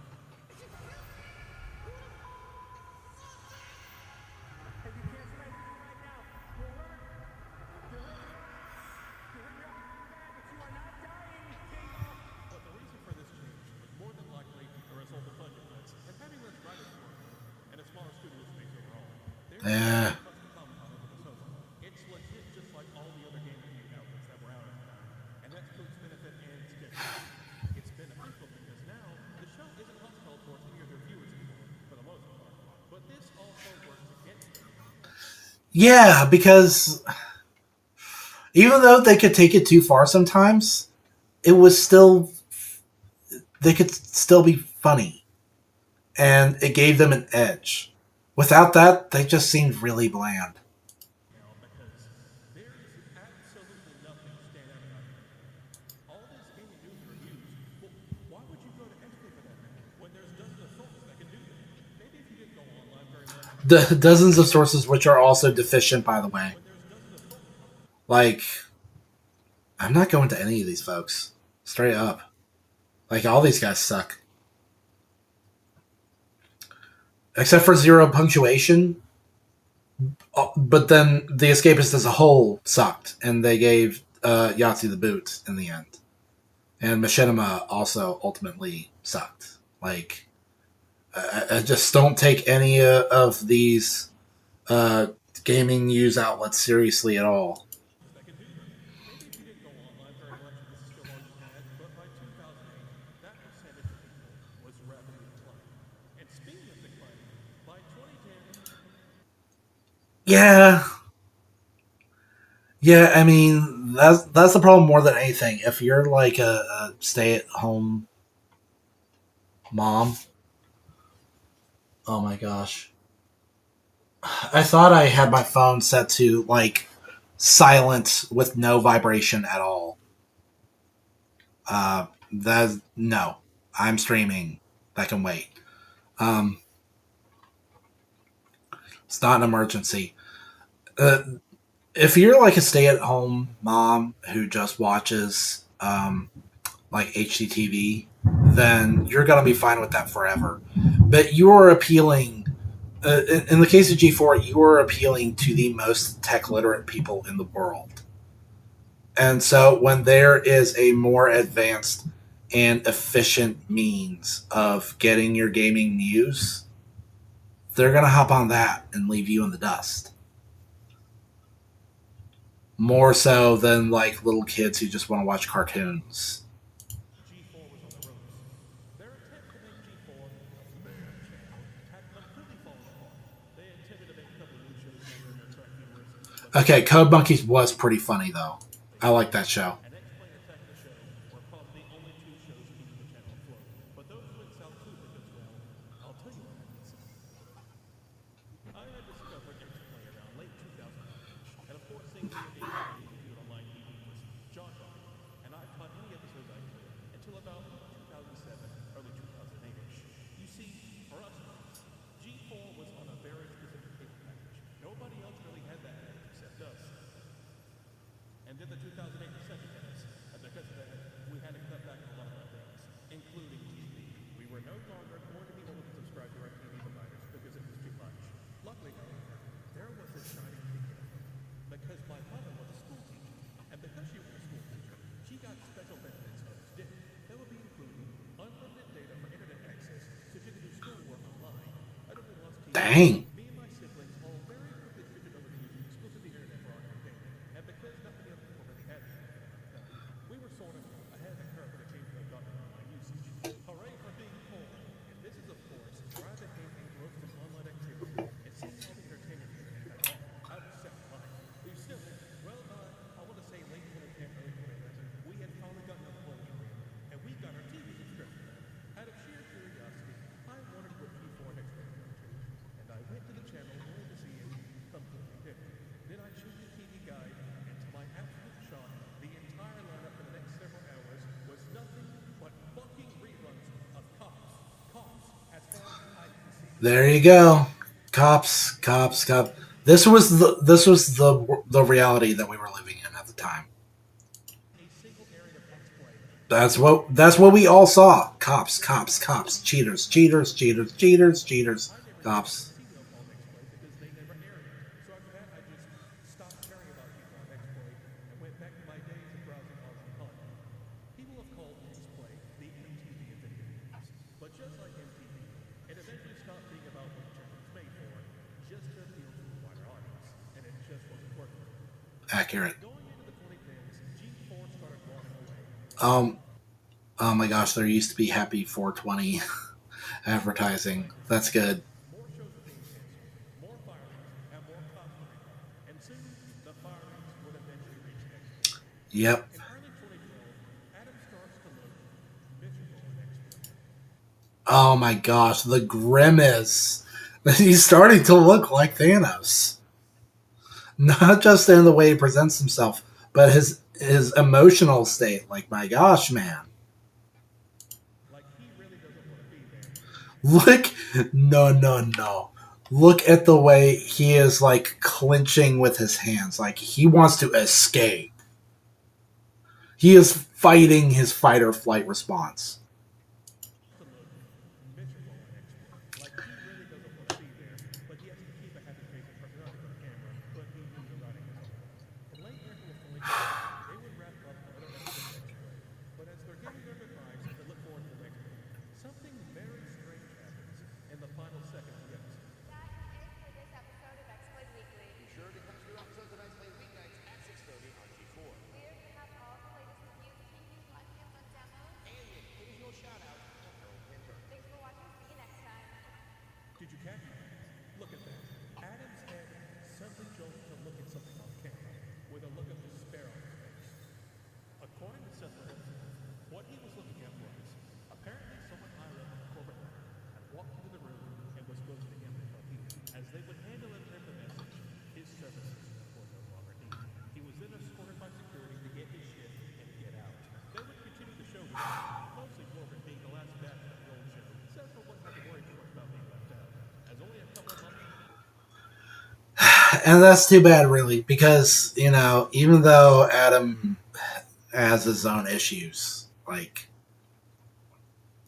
that was a time when he could still be pretty funny and charismatic.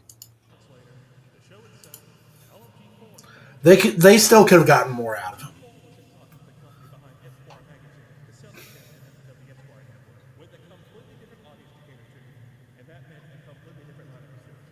So in order to make sure that he went smoothly, G4 decided to clean the slate and cancel the back of the show in April.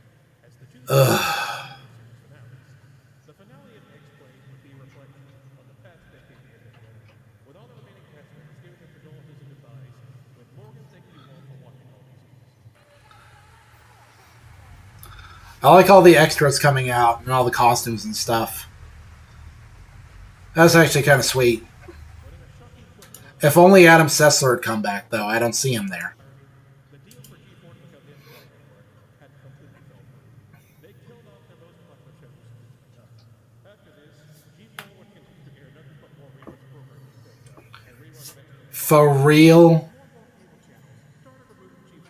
I'm sorry, what was that? Star Trek TNG 2.0 goes interactive? What does that even mean, bro? What? Also, what is going on with Morgan Webb's like sense of style here? As more and more cable channels started removing G4 What, did her daughter dress her or something? in a very slow pace, until on December 31st, 2014, as a way to bookend everything, they aired the first episode of X-Play as their final program. X-Play, Tech TV, G4 was no more. Until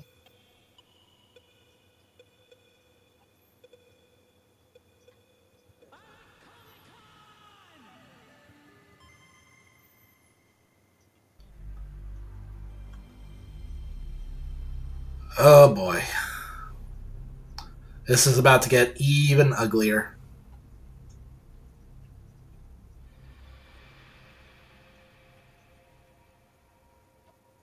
They probably should have called it X Replay.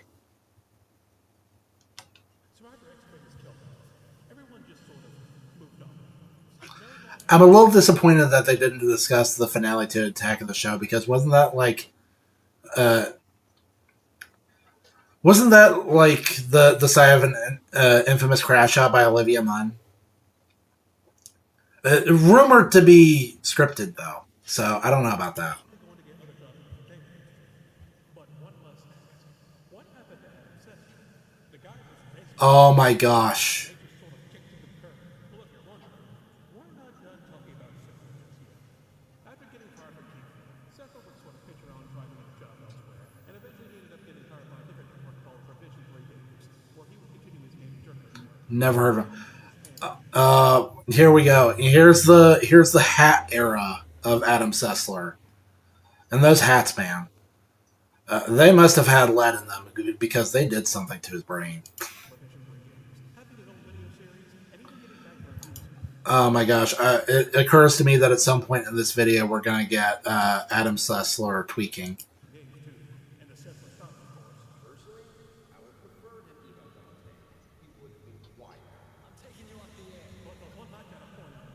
His review of Bioshock Infinite.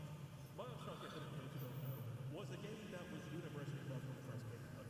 But over the years, people have started to sour on it. Its reception was a lot more divisive these days. Yeah, I was going to say, I've never been too clear on what the public reception of Bioshock Infinite is.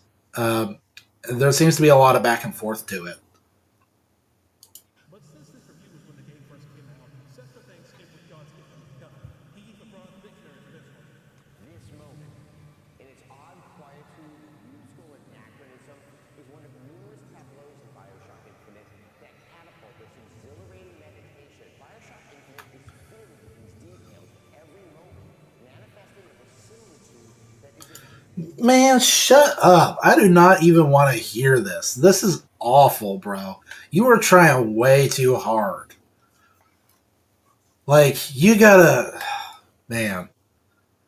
Keep it real, Adam. This is not you. once mysterious and exacting. To not stop and linger these details along with the audio log Oh my gosh, this review is cringe. It is terrible. themselves are as stunning as everything else in the game. Verticality, landscape variety, and Elizabeth's hair powers provide deeply gratifying Gosh. receiving that control Shut up. Shut up and put it back in your pants. I mean, he was sort of the Ugh. but also when you watch some of his interviews, particularly the ones at E3, Yes. Yes. This is it. This is him. This is the glass table that he almost breaks because he is tweaking so hard. Yes, yes, yes. Oh my gosh, this is so good. This is look at what is he doing with his shoulders, man? Oh my gosh. And everybody's just like watching him. They are scared of him.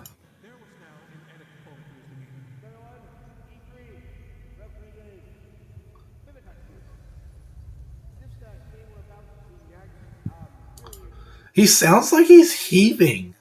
Oh my gosh, this is even worse than I remember. I'm starting to think it's not just cocaine in his system.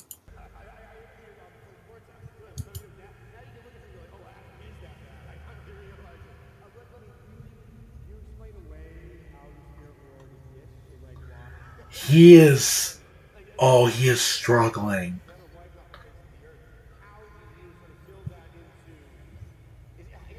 This is like a horror show.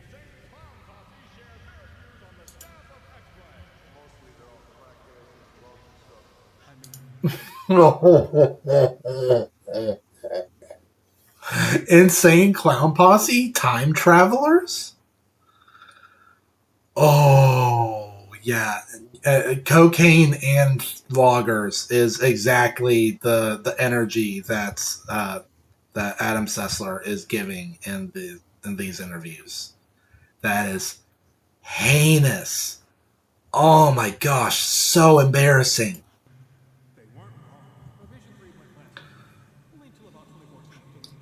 Well, I have to imagine, seeing as how I've never heard of them.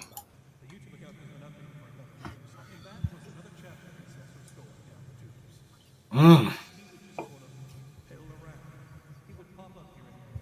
He and Morgan would read after one year in 2015 to cover Bethesda's E3 2015 conference. The details were, of course, really oriented at the fans who the previous games and to be able to pick out little references, little things that were in the previous games. But after this, nothing of note happened for several years. As the communication went along, there was a disturbance in force. A disturbance involving gaming journalism, a giant dancing demon, and things were never the same. Due to its age now reaching over a decade, What? nostalgia and while it had many problems, it also represented a simpler time when gaming journalism didn't take itself too serious. There definitely was fulfilled to explain, but who Yeah. whether it was worth it in the end is up for debate. A lot of people miss the explain. I wish it would return in some shape or form. But, as they say, be careful what you wish for. Some people in positions of power and conquest sought the glove to start Oh boy.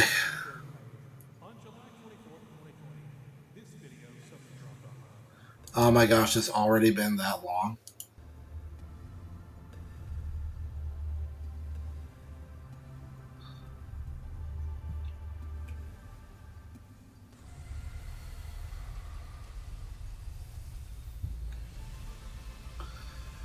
It has already been that long. Wow. G4 was coming back. No! No, we do not. We want our old gaming network back, but not in this form. Why can't Tech TV be the thing that comes back? We don't want G4. G4 was the sign of the end times. G4, more like four horsemen of the apocalypse. They just. No. No. What a mistake. Absolute mistake. They should have rebranded to Tech TV. A few months later, a ton of people from G4 would come back for a very special reunion. This would, of course, include people from Attack of the Show, Chief, but most importantly, Adam Sessler and Morgan Webb come back for the first time in years. The event is moving reflecting back on all those years of G4 and X-Play, and what exactly is going on in the minds of the hosts of those times. It's mostly just a clip show. Until the last couple of minutes of the show, they shoot a brand new skit with them trying to skip their year as a throwback to the old days of play. And at the very end, they once again reveal the entire network content. And this got people hyped. Now this reminds me of G4, of course, of some smaller skits. Did it though? Did it really? Not only did they start making content on YouTube and Twitch, they went the full 9 yards with this revival and brought the whole damn show back. They were bringing back X-Play Attack of the Show, Ninja Warrior was coming back, Kid Boca was supposed to get an animated series. They even What even is that? What is Kitboga? well, really, all it was they took his YouTube videos and repackaged it in the channel, but it shows you how serious they were about this reboot. But, of course, we're going to mainly focus on the entertainment. The only reason I even know that Scott the Woz exists is because of that one skit in John Tron's what was it? His Flex Tape 2 video. Interesting stuff happened on that side of things. Seth would be returning for the new X-Play, but strangely enough, Morgan Webb would not be coming back for the reboot, as she chose to opt out.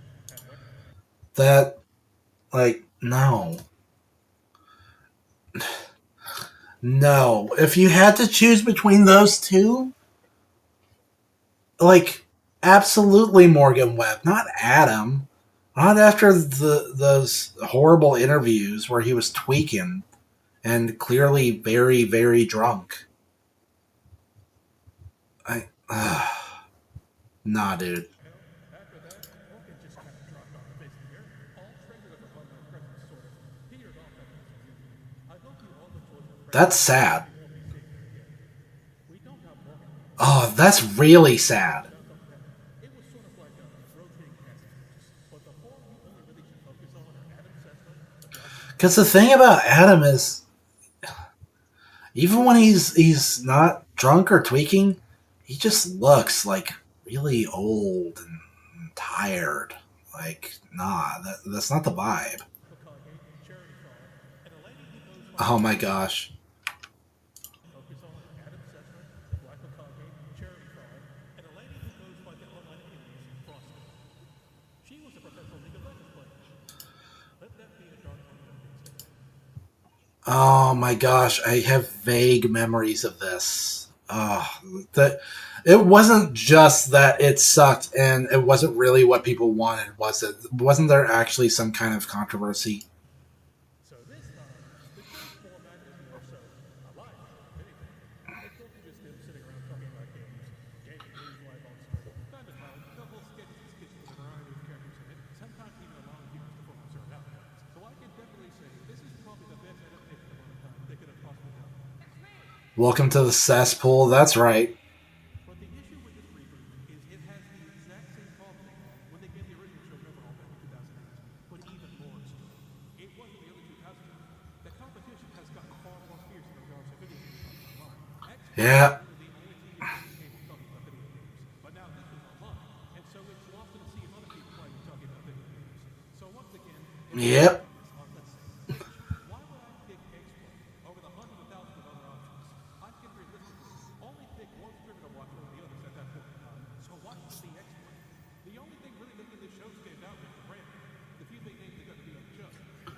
Yeah, but the brand name sucks. Tech TV was better. Come on. I can't really say if this was a successor.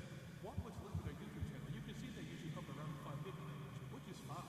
But for a big corporation that probably spent millions to revive an effort, I don't imagine they were too pleased about these numbers. There was just nothing really to make X-Play stand out there. They had certainly adapted to modern times, but that also means without any of the cute edges of the old show, which is what a lot of people remember. Yeah, adapting is not enough. You gotta innovate. I mean, no, I wasn't a fan of them constantly crapping on fans' franchise, and them saying we should drop more bombs in Japan. That was crude and it was overly edgy. This reboot is a solid corporate hush. And you can say that comic humor should stay in the 2000s. Well, then shouldn't the show itself stay there then? The rowdy, foul-mouthed teenager of X-Men has finally grown up into that 30-year-old guy, stuck in his 9-to-5 corporate office job, stuck in his side. He's innocent, he's not hurting anyone, but you don't talk to him because he doesn't have anything to say.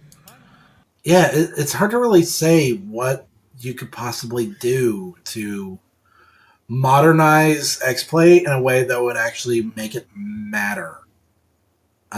It's just such a product of its time. And so there is no way to modernize it without stripping it of everything that made it unique and interesting. Idea there was even an X-Play reboot going on, and I lived on the idea. It felt like the only thing that could really give things closure was a huge controversy. Here we go. Because we still got like another 8 minutes of this. Let's go. And well, that's exactly what happened. On January 11th, 2022, while they were supposed to have a Wow, they were hanging on for that long? That makes it even more sad. talk about Red Dead Online, they were having some technical difficulties. While this was happening, Front saw the perfect opportunity to talk about something that's been in their mind. But I actually want to talk about something so much more important than Red Dead Online. I think I remember how the story ends. She goes after the gamers because that always works out. She is about to attack her own audience because she thinks that she's better than them. And there you go. There's the patronizing dialogue. Watching as a child, but every time G4 is brought up on various channels, even in this YouTube channel, we have the chat in front of us. I can see without a doubt there will be backlash because I'm not as bangable as the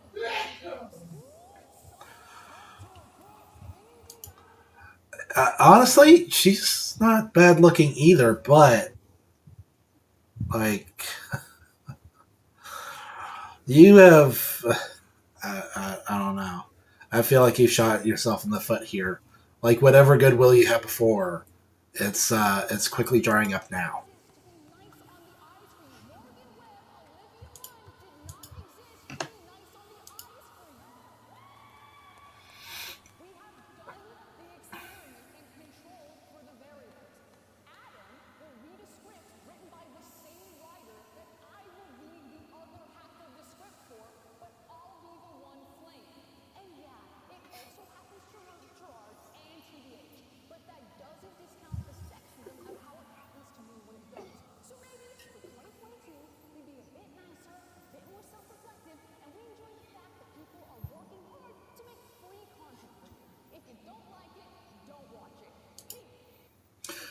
And you know what? I can't necessarily speak for what her experience was and what she was going through, so I won't. I won't pass judgment on. I try not to pass judgment in general, but I feel like this is about to turn into one of those instances where she like overgeneralizes, and so a lot of people just get caught in the crossfire, and then they get upset, and then that's going to be a problem. So yeah, this kind of came out of nowhere. Just this rant out of the blue, completely unprompted. And after this, it would cause a PR shitstorm for G4, as it was now all over the gaming news. A ton of people were either coming up for or against Frost's outbreak. It's pretty much the only thing people knew about regarding this reboot, this one rant. But then you realize they had segments of boobs all the time on X-Play, and they had Oliver Munn doing stuff like,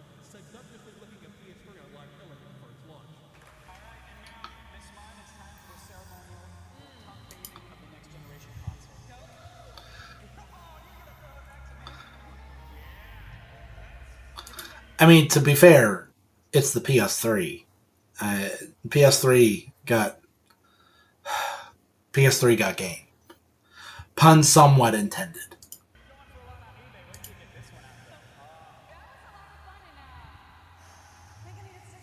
And look, I have no doubt in my mind that she was receiving some seconds in these comments.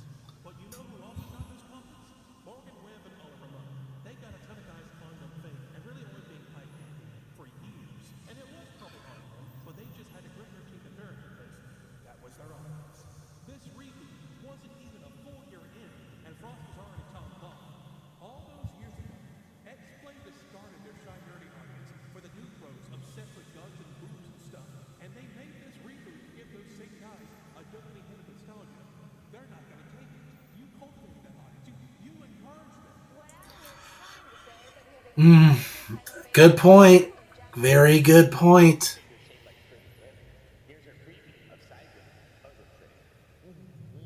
And now it's blown up in their face. The last thing you ever want to do is insult your audience. And that is exactly what Frost has done. And the last thing to focus on is, who is she really talking to? I've seen clips on the videos where they show the Twitch chat this is live on, and they're all giving her a wave support and claps. And was their audience really that bad? Well, it doesn't really matter, as this was a major blow to X-Men at this point in time. And not too long after this, it was announced that the entire G4 reboot would be shut down. Everything was being removed, and everyone was being I didn't even hear about this, but it does not surprise me in the least. It barely lasted. All that hype and build up for nothing. And so, for the Yep. second time, X-Play G4 once again dead. And probably for good this time. That's for the best, honestly. Like, they had their time. That was fine. I gotta say, watching a network die twice is something you don't see. But that's the reality of the situation. A lot of people blame Frost Compound for single-handedly killing Jet the second time. But it's been a few years. The Griffith had their say. No, it was bigger than that. For real. It was the decision to even call it G4 in the first place. The decision to come back and not really bring anything fresh. The fact that Morgan Webb didn't come back. The fact that Adam Sessler's reputation was just tarnished at that point. It was more. They made their money off the situation, and now it's time for happiness. No, Frost's meltdown does not kill the network. In reality, X-Play, and by proxy, G4 as a whole, has no place in the market. It certainly perfect all the way back in the 2000s, but those times are over. After G4 died the second time, Frost could have moved on to green pastures, I think. But first, we must talk about our favorite segment one last time. Yeah, the intentionally or not, the torch has been passed. There's a new generation of angry video game nerds. Still wasn't done. Whenever people mock the fact that Reboot failed on social media, Adam Sessler would have a complete meltdown. Oh yeah. I don't know if anyone else has noticed this in the past few days, but gamers seem to be even less intelligible than normal this year.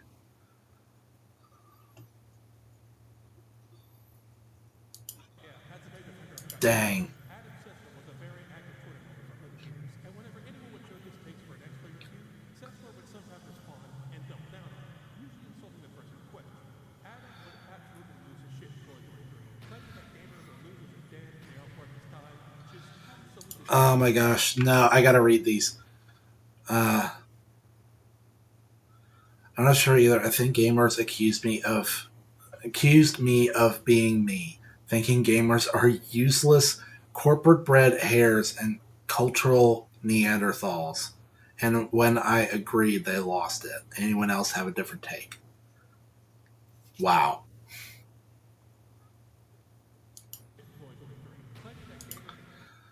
Sir, you and your loping, spittle-drenching, anal-retentive social troglodyte ilk are not simpletons.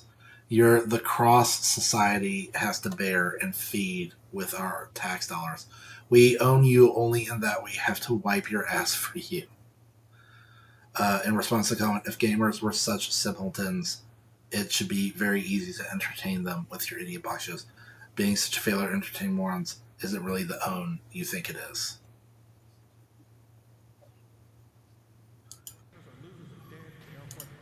In response to this will surely bring the audience back out.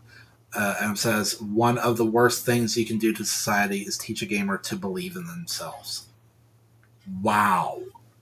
Wow. After the past few months, what kind of simple-minded, sheltered dick twiddle thinks I have any interest in them as an audience or any interest in games content? And wow. Adam really did live long enough to see himself become the villain. He just hates gaming now. He hates gaming culture. This guy sucks. At some point, he would eventually leave his town and just, well, become a ghost. Apparently, That's probably for the best. Like, because he should not have stayed the course, and I did not see him changing the course at any point. People would just have called him even more fake. He's out because his channel died. He tried to bring it back, and it failed. He's out not because he wanted to be, but because he failed, which is amazingly funny when people who just used to scream at a camera are millionaires. And wow. And Adam says, okay, I'm going to be a little more blunt than usual to clear things up for the game. Oh boy. I'm out of games/entertainment because I founded an AI company that was bought by Reddit. I'm semi-retired by choice, you juvenile. Now, excuse me, while I return to the adults. Well, thanks a lot, Adam. You are literally part of the problem. he had started up an AI company. He would later sell to Reddit because, of course, it was Reddit. And, well, now he's probably sick of life. This man had been there since the start. Over 20 years of dedication to this one show, he was there through every angle of his country. He probably saw hundreds of people let go of his time. He was there for the death of G4, the death of Revision 3 games, and the second death of G4. And in the end, he made out like a bandit. Yeah. Ooh, I love that music, but Kingdom Hearts 3 music is like super not copyright friendly. So let me mute it temporarily and then unmute it if he starts talking again.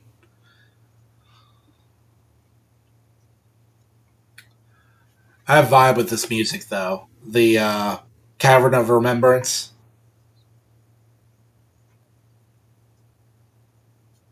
That new logo sucks, by the way.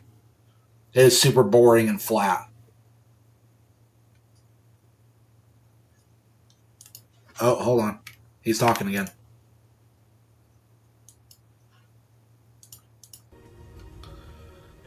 was an extremely flawed show. It insulted people, insulted ethnicities, and of anything that was good to hear. It still lived on. Oh, that's a sick Vincent costume. It stands as a cornerstone for the time it was made. The shifting tides of Wow, look at the light glow in his hair. that just don't get it better. I'm not here to say you can stop enjoying it. I'm starting to think that maybe Adam losing his hair was a good thing. Because this show wasn't part of Because what little hair he did have back then was absolutely tortured. Because of it, I got to see games I would have never made about my own. Even though they were sold for 5 years old. It was never meant to lift back in the 2000s. And it never should have. We didn't need to see it come back. It should have stayed where it was. And our Oh my gosh, Adam Sessler cosplaying as Lando Calrissian? What whitewashing? How cancelable. Adam Sessler would probably spit on it, but they can hate me as much as I want.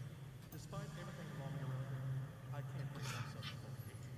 I can acknowledge his flaws and criticize him, but I can't hate him. X-Plane, G4, Tech TV, Dating TV, they all played a part in many people's lives.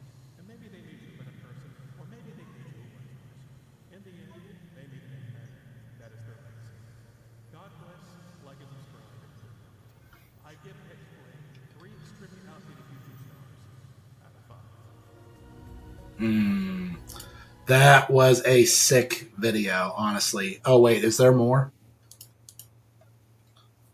Hold on. No, don't mute it like that. Mute it like this. Because it looks like there might still be a little bit right at the end.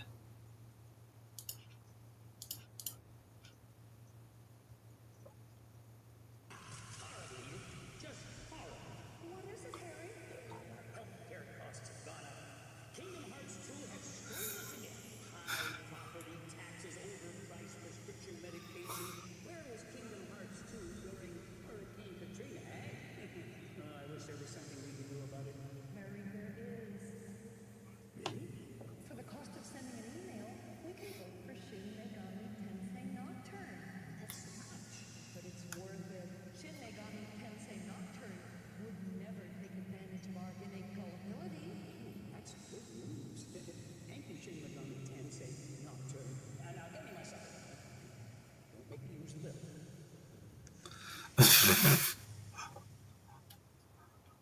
Oh my gosh, what was that? Okay, well that is the story of X Play, the gaming pioneers that lost it all twice by Magic Mush. That was an awesome video, and that's gonna do for the stream. That was pretty awesome. We got to watch some fun videos and read a pretty hype chapter of One Piece. But unfortunately, One Piece is on break next week, and that means so are we.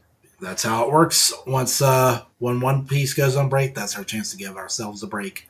And so the plan for now is to come back March the 1st. I'm going to try and stream at 1 again, but we'll see how it works out. You know, life is very chaotic right now, so no guarantees. If there are any changes to the schedule, you'll know about it by, keeping up with these socials down here, especially Twitter. Twitter's, if you had to pick one of these social media channels to keep up with, I would say Twitter's the one to go with. It's the easiest to manage for me. But yeah, thanks for tuning in because, every like, comments, subscription, view, follow, it all helps push us on to bigger and better things. For now, though, I wish you once again a happy belated Valentine's Day, and you guys have a good night, and I'll catch you all later.